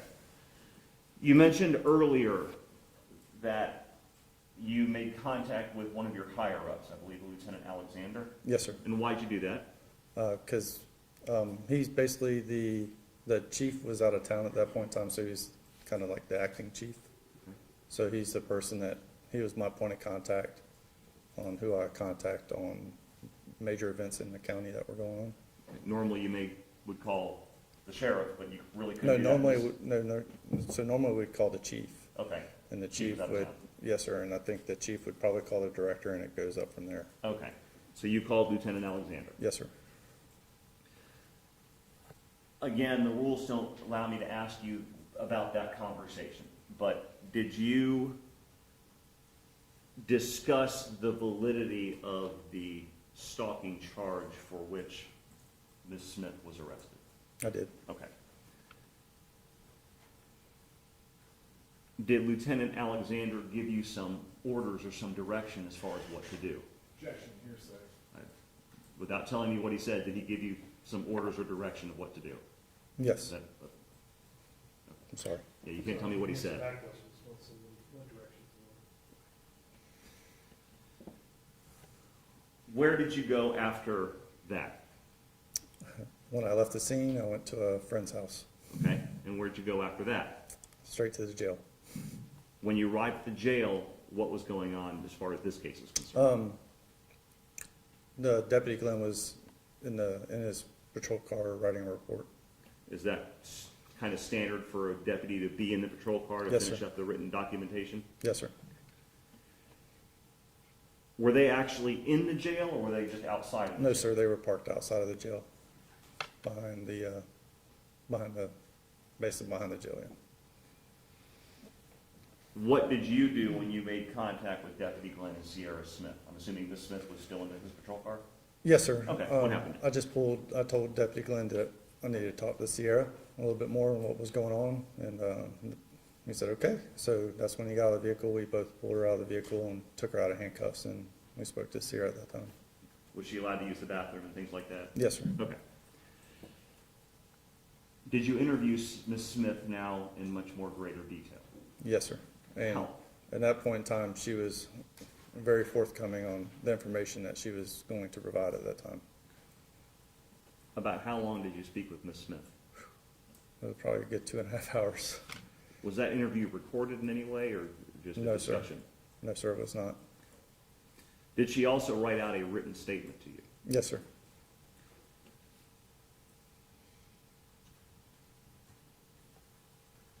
After doing this lengthy interview with Miss Smith and reviewing the written statement she provided,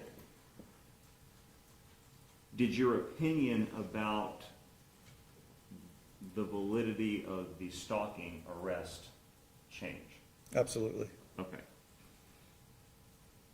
Without telling me what Miss Smith told you, did she tell you things that made you question the defendant's version of events? Yes, sir.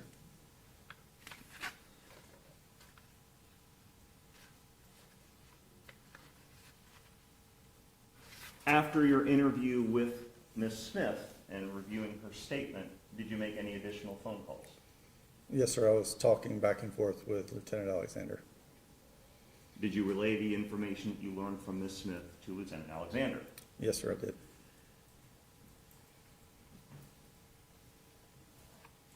Again, without telling me what Lieutenant Alexander said,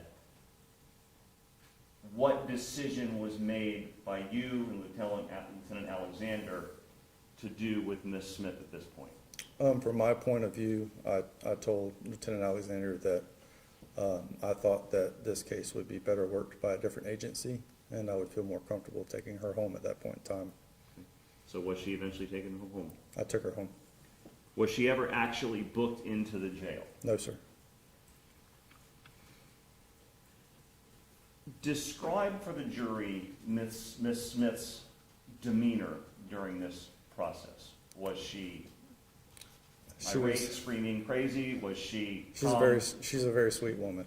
Okay. She was very nice, Was she cooperative? very cooperative.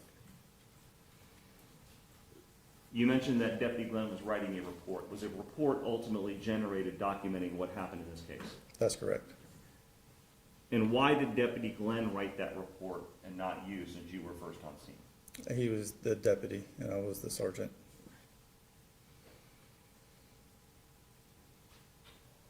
And have you reviewed that report? Actually, we wrote it together. Okay, because there were things that you knew that Deputy Glenn did not? That is correct. Okay. Did you do any follow-up interviews in this case with either Ms. Smith or the defendant? No, sir. Did you do any further investigation in this case at this point once you drove Ms. Smith home? No, sir.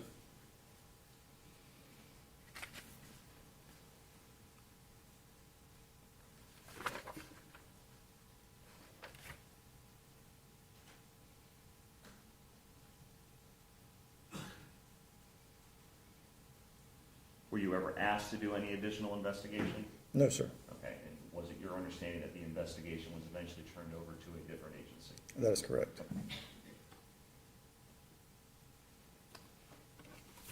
No further questions, Your Honor. Thank you, sir. Yes, sir. Cross-examination?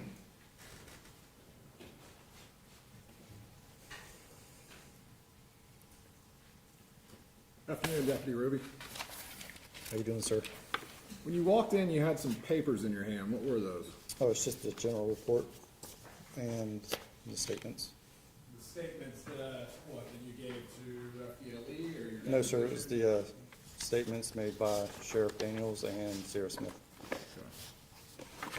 Do those help refresh your recollection at all? I mean, that's 3 years ago. Gotcha. Did you review any of your prior testimony in the case, your deposition, your statement, FDLE, anything like that? Yes, sir. I've tried to, yes, sir. Which did you review? I reviewed the statements I gave to FDLE and to you. I think my partner deposed you. We both did. have a beard, so we probably look a Who's little your similar. partner? Okay. Mr. Buxman asked you about being disciplined by Sheriff Daniels when you worked for the sheriff's office. Do you recall that line of questioning? I do. I think your testimony during your deposition was he hammered you a couple times, right? It's okay. I'm a grown man. Isn't that what you said, though? Sure. Gave you a 20-day suspension without pay, He did. threatened to demote you, Yes, sir.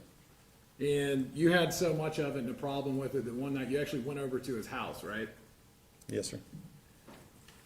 And you wanted to discuss it, and in your words, and I pardon my language, but this is from the transcript, you told him to stop fucking with you, right? Yes, sir.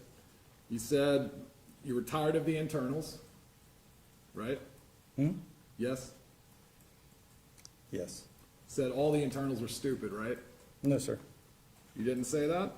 I probably did, but it was not stupid. Said they were bullshit, right? Most of them. That was the word you used, right? Yes? Yes, sir. And that's kind of the background with you and the sheriff, correct? I don't believe that. No, sir. Okay. So let's talk about when you showed up on scene that day. When you actually drove up, you saw the action of Miss Smith jumping the curbs following Sheriff Daniels, right? Yes, sir. And when you saw that, that was part of what you factored into when you were coming up with probable cause to arrest her for stalking, right? Correct. Okay. And I just want to be clear on this. You initially make contact with Miss Smith, right? Yes, sir. And at that time, Mr. Daniels' truck is at least 30 feet away from where you are. At least. Yes, sir. Okay. And upon making contact with Miss Smith, she immediately volunteers that she had a firearm in her vehicle, right? Yes, sir. That didn't come at some later time. She told you that right up front. I believe so. Yes, sir. And after that, that's when you then go to talk to Sheriff Daniels about what's going on. Yes, sir. And when you're doing that, which is about 30 feet away from where Miss Smith is, you also have Sheriff Daniels' wife shouting whatever she was shouting, right? It was a mess. Okay. And in fact, you told the sheriff, hey, you gotta get her under control or I'm gonna have to arrest her too, right? Yes, sir. And what did he tell you? He told you to do what you gotta do, right? That's correct. So you told her, hey, pipe down. Yes, sir. And he didn't have any problem with that. No, sir. Okay. So then you start talking to the sheriff and you start getting his statements, and based upon his statements, combined with what you later learned from Miss Smith, you're able to formulate, hey, I have probable cause here to arrest this young lady for stalking, right? That's correct. Okay. And I want to talk about what went into that calculus, but more importantly, what didn't go into that calculus. There was the reference to the statement that the sheriff allegedly made about getting an injunction. Recall that? Yes, sir. And the substance of that statement was actually that he had tried to go to the state attorney's office and get an injunction, correct? That's correct. You can't get an injunction from the state attorney's office. I can only tell you what the sheriff told me. Can you get one from the state attorney's office? No, sir. You know that, right? Yes, sir. Okay. So, he tells you that. However, the statement that he made about the injunction wasn't part of your probable cause calculus, was it? It was based on everything that was transpired. It wasn't part of your probable cause calculus, was it? It was based on everything, sir. Your Honor, may I approach? You may.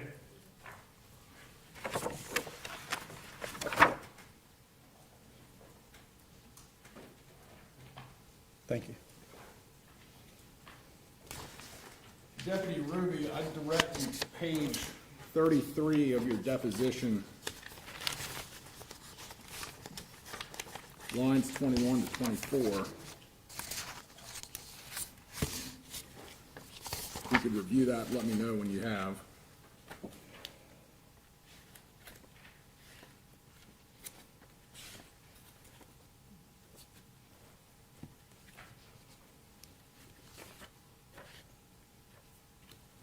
Actually, I'm sorry, turn to page 55, lines 3 through 8.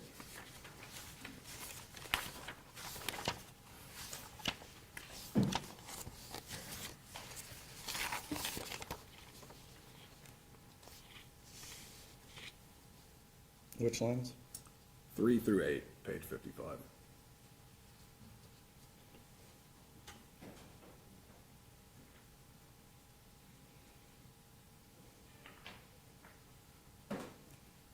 Okay. And you recall your deposition, prosecutor was there, my partner was there. Yes, sir. You were sworn in to tell the truth, just like you were today before court, right? Yes, sir. And at your deposition, you were asked, so he, and that's referring to Mr. Daniels, may have made the statement about trying to obtain an injunction, but that wasn't part of your probable cause calculus. Answer, no, sir. Mr. Kachurgas clarified, is that no, sir, I'm correct, or no, sir? And you said, no, sir, you are correct. Mhm. So it wasn't part of your probable cause calculus, was it? I would say it was, at that point in time, probably no. I mean, so I would say it was still a collaboration of everything that was going on.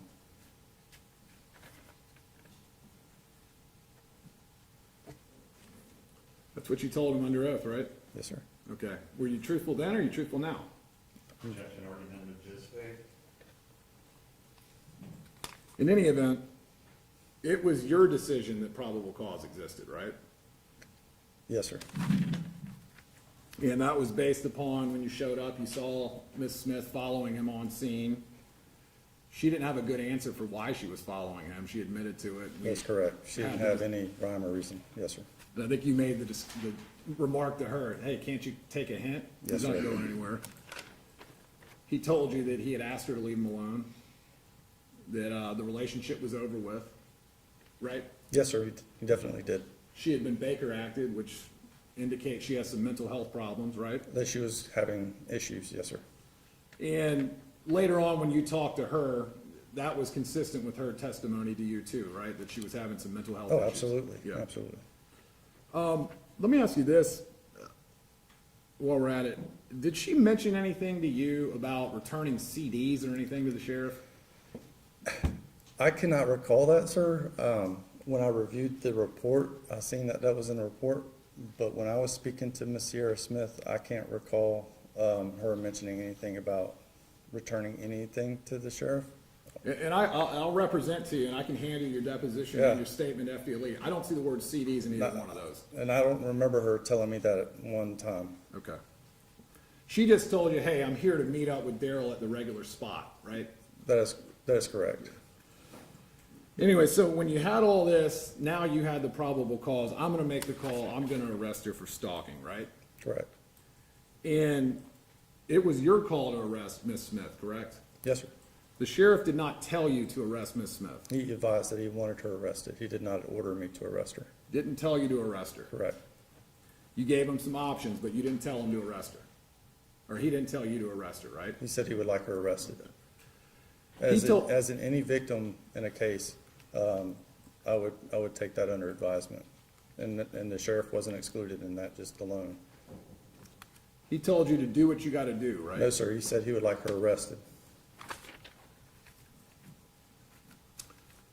Now, you had alluded to this a little earlier. When you were dealing with the sheriff, you tried to remove the fact that it was the sheriff from the equation. Correct. And I think what you talked about in your statement was, I was gonna treat him like a white woman and treat Miss Smith like a white man. Yes, sir. And I need to deal with it that way, because I'm not into the politics of it, I just wanna get to the truth. Correct. And the truth of the matter is, as you've testified before, if this was just a regular Joe Schmo off the street with the exact same situation, you still would have made the arrest, right? Yes, sir. And the sheriff never gave you any advice on what charges to put on Miss Smith? No, sir. Mr. Buxman asked you about her demeanor, and how you described it as calm, right? Yes, sir. It's a little unusual for someone who's in the middle of a false arrest, right? Yes, sir. Someone who's being wrongfully accused, that's kind of unusual, isn't it? Yes, sir. And I know the sheriff told you that they had broken up, right? Yes, sir. He said that she was a mistake. And he was upfront about it being an affair to you. Correct. He came right out the gate with that. Wasn't trying to hide that. Not at all. She also told you that they had broken up too, right? Yes, sir. I believe so. You asked her, did y'all break up? And she said, oh yeah, we're not talking. Okay. Is that correct? Yes, sir. If you'll turn to, if you don't remember, I'll direct you to page 43 of your deposition, Okay, thank lines you. 3 through 5. I'm sure I said that. You did? Yes, sir. She said that to you? Yes, sir. Okay.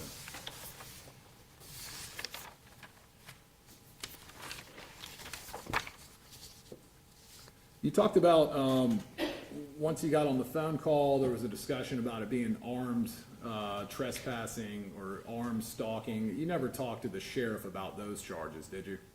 Believe I did. I talked to the sheriff about charging her with armed trespassing and armed stalking, and he advised me to charge her with everything I could. You just testified earlier the sheriff didn't give you any advice He as to didn't. what charges? He didn't. That wasn't him giving me advice. To you what charges to file? No, sir. I suggested those charges to him, and he said, charge her with everything he can. The sheriff also told you that, given the fact that there was an officer involved, him, that you needed to contact Dwayne Singletary, who was with the integrity unit, right? Yes, sir. And that's because it involved an officer. Correct. Did you later contact, what was his position, inspector, secretary? Or, Singletary, what was his job there? It was inspector, chief inspector, I believe. It was inspector. How long did you speak with him? I spoke to him. I tried calling him that night, and he didn't return my call until the following morning. What did you tell him? I told him that the sheriff was involved in a case, in a stalking case, and that he advised me to talk to him about it. And at that point in time, I believe Singletary told me he knew about it, and he would get back with me, and he never did. How long did it take you to go that 6 to 7 miles from Nightbox Blanding over to where Oakleaf is? I was going pretty fast, sir. It was a couple of minutes. And I just want to get the sequence of events right. So when you come up on the scene, you hear the sheriff say, "Stop the black Jeep," and you stop the black Jeep. Yes, sir. And then is that when the other black truck kind of comes around and blocks the black Jeep in? I believe that's what happened. My focus at that point in time wasn't on the truck, it was on the Jeep. So you Because had at the that point in black, time, I really didn't know what I was getting into. but you had the black Jeep stop before the truck made that, I'll call it a maneuver. Sure, yes, sir.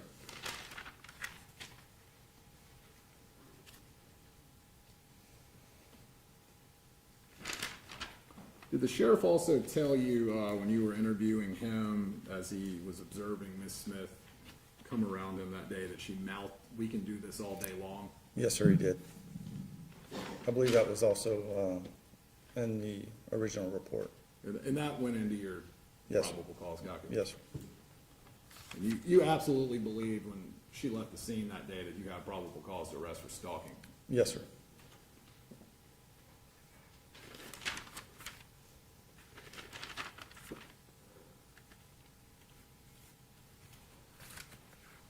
Mr. Buxman asked you earlier, did Mr. Daniels do anything to stop you from arresting Ms. Smith? Do you remember that question? Yes, sir. Did Mr. Daniels tell you, though, that, hey, we need to step out of this, I gotta step out of this and recuse myself from this since I'm involved? I don't recall that. Okay. Did you tell Daniels that the office needs to recuse itself? No, sir, I don't know. Okay.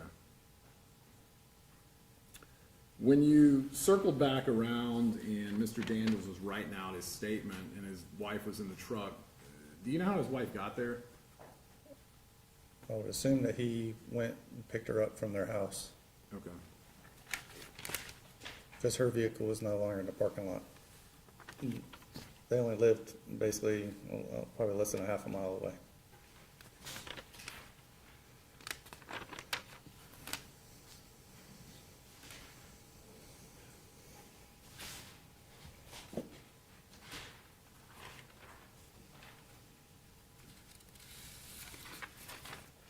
When you looked into Miss Smith's car, when you were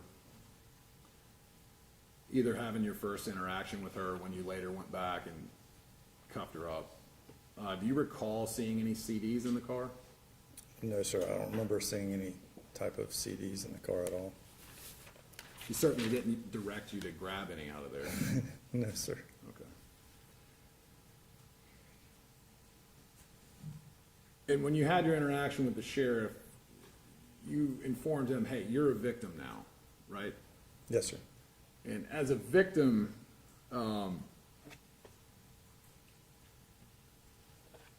he wasn't gonna have the call to tell you, you can't arrest somebody or don't arrest somebody, right? I would sway that decision on a victim. Yes, sir, I would take that under advisement. You viewed him as a victim, though? Yes, sir. Okay.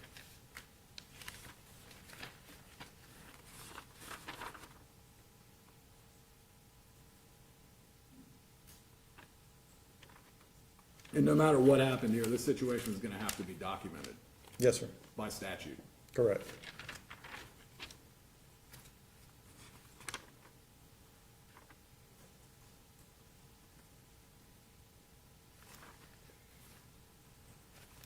Thank you, Deputy Ruby. Thank you, sir.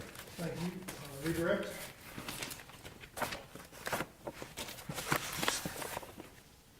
Thank you, Your Honor. Regarding whether you saw CDs in the car, did you search the car for CDs? I did not. Was that the focus of your interest in this? No, sir, it was not. During the course of this investigation and your decision-making process, did you have the benefit of seeing any text messages that were recovered from Ms. Smith's phone between her and the defendant? No, sir, I did not. That would have happened well after. Correct. Okay.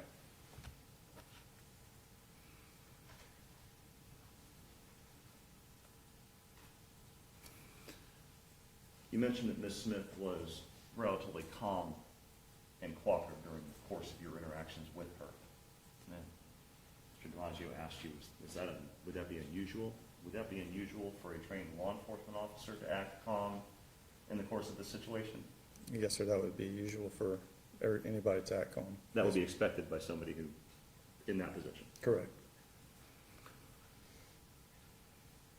Regarding the CDs, you did indicate that they were mentioned in the report, you just don't have a memory of the CDs right now, am I right? I don't recall her mentioning CDs to me at all. Okay, but that is mentioned in the report or the statement, right? Yes, sir, the scope of my investigation was why was she following the sheriff? Sure.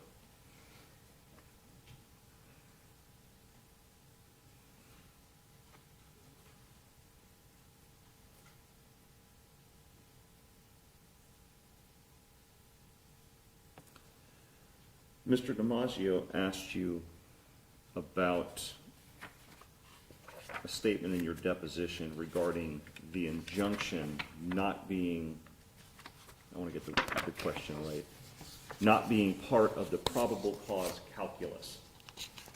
In order to arrest somebody or to have probable cause for stopping, is it a requirement that the person has sought an injunction? Not at all. Okay. Do you need that information in order to have probable cause for stalking? No, sir, not at all. Okay. Further on in your deposition, do you have a copy in front of you? Yes, sir. Okay. Starting on page 73 through 74.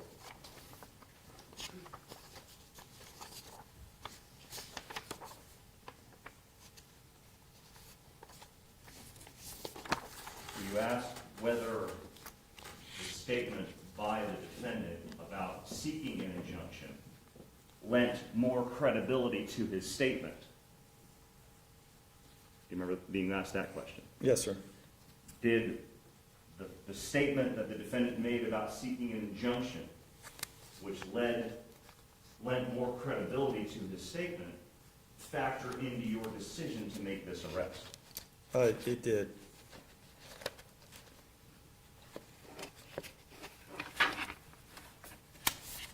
Obviously, the statement he made didn't give me more probable cause, but did it factor in? I mean, look, as any victim, like I was trying to treat the sheriff, you know, we just want the citizens to be safe, and I didn't want there to be any further action from a supposed suspect towards a victim in any case, whether he's the sheriff or not. So, in the statements made to me from the sheriff and from Sierra Smith that an arrest was justified because he felt like he was in imminent danger. I have one moment. Ask one question. One moment, please. I don't think we're finished yet, but I'll like.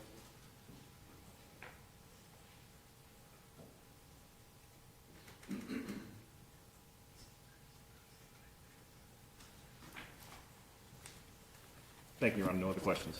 All right. One question, Mr. Devaney? No, Your Honor. All right, may this witness be excused from this subpoena? Yes, sir. Witness? All right, thank you very much, sir. You are free to go. Thank you, sir. Thank you. All right, ladies and gentlemen, let's take a 10-minute recess. And,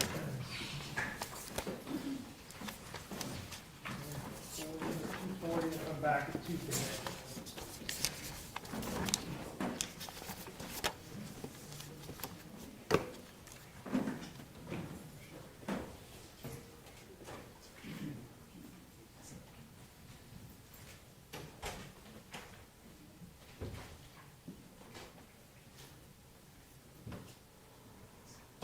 Here's exit the courtroom. We'll be in recess for 10 minutes. All right.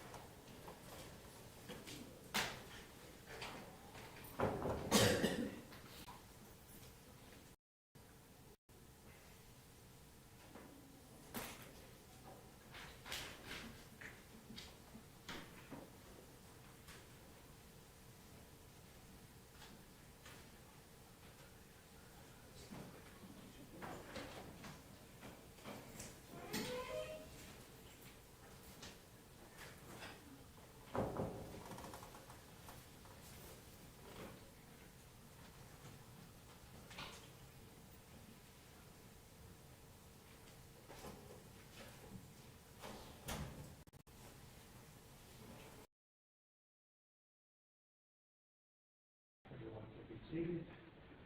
We're ready to resume our trial. State and call your next witness. State call Cesia Cruz.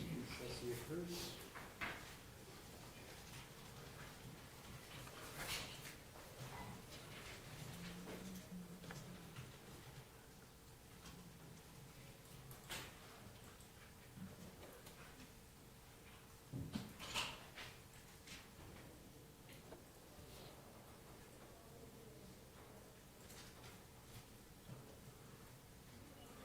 Ms. Cruz.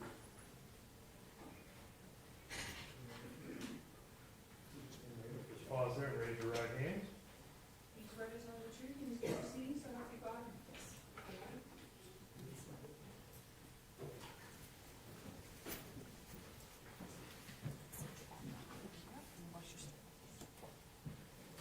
And make yourself comfortable and try to speak into that microphone. Okay, Counsel, your witness. Thank you, Your Honor. Would you please introduce yourself to the jury and spell both your first and last name for the court reporter? sure. It's Cesia Cruz, and that's Cesia, Cruz, C-R-U-Z. What do you do for a living? Currently work for the Clay County Sheriff's Office. I'm a sex offender specialist for the agency. Prior to working in that position for the Clay County Sheriff's Office, what did you do? I was a 911 dispatcher. What do you do as a 911 dispatcher? At the time, my duties was, I worked on primary radios, I worked on 911 phones, regular landlines, our NCIC, which is an area where we enter items, stolen cars, missing people, that such. And then I was also a training officer, sorry. Back on May 6th of 1999, were you a 911 dispatcher? When? Back May 6th of 2019, excuse me. Okay, I'm sorry, no problem. Yes, I was. Been a long day already. I Sorry. know. How long were you a dispatcher? At that point, about a little over 12 years, about 12 and a half years. How do deputies communicate with a dispatcher? Normally, deputies that are on the road will communicate with us through a radio. They have a portable radio on either on themselves or in the vehicle. And how do they, will they use that same radio if they're in a patrol car? Yes, sir. Okay. Are you able to hear everything that a deputy says when they queue up their radio? Yes. And how does a deputy activate a radio to contact you? So normally, they just press the button. Like I said, sometimes on their person, they have a radio on here or an actual like handheld radio that they talk through, or they have like a radio installed in their patrol vehicles and they can use that way to communicate. There's a side button that they would key up, and then they would ask to talk to HQ, usually. HQ meaning headquarters. Headquarters, yes. Are all of those communications recorded? Yes, they are. Are the times that an officer activates a radio also recorded somehow? It is, yes, How it does is. that work? So, in our comm center, we have an actual room that is constantly recording the radio traffic all day long. Supervisors are the ones that are really handle that, as I wasn't a supervisor, so I wouldn't have access to that room. But yes, it's constantly recording anytime somebody keys up. And can you generate a radio log to show the time that a certain officer queued up? Usually that would be input through our CAD system. So if someone calls on a radio, say a unit's already on a call, and they have information they want to relay to me, I would immediately put it in the radio log. And then there's a log of when you did that? Yes, I it's understand. timestamped as well, yeah. Do law enforcement officers, when they're talking in the radio, talk like normal people, or do they use code language? We use code. Sometimes there is regular language in there, but mostly code is just more efficient. Is there a protocol that deputies are supposed to keep dispatch updated about their location and what's going on and things like that? Absolutely, it's for officer safety. What do you mean? Why is that important? So if an officer, say, does a traffic stop at Blanding and Wells Road, and I accidentally put Kingsley in Blanding, and he keys up needing help, and I have my everyone's gonna go to Kingsley and Blanding instead of going to Blanding and Wells. So it's very important that they keep us updated, and usually they do. Does each officer also have an ID number that they use instead of using their name on the radio? They do, they have a radio number. Being a dispatcher, are you familiar with the different codes that are used by deputies when they call into you? Yes, I do.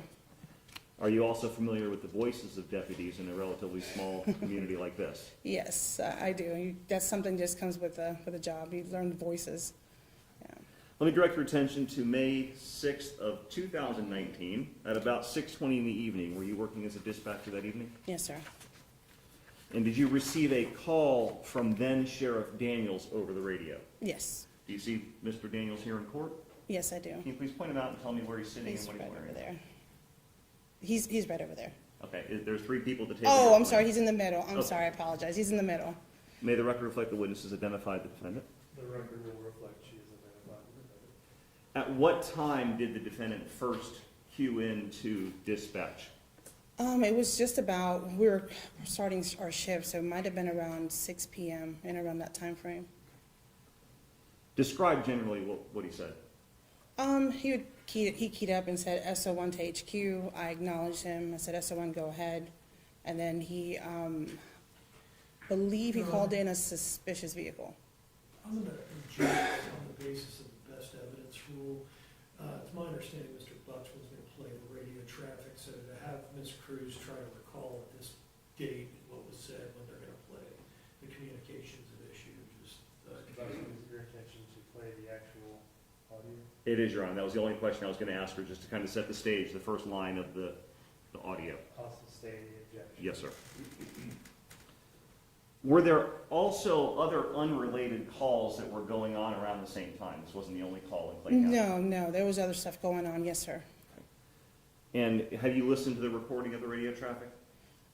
Yeah, once. Have the unrelated calls dealing with other instances been removed from that radio traffic, so the radio traffic here just involves this case? Yes, sir. Fair enough.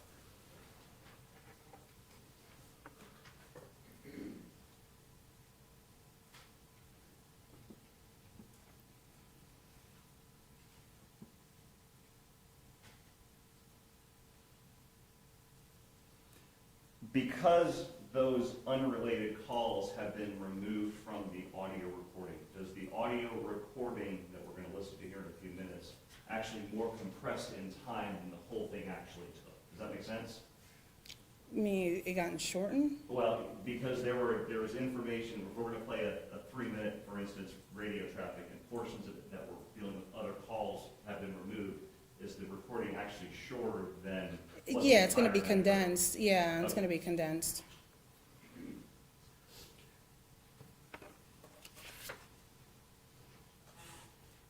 May I approach? You may.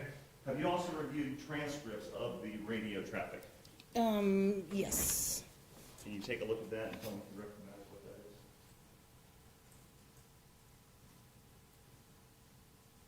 is? Yeah, that was our conversation, like it was the radio traffic from that night. Okay, and have you listened to that in connection with the radio audio call? Yes, sir. Okay, is it accurate? Yeah, there you go.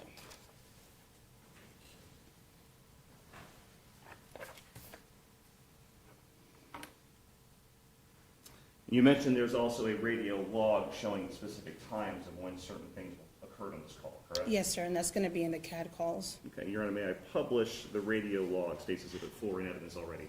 Would you like me to provide the instruction at this time? This is just the log, not the Oh, recording I'm yet. sorry. That's Yes, you may proceed. Any objection? No objection. Yes, you may proceed. And so the jury, what is the jury looking at in States 4? So that is from our CAD calls. So when an officer is talking to me over the radio, I'm entering information and it's being logged in with the date, the time. In this case, it's just basically my stuff because I self-initiated that call for the sheriff. And that's why it says user CG Cruz? Yes. Mm-hmm. Okay, and the unit in the left, is that the person or the deputy that's queuing up the mic?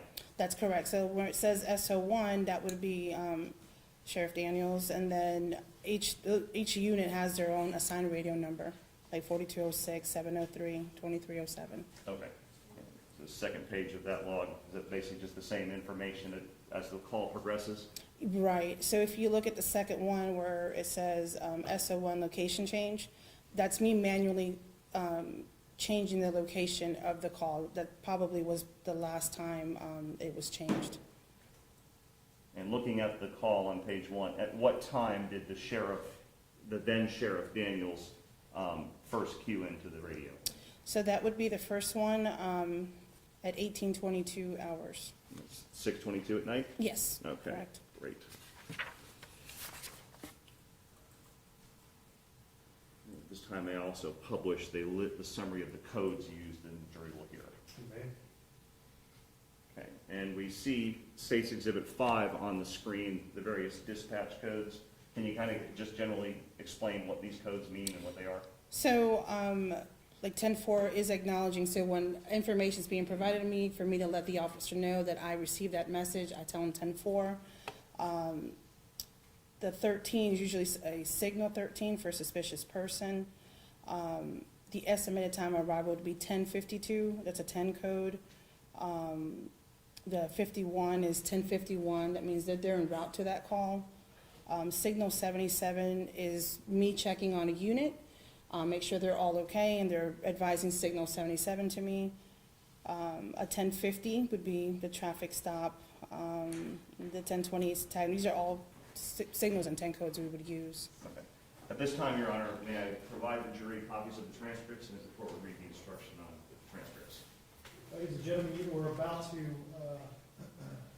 hear recorded conversations. These recorded conversations are proper evidence, and you may consider them as just as any other evidence. You're also being furnished transcripts of the recorded conversations. The recordings are the evidence, and the transcripts are only provided to you as a guide to help you follow as you listen to the recordings. The transcripts are not evidence of what was actually said or who said it. If you notice any difference between what you hear on the recordings and what you read in the transcripts, you must rely on what you hear, not on what you read. All right, counsel.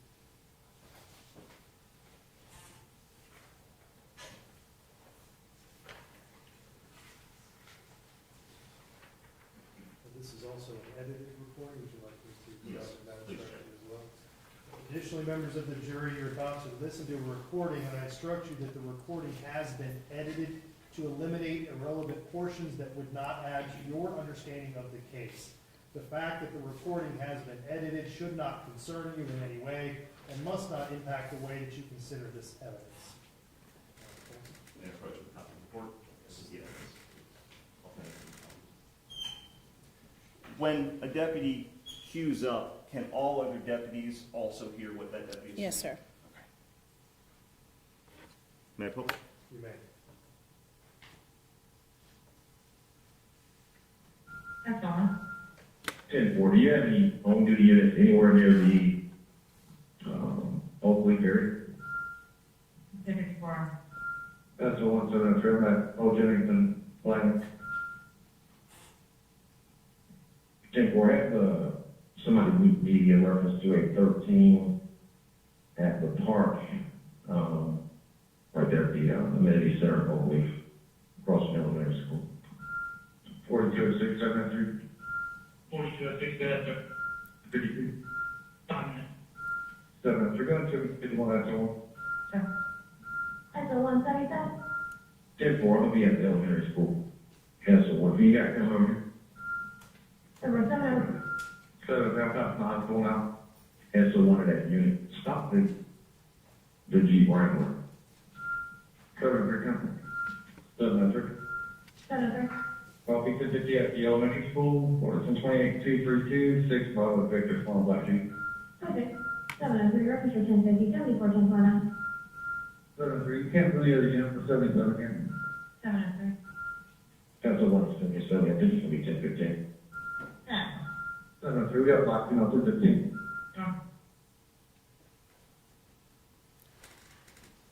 Again, obviously that was very short. The It entire is. call took much longer than that, am I right? Yeah, because there's other calls being dispatched, being serviced, officers calling in stuff, so yeah.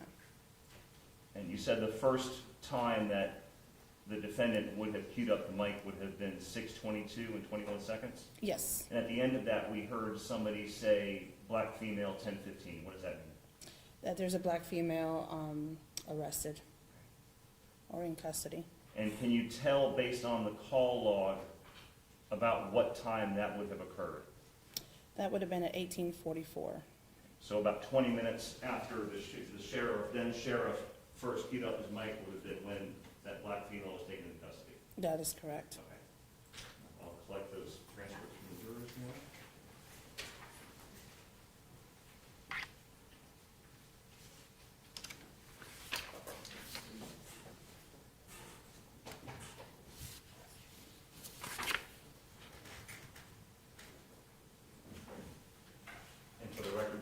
transcripts are not evidence. They will not be going back to the juror room. So will be not permitted.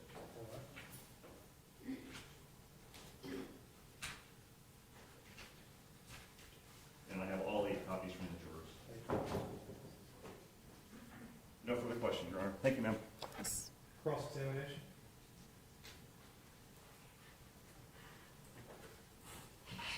Good afternoon, Ms. Cruz. Good afternoon. You used an acronym throughout some of your testimony, and I don't think we gave an explanation to it. So in order to Sure. fill the gap, you used the term CAD, right? Yes. CAD. Yes, correct. And that stands for Computer Aided Dispatch, Yes, does it sir. not? Yes. Okay, and that does what it says it does. It does, yes, sir. Computer aids the dispatcher in getting. Exactly. We bill calls for that, and then we also dispatch calls. And that CAD system, or the computer aided dispatch, that's the one that logs the times of the calls more so Yes. than anything else? Yeah, so it breaks down, like if it's a self-initiated call, if it came in as a 911, if it came in as a landline, it breaks all that down in the CAD system. Okay, and that helps generate the radio logs? Yes, yeah, and that, it also explains how we received the call. Did it come from a deputy? Did it come from a caller? So, yeah, and who took the call and all that stuff. Okay, and not to beat a dead horse, but this radio traffic began at 6:22 when Sheriff Daniels Yes. queued in.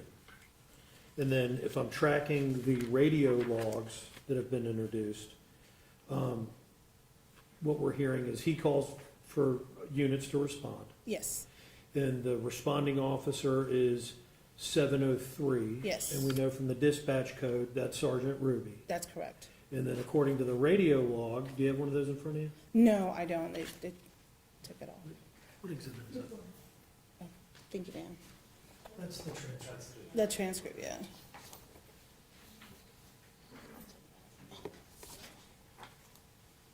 Thank you. Yeah, Bruce? You may. Showing you what's been introduced in evidence as State's Exhibit 4. Oh, okay.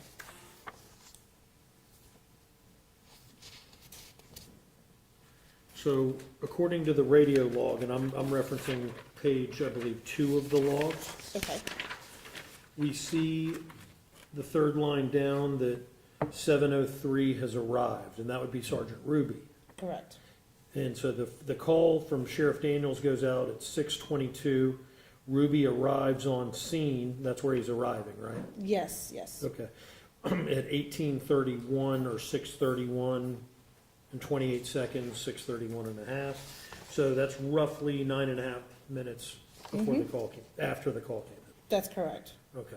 Yeah, because he was added at 18:22 to that call, and then arrived at 18:31.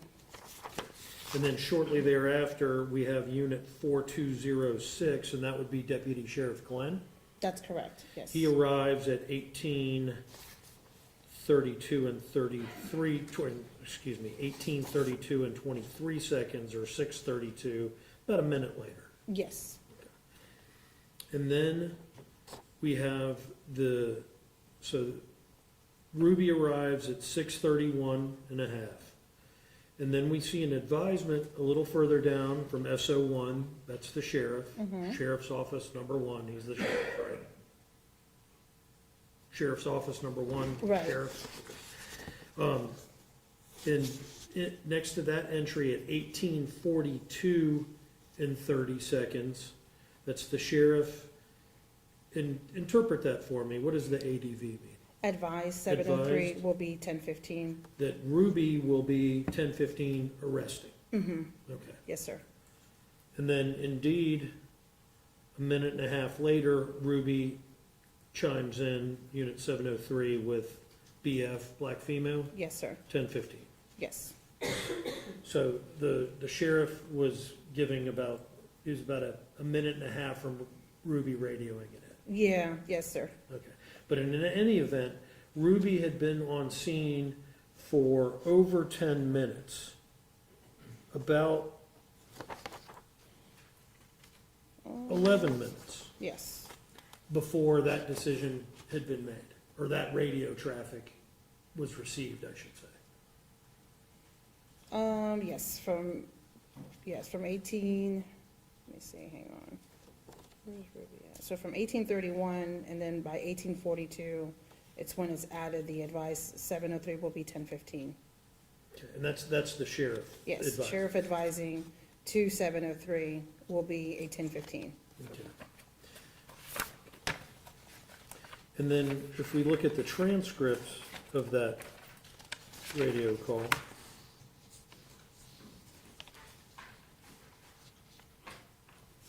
Do you have a copy? I don't have one.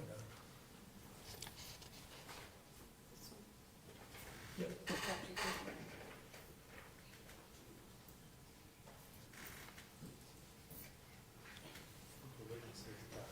yes, man. Thank you. We see exactly what was stated. Or if when we're listening to the recording, that's exactly what was stated, not the dispatch entry. And I believe on page 2 of that transcript, at line 21, is that the entry that corresponds with the 642 and 32nd Sheriff Daniels advisement? So if you look at the first entry on the radio log, you'll see at 1827, he was checked to see if he was okay. The sheriff was checked on, and he advised 77, and then, I'm looking at the 1842-30. And then with the transcript, that appears to be the radio communication on page 2, line 21.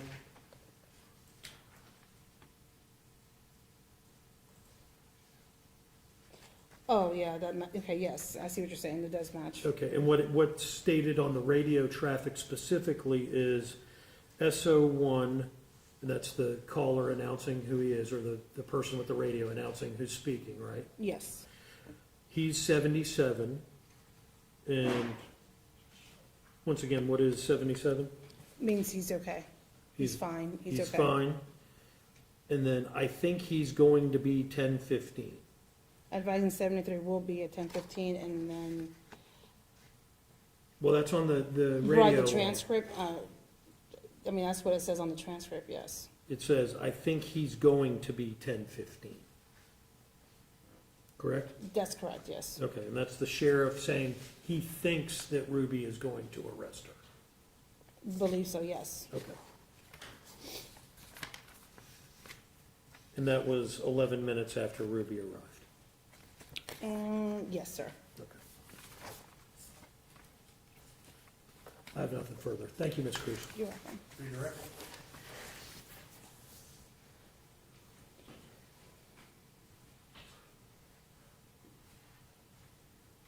Looking at the radio logs,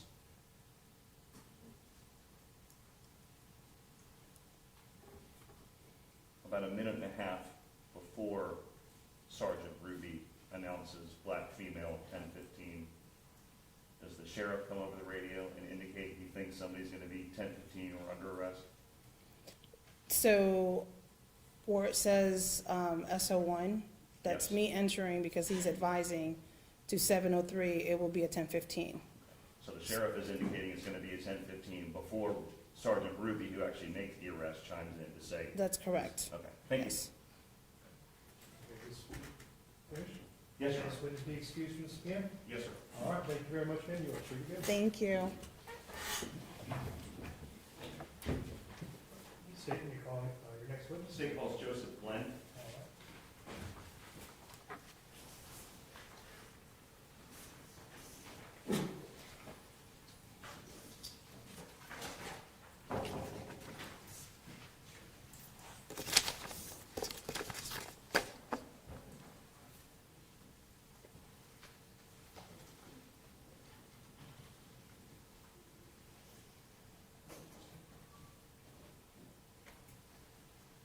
Sir, if you'll raise your right hand. You swear to tell the truth in these court proceedings, so help you God? I do, yes, ma'am. Sir.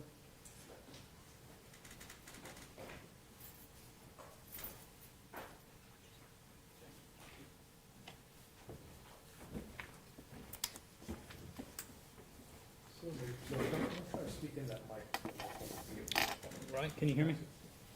Thank you, Your Honor. Can you please introduce yourself to the jury and spell your last name for the court reporter? Hello, my name is Joseph Flynn, and my last name is spelled Glenn. What do you do for a living now? Now I work for the Department of Financial Services, the state of Florida. Where'd you work before that? Before that, I worked for the School Board Police Department here locally in Clay County, And where before that? the Clay County Sheriff's Office. Okay. What period of time did you work for Clay County, the sheriff's office? I believe that I had started off in a sworn position in 2015. I began as a volunteer in police services in 2014, and I stayed at the sheriff's office until 2020. Back in 2019, were you a sworn law enforcement officer certified by the Florida Department of Law Enforcement? I was, yes, sir. All right. And what was your rank back in 2019 with the sheriff's office? Deputy sheriff. Let me direct your attention, to May 6th of 2019 at about 6 o'clock p.m. Were you working that evening? I was, yes, sir. And back then, as a deputy, would you answer calls for service and go, when you were dispatched to go someplace, you'd go and help the citizens out? I would, yes, sir. All right. Back then, did you know Chris Ruby? I did. He was my supervisor.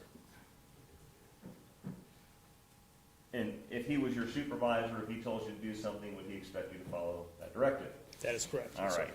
Who was the sheriff then? Darryl Daniels. Okay. And you gestured over here, you pointed over to this table. Do you see him over here? I do, yes, sir.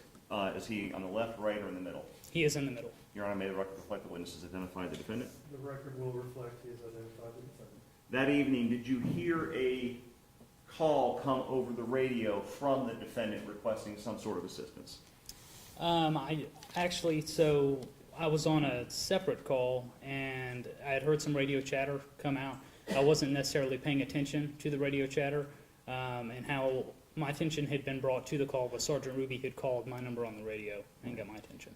And did Sergeant Ruby request you go to the scene where the then sheriff was located? He did, yes, sir. Okay, and did you go there? I did. When you arrived, tell the jury kind of a picture of what was happening, who was there, what was going on. Okay. So as I was leaving the call I was on before, driving towards Oakley Village Elementary School, when I'm getting into the area, I can hear some radio chatter come up, and it is the sheriff, and he's saying to that unit, stop that vehicle, whether it be a black Jeep, that car, something to that effect. And of course, Sergeant Ruby is then conducting a traffic stop on that vehicle. And did you later determine that was a Jeep driven by Sierra Smith? Yes, sir. Okay.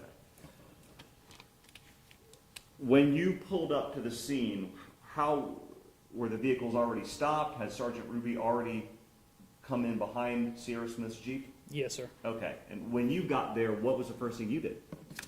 So at Oakley Village Elementary, the way that the driveway is set up to go into the parking area is one way in, one way out. So as Ruby had stopped the vehicle, they had stopped in the exit lane, and I've had to drive past his vehicle, kind of do a three-point turn, and then pull back up behind his squad car. How many vehicles were there on scene when you arrived? So there was Sierra Smith's Jeep that was located up front. There was Sergeant Ruby's vehicle, which was located behind her, and then I pulled up immediately behind Sergeant Ruby's vehicle. Did you see two other black F-150s at the scene? Yes, sir. There was. And where was the defendant's black F-150? I don't know initially where he started out at, if he was further in the parking lot, but eventually he had pulled up behind my vehicle. And did you see another black F-150 in the area as well? There was, yes, sir. Did you determine who was driving that one? It was the sheriff's wife. Is her name Denise? Yes, sir. Okay. And where was her F-150 parked in relation to Sierra Smith's Jeep? So I had to go back and kind of re-jog my memory. And are you whenever referring to something to help refresh your memory as far as that? I am, yes, sir. So what are you referring to? There is the original, I guess, time that I met with FDLE, Okay. and there's a map that I've written here. Okay. Will looking at that map refresh your memory as far as how the vehicles were positioned? It will, yes, sir. Okay. With the court's permission, may he look at the map to refresh his memory? Yes, he may. Okay. Okay. Once you do that, just let me know when you're done. Okay, I'm ready. Okay. Do you now remember where the black F-150 driven by Denise Daniels was located in relation to the other vehicles? Yes, sir. So it was the black F-150 that was driven by Denise was up front. Sierra Smith's Jeep was located in close proximity to it. Sergeant Ruby's vehicle was located right behind that, and I was located right behind Sergeant Ruby. Okay. When you stopped and got out of your car, where did you go? I walked up towards Sergeant Ruby's vehicle. And what did you do there? At that point, I made contact with Sergeant Ruby, and Sergeant Ruby had either got Sierra Smith out of the vehicle or had instructed me to get Sierra Smith out of the vehicle. I don't really recall, but somehow we got her out of the vehicle and towards the back. Did you go make contact with Sierra Smith then? I did, Okay. yes, sir. And what was her demeanor like with you? How was... Cooperative. She didn't seem angry or anything like that from what I remember. It was just cooperative. Was anybody else in Miss Smith's car with her, or Jeep with her? Her daughter was. At this time, did you really have any idea what was going on or the background as far as what led all these people to this location? No, sir. Okay.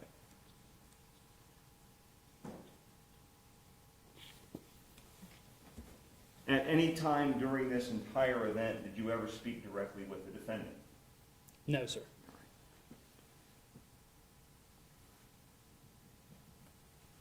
While you were standing with Miss Smith, I'm assuming by her Jeep, Yes, sir. what was Sergeant Ruby doing?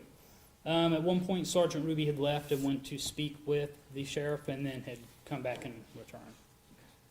When Sergeant Ruby came back and returned, was Miss Smith eventually arrested and placed in handcuffs? Eventually, she was, yes, sir. At that time, did you know what went into that decision? I did not.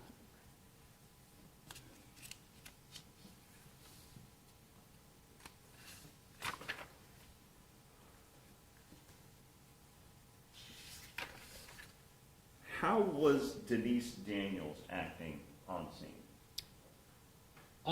She was there. She was yelling. She was making a commotion when she was there with us. And from what I recall was some obscenities or maybe some things were said. Was she yelling at you or Sergeant Ruby or Miss Smith? No, it seemed like most of her yelling was directed at Miss Smith. Did Miss Smith respond or go after Miss Daniels or anything like that? Not that I recall. Okay. At some point after Miss Smith was handcuffed, where was she placed? She was placed in the back of my patrol car. And how did she act when he placed her in the patrol car? Still very cooperative. Where was she taken? From there, she was taken to the Clay County Jail By whom? by me. When you arrived at the Clay County Jail, where did you park and what did you do? So the protocol, at least back then, when you pull up to the jail, the Sally Port area, you have to have all your paperwork completed and forwarded to a supervisor who in turn has to approve it. And then you print it out in the jail itself. Once they receive that paperwork, you'll drive into the Sally Port. Okay. So once the report is written and approved, only then will you go into the jail to drop off the person you're transporting? That is correct, yes, I sir. understand. Did you in fact write a report documenting the events that took place? I did. And did Sergeant Ruby also contribute to that report since there were things that he did that you weren't aware of? He did, yes, sir. At some point while you were in your patrol car with Sierra Smith still in the back writing your report, did Sergeant Ruby arrive at the jail? Yes, and it was actually fairly shortly after I had arrived there. I'd probably say within 5 minutes or so he had arrived. Without telling me what was said, because again, the rules don't let me ask you that. Sure. But without telling me the content of the conversation, did Sergeant Ruby conduct an interview with Ms. Smith? He did. Were you present for that interview? I was. Okay. Was that in your patrol car? No, so we had got Sierra Smith out of the patrol car, took her around to the back of the trunk, and that's when the conversation started. Okay. Did Ms. Smith also handwrite a lengthy written statement regarding the events? She did, yes, sir. Was Ms. Smith ever booked into the Clay County Jail?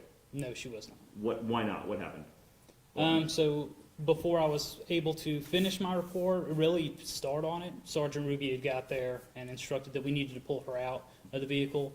Once we pulled her out of the vehicle, she had told us. Okay, don't tell me what she said. Sure. I can ask you that. But Sure. after the conversation and the interview with Ms. Smith, what was done with her if she wasn't booked into the jail? She was given a ride home by Sergeant Ruby.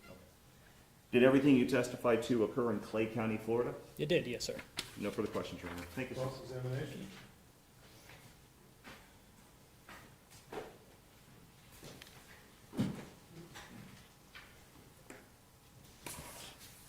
Afternoon, Deputy, or now it's Investigator Glenn, Yeah, correct? yes, sir. Yeah. Good afternoon. Bear with me one moment.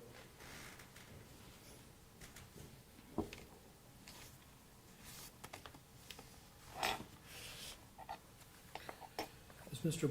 Bucksman said, I don't want you to tell me any statements made by any other person, Yes, sir. unless I explicitly request it. But when you arrived on scene, you were tasked to basically deal with Ms. Smith, right? So whenever I had initially arrived on scene, when Sergeant Ruby went to speak with the sheriff at that time, I was Monitoring Ms. Smith. right. Yes, sir. And then early in the investigation, and I use that term loosely, but early in this, you were aware that there were some CDs that were at issue, correct? She did bring up something about CDs. Yeah, okay. But that was early on, correct? Yes. Okay. And at the end of the events, or not quite the end, but the end of the events at Oak Leaf Elementary, Yes. you did a vehicle inventory, did you not? I did, yes, sir. Okay, and for the benefit of the jury that may not be familiar with such things, can you describe for them what a vehicle inventory is and why a law enforcement officer would do? Okay, so a vehicle inventory is basically an inventory of a vehicle. And it goes through and it documents everything that would be located within that vehicle. That way, if someone comes back and tries to deny that something was in there, or tries to say that something was damaged, something was stolen, that it's a document that we can reflect on and prove that that's either is or is not the case. Okay, and in this particular case, Ms. Smith's vehicle, the Jeep, was being turned over to a family member? It was. Okay, and so you're documenting the status of the vehicle when it was there and not really in your custody, but in your purview? Right, and As the to- exchange of hands as well. Okay. And you prepared a form? I did, yes, sir. Okay, do you have that in front of you? I do. Give me 1 second. I do, yes, sir. Right here. Okay. Now, on that vehicle inventory form, there's a section where you write the contents of the vehicle. You see that? Yes, sir. And that's your handwriting? It is. Can you read to the jury what you noted was in the interior of the vehicle? Okay, so I have miscellaneous blankets, chair, beach towels, 1 wallet, 1 black backpack, and 1 box of school supplies. Okay. You didn't write down any CDs, did you? No, sir, I did not. Now, on the form, there's a little pre-printed stuff with the condition of the vehicle. In the last entry, and I'm looking at the column, the block, middle of the page, one over to the right, Yes, sir. it does have tape/CDs, right? Sure. And you check the box UNK unknown? Yes, sir. All right. But you had been made aware that the purpose of all of this was the return of CDs, correct? Yes. Okay. Yes, it was. Or allegedly. Allegedly. You didn't see any of these CDs in the car, did you? Not that I recall. No, sir. Had you, you would have checked the box, I've seen them, or you would have wrote them in the Yes, sir. contents. Sure. And you didn't do either one. No, sir. Does that suggest that you didn't see any CDs in that car when you did the inventory? I would say yes, sir. One thing that could, I guess, lead up to that would be if, say, like a box of school supplies, if I look in there and I see it's scissors, paper, or something like that, just boxes, and I don't fully delve into that, I would have just documented it as miscellaneous school supplies in a box. Okay. So, But this one, there's a box of school supplies. That's what you saw, a box of school sure. supplies. Yes, sir. No CDs.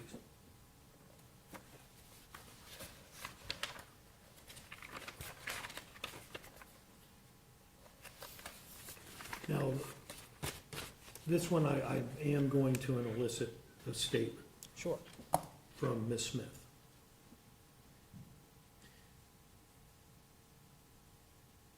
Isn't it true when you were talking with Ms. Smith at the scene about what was going on, didn't she tell you that she and Mr. Daniels had never agreed to a meeting place? They had agreed to a meeting, but never to a location. It seems that I do remember her saying that it was a prearranged meeting. I don't recall if she had actually said that there was a set place or if it was just something. Do you have your incident, I think it's an Sure. incident investigation report? Yes, I do.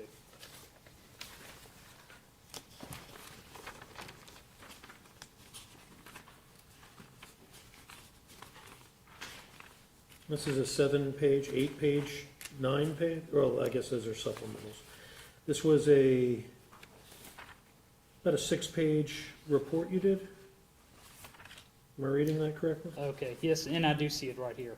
It says that she had not. Don't read it. Oh, I apologize. But Sure. upon reviewing your report, does that refresh your recollection that Ms. Smith told you that she and Mr. Daniels had never agreed upon a meeting place? Right. That'd be This correct. was an allegedly a prearranged meeting, but Yes, no place had been selected. that is correct.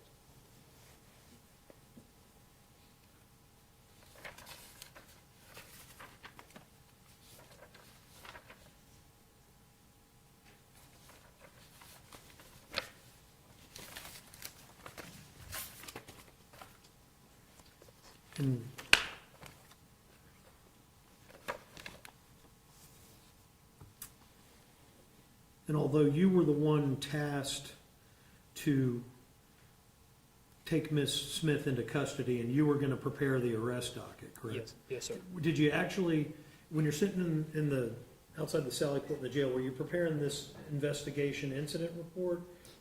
Yes, sir. Okay, is there a separate probable cause affidavit that you would do when you're arresting somebody? So you would just go through and actually fill out an arrest and booking sheet, which would be your arrest affidavit itself. Okay. This just documents the incident itself. Okay, that would be a more concise document than what you were preparing. Yes, sir. Okay, you never got to that one, right? No, sir. And this was the report we've been discussing here today that you've been reviewing to refresh your recollection. That was prepared night of, back door of the jail. Yes, sir. Okay, and a lot of it, you didn't have any real interactions with Mr. Daniels, right? I had no interaction. Yes, you had no interaction, thank you. So you're relying on your fellow officers in reporting in the form, correct? Yes, sir. Okay. But to be clear, you were never told by Mr. Daniels, I want you to arrest her, because you had no contact with him. That is correct. Okay. And in the report that you had prepared,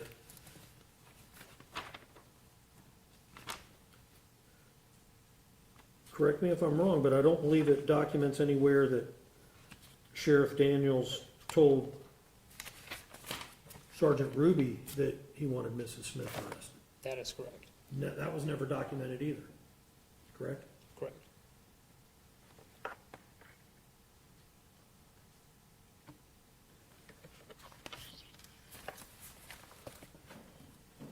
I may have one moment.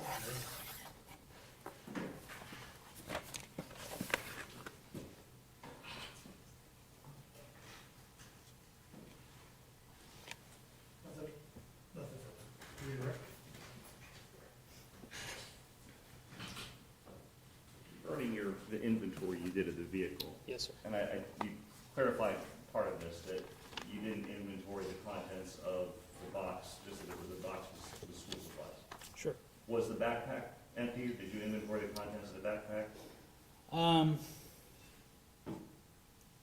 Being that it's the time that's passed by, I don't independently recollect if I was able to do it or not.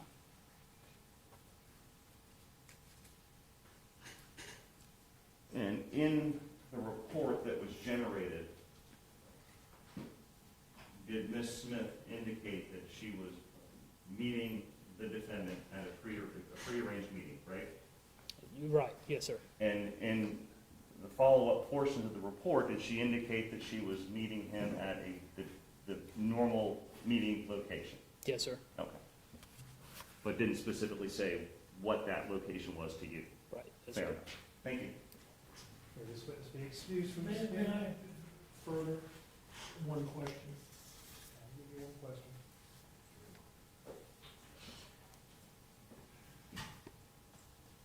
That's not what Ms. Smith told you, was it? That they had met, they had agreed to meet at a normal location?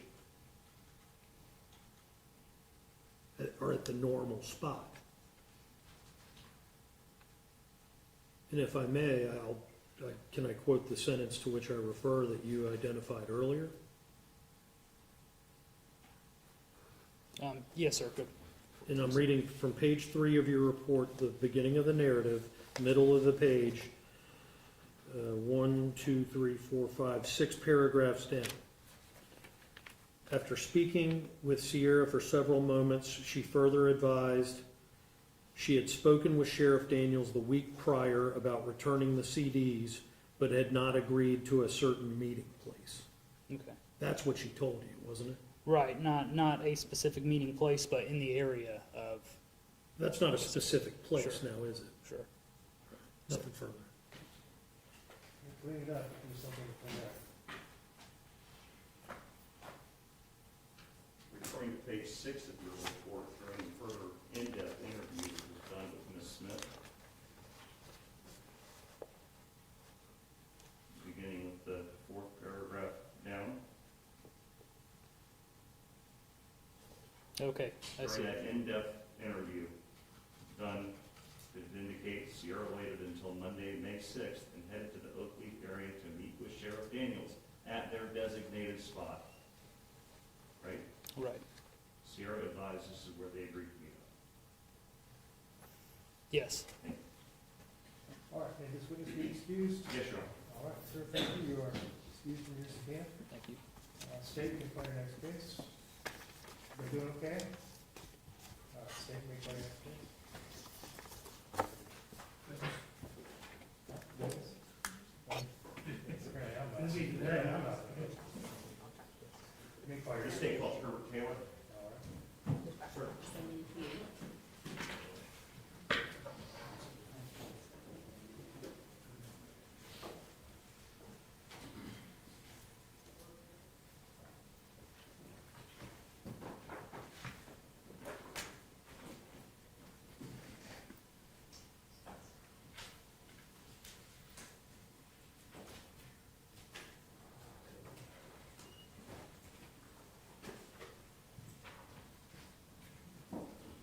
Sir, if you please raise your right hand.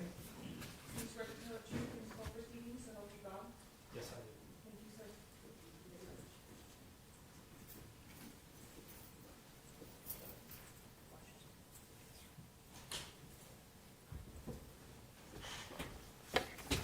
Sir, make yourself comfortable. Try to speak into that microphone for me when you're testifying. Yes, sir. All right, thank you. Counsel? Thank you, Your Honor. Can you please introduce yourself to the jury and spell your last name for the court reporter? My name is Herbert Taylor, Taylor. Where do you work? I work at the Florida Department of Law Enforcement, How long have you worked for FDLE? 7 years. And what do you do for FDLE? I'm a cyber agent and computer forensic examiner. Can you describe to the jury your training and experience that allows you to do your job? I am a certified forensic examiner from the International Association of Computer Investigative Specialists. I am a graduate of the United States Secret Service National Computer Forensic Institute, and I also graduated the Technical Operations Division of the Federal Law Enforcement Training Center. And what does your job entail? What do you do on a day-to-day basis? I will handle ICAC investigations, which is Internet Crimes Against Children. I will download cell phones. Also do forensics on computers that have been seized in crimes. In your capacity as somebody who downloads information from cell phones, are you familiar with a program called Cellbrite? Yes, sir. Are you trained how to use it? Yes, sir. Describe that training. I started the training in 2008. It was the first time I was trained to use Cellbrite at Federal Law Enforcement Training Center And I've taken approximately 4 other courses that involve using Cellebrite as a standard tool. And what does Cellbrite do? What is it? Cellebrite is a software program that's installed on a computer, and it communicates with a cell phone to extract data from the cell phone. And have you used that program to extract data off of a cell phone in your capacity as an analyst for FDLE? Yes, sir. Can you briefly walk the jury through the process of what you do when you get a cell phone? How do you use Cellbrite to get the data off the handset? The first thing that we do when we get the phone is we get consent to search the phone, or we have some other type of legal justification to go into the phone. We'll put it in airplane mode and obtain any passcodes if we can. We'll then hook the cell phone up to a laptop computer that's running the Cellebrite software. And the Cellebrite software will send commands to the phone to, can I have this data, can I have that data, and that's how the data is extracted from the cell phone. So does the program do the actual removal of the data from the phone? Yes, sir. Where does that data then go? What we do is we use Cellebrite's physical analyzer software to generate a report, and we create a report and put it on optical disc. And does that report contain things like phone calls, phone logs, text messages, photos, videos, whatever else is on the phone? Yes, sir, it does. Does the process, the extraction process you just described, change or add or delete any data put on the phone by a user? For instance, during the Cellbrite process, is that going to create some random text message on the phone or a phone call? No, sir, it will not. Okay. So basically just takes the phone from the information on the phone, sticks it on a hard drive, and you can create a disk and a report from it. Yes, sir. Fair enough. Are there times that, for whatever reason, software, hardware reasons, that some data may not be able to be recovered from a phone? Yes, sir. If the phone's been damaged, or if we have a passcode that we can't get into the phone to download. Let me direct your attention to June 19th of 2019. Were you asked to perform a Cellbrite extraction of an Apple iPhone 8 Plus owned by Sierra Smith? Yes, sir. And who asked you to perform that forensic evaluation? Inspector Keith Riddick with FDLE. And did Ms. Smith, are you located in the same building as Agent Riddick? No, sir. I am at the Jacksonville Regional Operations Center. It's in Jacksonville, and he works out of Tallahassee's headquarters. How did you get Ms. Smith's phone? Ms. Smith, and I believe it was her attorney, came in, and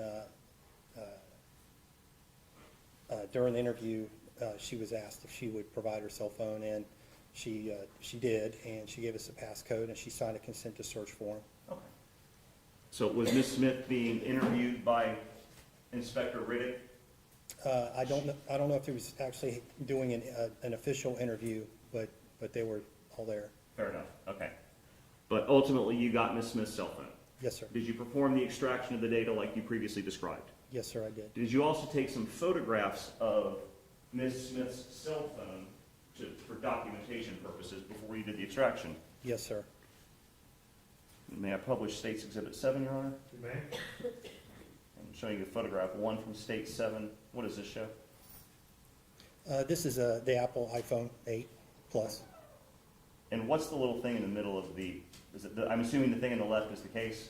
Yes, sir. The thing in the right is the phone? Yes, sir. What's in the middle? That's a SIM card. What's a SIM card?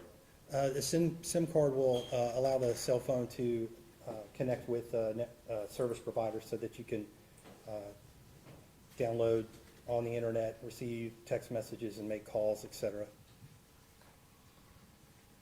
I'm showing you photograph 2 from States 7, just the flip side and everything? Yes, sir. Okay.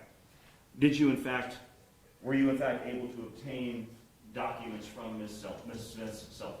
Yes, sir. And did you generate a report with those documents? Yes, sir. Did you have any involvement in going through the report and looking over the contents to see what's relevant to this investigation? No, sir. Was the information that you obtained, the extraction report from the phone, eventually given to Inspector Riddick to analyze? Yes, sir, it was. What was done with the actual phone when your extraction process was complete? It was taken back and given to Inspector Riddick. Thank you, sir. No further questions.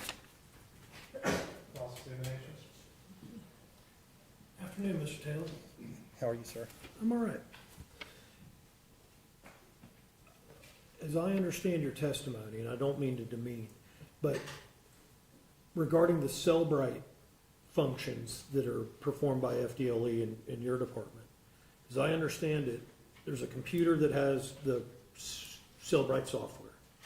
Yes, sir. Okay, that's proprietary information by the Cellbrite company. You buy it like you would Windows or a Microsoft Office. Yes, sir. FDLE purchases it. Okay, and it's running on the computer. You have a license to use it. Yes, sir. Okay, and in order to extract the cell phone data, you plug a cord from the computer into the cell phone, Yes, sir. and then hit a button and it runs the program. Yes, sir. And it produces a report, extracts the data, and that's about it. Yes, sir. Okay, and then whatever's on the phone is now on some other digital medium where you can play with it on a computer. Yes, sir. And that's a sum total of what you did. Yes, sir. Thank you, sir. Redirect? No, sir. Please witness be excused from his opinion. Yes, sir. Thank you, sir. You're free to go. Thank you, Your City Honor. Attorney's at the sidebar for our schedule.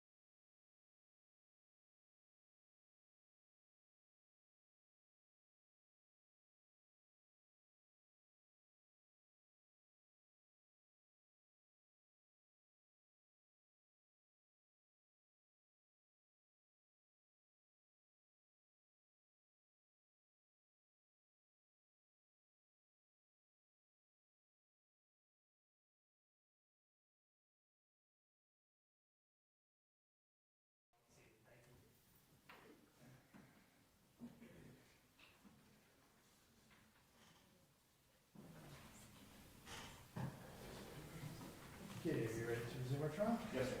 All right, let's bring our jury.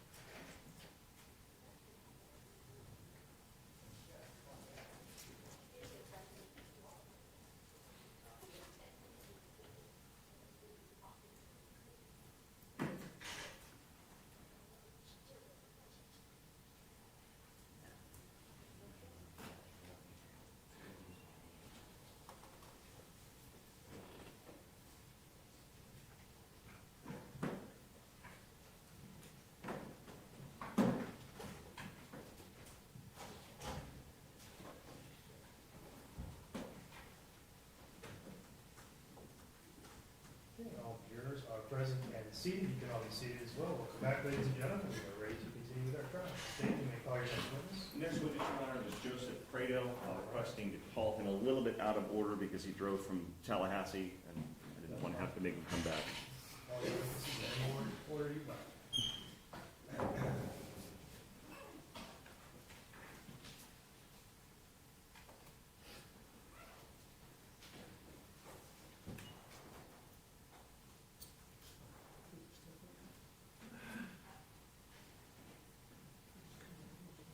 Sir, if you'll please raise your right hand. You swear to tell the truth in school proceedings, so help you God? I do. Thank you, sir.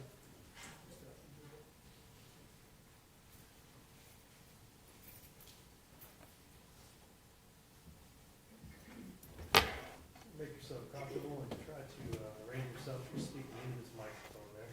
Sure. State your witness. Thank you, Your Honor. Would you please introduce yourself to the jury and spell your last name? Good afternoon. My name is Joe Prado, and it's spelled Prato. Where do you work? I work for the Florida Department of Law Enforcement as an inspector assigned to the headquarters Cyber High Tech Crimes Unit. And what do you do on a day-to-day basis as an inspector? My roles as the inspector in the Cyber High Tech Crimes Unit is I coordinate, support, and drive the investigative mission for FDLE's Cyber High Tech Crime Section. How long have you been doing that job? I've been in cyber crimes 8 years and assigned to the headquarters division for approximately 5 years. Do you have any specialized training involving the extraction of data from cell phones? Yes, I have specialized training in mobile device extraction methods. What is that? What is the training generally? So my training specifically, I attended 4 certification courses through a software company called Cellbrite, and they are a mobile data extraction company. The 4 courses that I attended through them were the Certified Physical Operator course, Certified Physical Analyst course, the Cellbrite Cloud Analyzer course, and the Cellbrite Premium Software course. In addition to that, I am a Certified Forensic Computer Examiner through the International Association of Computer Investigative Specialists, and in that training we covered mobile device forensics. We have already heard about the ins and outs and the details of Cellbrite and how it works and the extraction process, so I'm not going to ask you all those questions again, okay? Let me direct your attention to November 7th of 2019. Were you asked to perform a Cellbrite extraction of a Samsung S7 Android cell phone used by Darryl Daniels as an agency phone of the Clay County Sheriff's Office? Yes, I was. And who asked you to perform that extraction? Inspector Riddick. Are you located in the same building as Inspector Riddick? Yes, I'm located on the 3rd floor of the headquarters building, and Inspector Riddick is on the 2nd floor. And were you provided the actual handset, the actual phone, to do the extraction process? Yes, Inspector Riddick provided me with the device. Prior to doing anything as far as the extraction, did you take photographs of the phone to document what it looked like and things like that? Yes, prior to every examination, I document the item that I'm about to examine using digital photos. May I publish State's Exhibit 8? You may. Showing you photograph 1 of State's 8. What do we see here? So when Inspector Riddick would have provided me with the phone in this particular instance was the way it came to me. As you can see, it is signed and sealed with the initials. I'm assuming these are KR is for Inspector Keith Riddick, the date that it was sealed, and the evidence tag that would identify what this item is. Photograph 2, what do we see? So in this particular photo, I have extracted the device from that packaging, and I've taken it out and placed it on a table, and I have photographed the top of it so you can see the state that it was in when I received it. Photograph 3, just a close-up of the back. It's the exact same thing in the same position, but it's the back of the phone. And photograph 4, same thing with the front. So photograph 4, certain devices have certain things that are inserted. It could be an external media card. In this particular instance, there's a storage tray here. I popped this out of the phone or removed it from the phone, and that has what is a SIM card. What's a SIM card? So a SIM card is described as a subscriber identity module, and essentially it is the technology that you lease from a cell phone carrier. They provide you this chip through your device so your device can communicate with the cellular tower. And is the SIM card located in this metal thing we see in the right of the phone? It is. It's labeled with the 4G Verizon.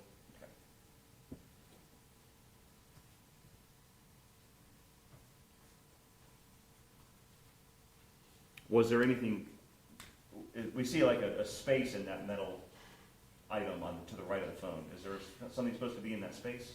So what the picture depicts in this tray is that this particular make and model of device, that empty position would support what's called a micro SD card. And what is that? So a micro SD card, SD stands for secure digital, and obviously micro would be the smallest version of a secure digital card. And what this is an external memory storage device. And did you perform, Jay was going to introduce the state's exhibit G, which is the cell phone. Did you perform an extraction of the data on that particular cell phone that you see in the pictures? Yes.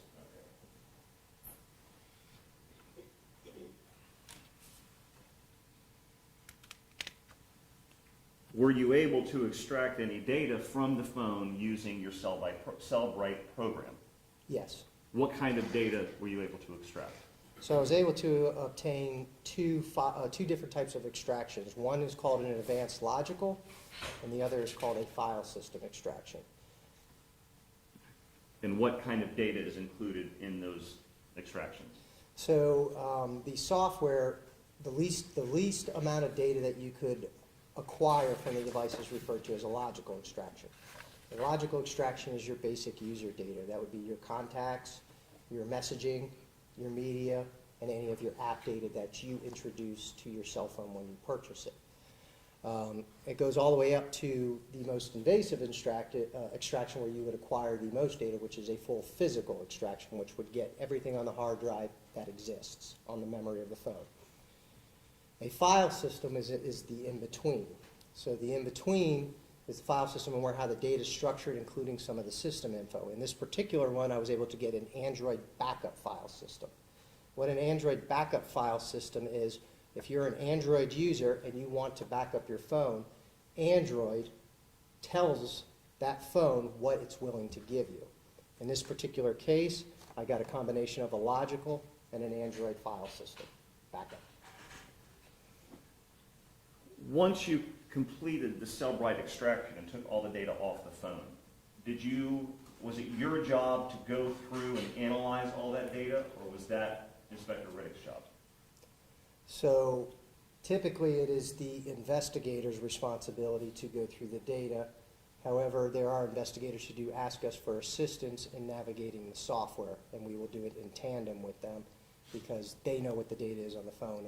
I don't know what the data is because it's not my investigation. So you don't know the relevancy of some of the things in the phone, am I right? That is correct. Okay. Once you were done with the extraction process using Cellbrite, did you manually search through the phone for certain terms or things at the request of Inspector Riddick?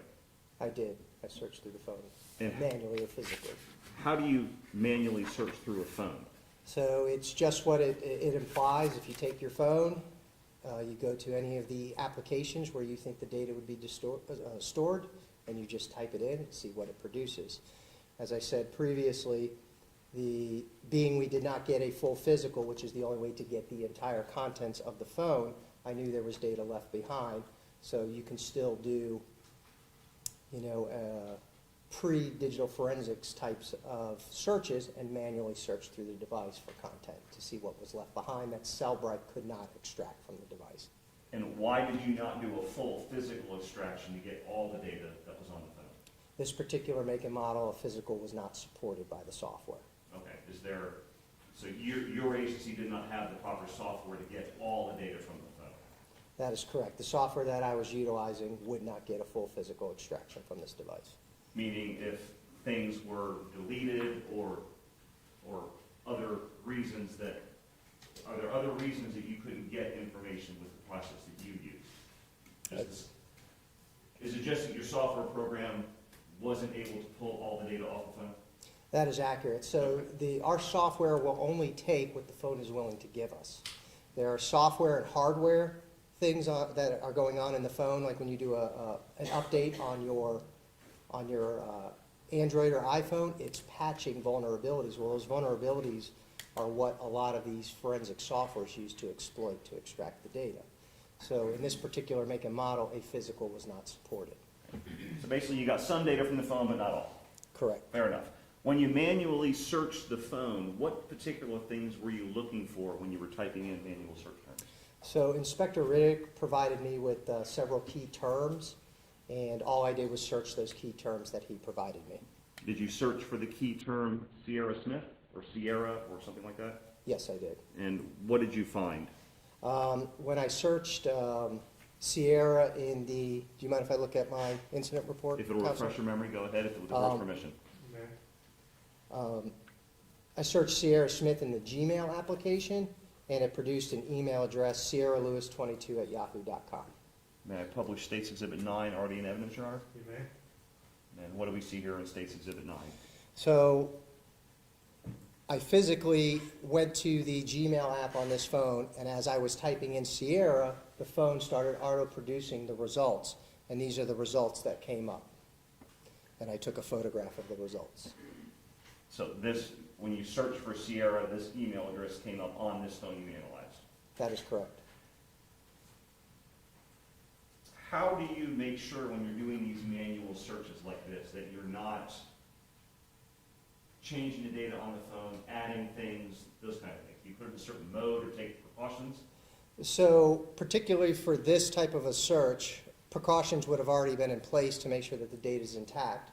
There's two key steps that we do as mobile device examiners to restrict the device from communicating with any communications network, i.e. a Wi-Fi, internet source, Bluetooth, or your cellular tower. As you saw in the picture, I removed the SIM card that takes it off the cellular tower network. If you focus your attention to the top, you'll see an airplane up at the top. That's what we refer to as airplane mode. That blocks all radio frequency to and from the phone, so that ensures that this device is not communicating with any cloud storage to alter the status of the data. As far as when I do a physical search, the prevention is I do not hit save. So am I altering a device? Yes, because I'm physically touching it, but I'm altering system information, not user data. So what your manual search isn't going to somehow create some new text message or phone log information, will it? No, Okay. it will not, because I am not saving it to the device. I am just simply entering in the words and then backing it back out to do my next search. So as the accuracy of the question, there are system changes that go on. For example, if you do like a Google search, there will be a log of that search. But I am not altering any of the user data because I am not saving this data to the device. Did you also do a manual search for a phone number associated with Sierra Smith, 904-537-3179? Yes, I did. Did you find any results? No, I did not. Did you do a manual search for anything related to Snapchat? Yes, I did. What did you find? No results. Did you do a manual search looking for anything related to Cash App? Yes, I did. What did you find? No results. What about the term MOCH, M-O-C-H? Yes, I did. What did you find? Nothing. What about injunction? I did do a search and I did not find any data. Okay. Going back to your Cellbrite extraction, did you examine the extracted data in the area of text messages? Yes, I looked at the messaging application. And what did you find there? When I was trying to do a search for it, I found that there was no data at all in the messaging application. Okay. And that's referring to text messaging application? Yes, sir. Do Android phones keep a log of recent calls that were made, received, or missed? Yes, they do. Did you examine the recent call log section of the defendant's phone? Yes, I did, What'd you find? but there was no contact. Now, if a person manually deleted text messages and phone calls and things like that, would you have been able to find them while doing this manual search? No, I would not if they were deleted. And if a person had applications on the phone, such as Snapchat, Cash App, things like that, and were manually deleted, would you be able to find them using the manual search method you used? No, I would not if they were deleted.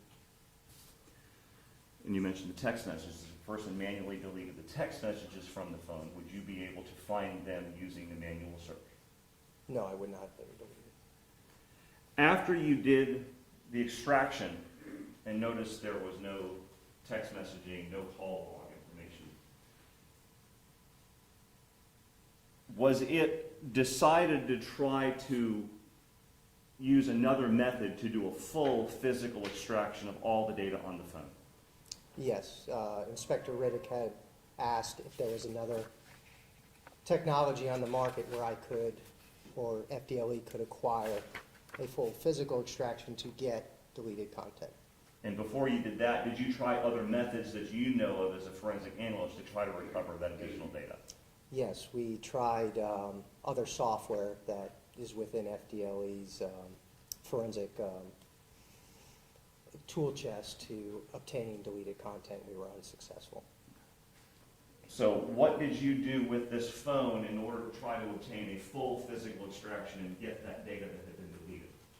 So I reached out to Cellbrite, the company that we purchased the software from, to discuss if there was an option on the market to obtain possible deleted content, and Cellbrite advised that they had a tool called Cellbrite Premium, and that they would be able to possibly obtain more data than I got from the tool that we currently purchase and utilize at FDLE.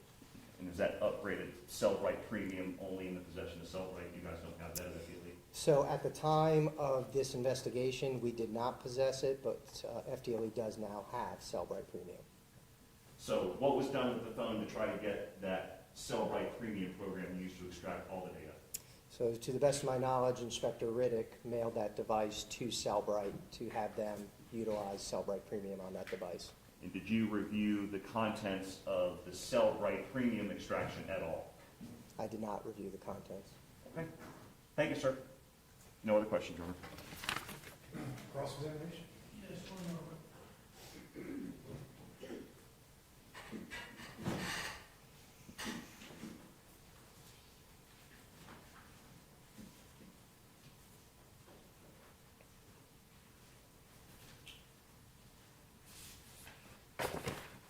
Afternoon, Mr. Prado. Afternoon, sir.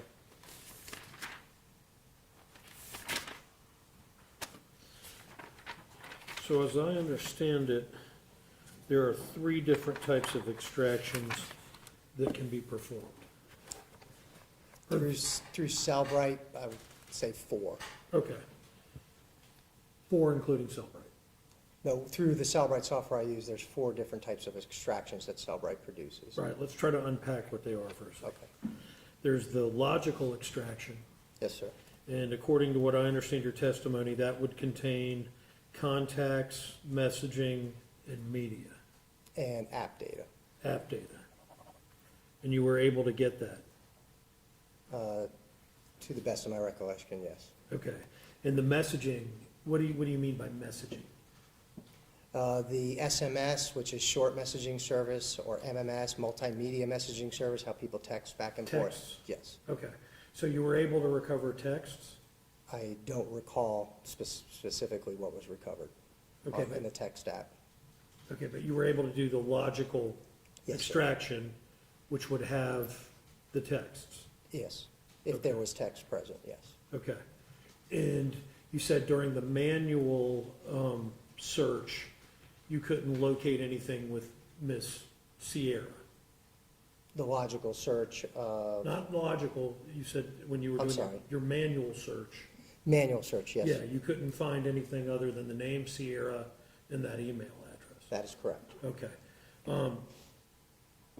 Do you recall if you were able to get text messages through the logical extraction?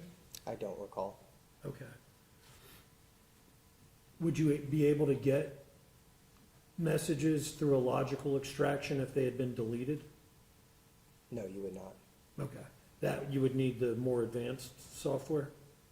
So the question, as it pertains to this particular examination, would be yes, but every device is dependent. Some you can, some you can't. It's the way the software communicates with individual devices. It's not like a hard no or a hard yes. Okay, let's focus on the device Okay. at issue.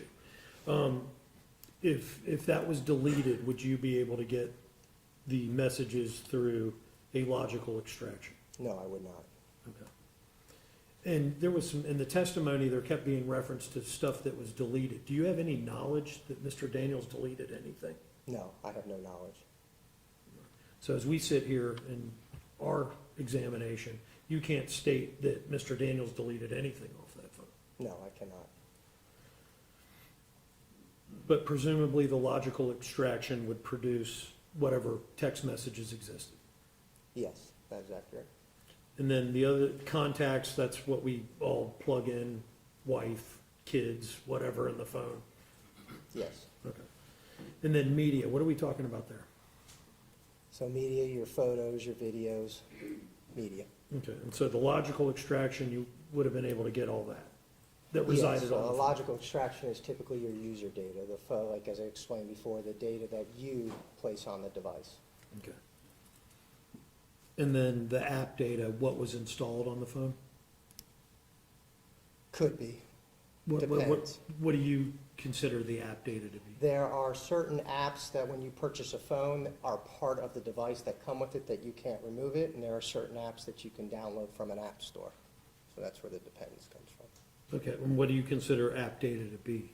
The user app data The stuff you download? or install. Okay.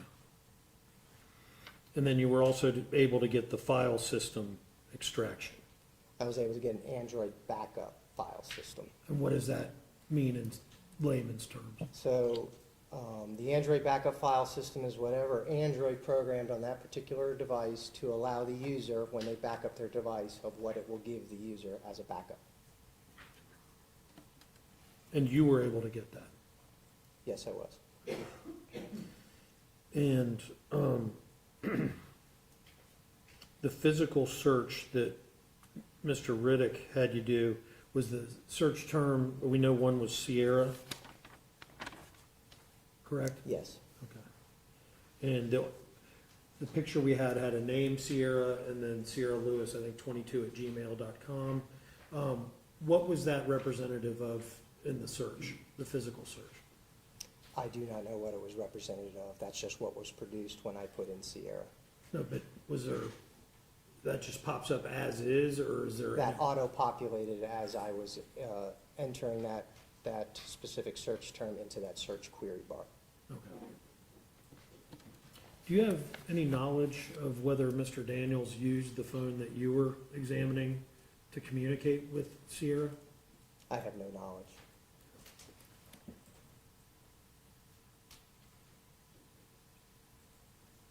In the course of performing your extractions, was there any evidence of deletion? No, I did not detect any evidence of deletion.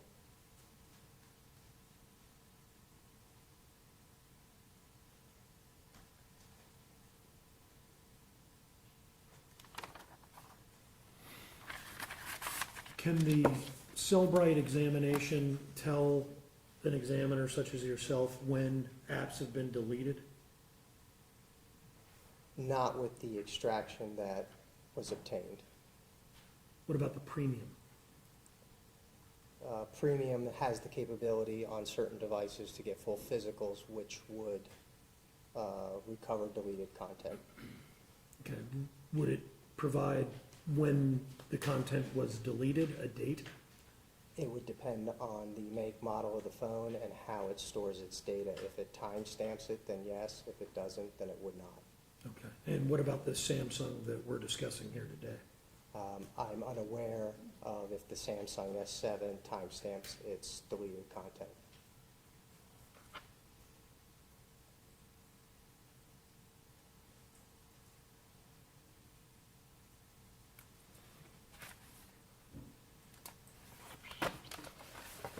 Nothing further. Redirect. If I understand you correctly, the premium program that was used by Cellbrite Company in this case can sometimes tell when something was deleted on the phone if the device tells the program that. That is accurate. It depends on what it programmed it to do. So it all depends on the phone, the make, model of the phone that's being analyzed. That is accurate. Every Understood. device is different and unique. When you looked at your Cellbrite extraction that you performed and noticed that there was nothing in the call log section and the text message section, is that unusual? Is that surprising? That is unusual. Is that part of the reason that it was decided we're going to send this phone to the Cellbrite company itself so they can use their premium package to try to extract all the data? I'm not sure if that was the sole decision by Inspector Riddick, but I know Inspector Riddick specifically wanted to see if anything was deleted off the device. Thank you, sir. Will this witness be excused from subpoena? Yes, Your Honor. All right, thank you, sir. You're free to go. Thank you, Your Honor. Folks, we have one more witness that we're going to call for the day, and then we're going to break for the day. I'm told that we will definitely wrap this witness up before 5 o'clock. All right, State, you may call your next witness. Statement call Mike Williams.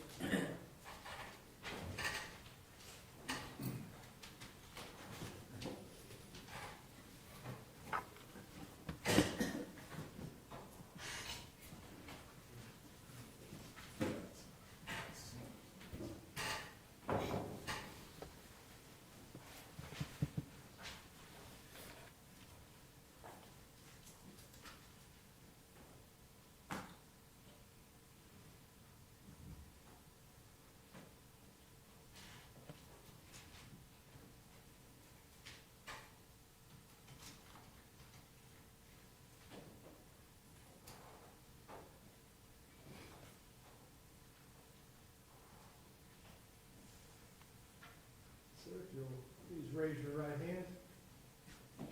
You swear to tell the truth in these court proceedings, so help you God? I do. Thank you, sir.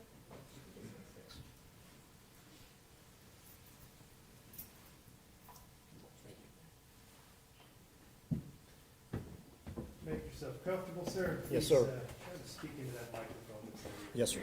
Thank you. Counsel, your witness. Thank you, Your Honor. Good afternoon, sir. Good afternoon. Could you please introduce yourself to the jury and spell your last name for the court reporter? So my name is Michael Williams. Last name is Williams. And how are you employed, sir? I'm currently retired. Okay. What did you do prior to your retirement? So prior to retirement, I was the sheriff of Duval County in Jacksonville. All right. And I want to direct your attention back to May of 2019. Were you the sheriff of Duval County, Jacksonville at that time? Yes, sir, I was. All right. And for how long were you the sheriff? 7 years. In your capacity as sheriff, did you have an occasion to come to know someone named Darryl Daniels? I did. All right. And how did you know him? Actually, Darryl and I went to the police academy together, so I'd known Darryl my whole career. Okay. So you knew him before you were the sheriff of I did. Duval County. Correct. Okay. And did at some point the Darryl Daniels work at the sheriff's office with you? He did in probably a variety of capacities over the years. We never worked directly together. Okay. But as sheriff, he worked for me as the director of corrections. All right. And so he would oversee the Duval County Jail. is That's that right? correct. Do you see him in the courtroom today? I do. Can you please point to him and identify him by an article of clothing he's wearing? He's in the blue suit, the middle suit. In the middle? All right. Yes, sir. Your Honor, may the record reflect the witness has identified the defendant? The witness has identified the defendant. All right, I want to direct your attention specifically to May the 6th of 2019. Do you recall receiving some missed phone calls from then Clay County Sheriff Darryl Daniels about an incident involving himself and someone by the name of Sierra Smith? I do. All right. What was your phone number back then? Not what it is now, but what was your phone number back then as the sheriff on May the 6th, 2019? 904-424-4164. All right. And did you have some missed phone calls from on that phone number from the defendant on May 6th at around 6:59 p.m., 7 p.m., and 7:14 p.m.? I did. I can't confirm the exact time, but yes, missed phone calls around that time. All right. Did you ultimately return those phone calls to the defendant? I did. I think about an hour later, approximately. All right. Did you make more than one phone call to him? I did. I don't recall that, but I've since learned that we had 2 phone conversations relatively close together, right around that hour window where I called him back. All right. When you called the defendant back that night, you said about an hour later, did you speak to him? I did. And what was the substance of your conversation with him? So he initially said, hey, that girl that works for you has been following me around. She's out here now. And so I didn't know who he was referring to at the time. And so I finally figured that piece out and realized that there was some kind of incident involving him and her. His wife was present. And I remember asking him, do you have anybody there? Where are you at? And do you have anybody there with you? He said, yeah, his people were here and he was good. His main question was, hey, she's going to go to jail. I don't think it would look good putting her in my jail. Can we put her in the Duval County jail? All right. And when he made that request of you, were you able to meet his request? No. I told him basically if she broke the law in Clay County, she needs to go to jail in Clay County. So Is that the norm? In other words, that's a custom that if someone commits a crime in a certain area, that's where they would go to the jail or wherever they're arrested? that's right. All right. Did you make a phone call to anybody on your staff? And I don't want to know what the conversation was, Sure. but did you make a phone call to anybody else on your staff prior to making that second phone call back to the defendant? I did. I talked to my undersheriff and I talked to my director of corrections. All right. And did you also recall having another missed phone call from the defendant that night, later in the night after you spoke to the defendant about this So request? I was made aware of that, but I don't recall that, missing that late call. And when I say missed call, in other words, you didn't talk to him yourself, but I did there not. was a missed call on your phone. Is Sure. that right? Okay. All right. I don't have further questions this time. I tender the witness. Cross-examination?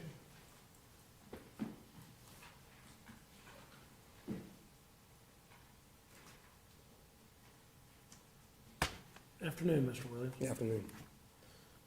Is it the sheriff of Duval County or the sheriff of the consolidated city of Jacksonville? I guess it would depend on who you ask, but I think it's a little of both. Okay. Yeah. Well, what is the official title? Sheriff of Jacksonville. Okay.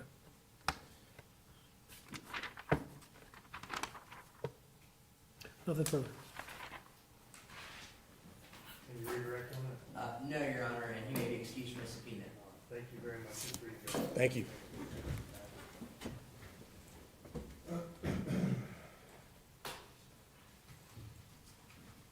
All right, ladies and gentlemen, this is a good breaking point for the night. It's a little before, about 20 minutes before 5 o'clock. We've had quite a day, and you've heard a lot of testimony witnesses. I think we're probably due for a break. We will stop here. If you all could reconvene tomorrow morning at 8:30 once again. And as soon as you are all together and we are ready, we will get started tomorrow morning.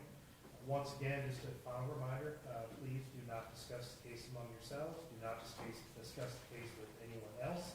And do not do any independent research into anything involved in this case. With that, you are free to go about your business until tomorrow morning at 8:30. Thank you.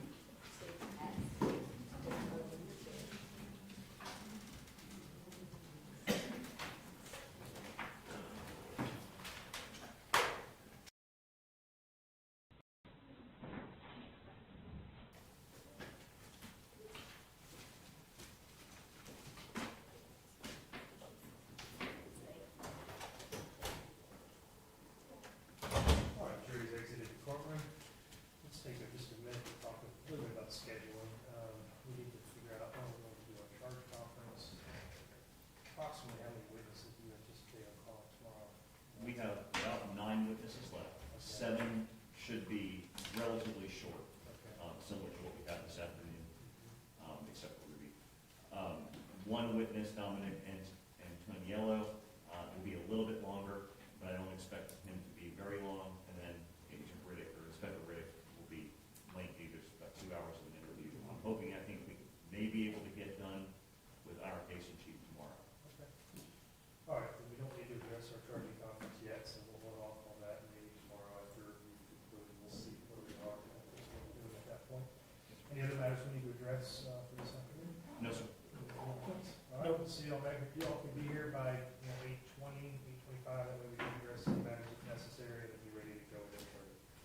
All right, thank you. We're recessed till tomorrow morning.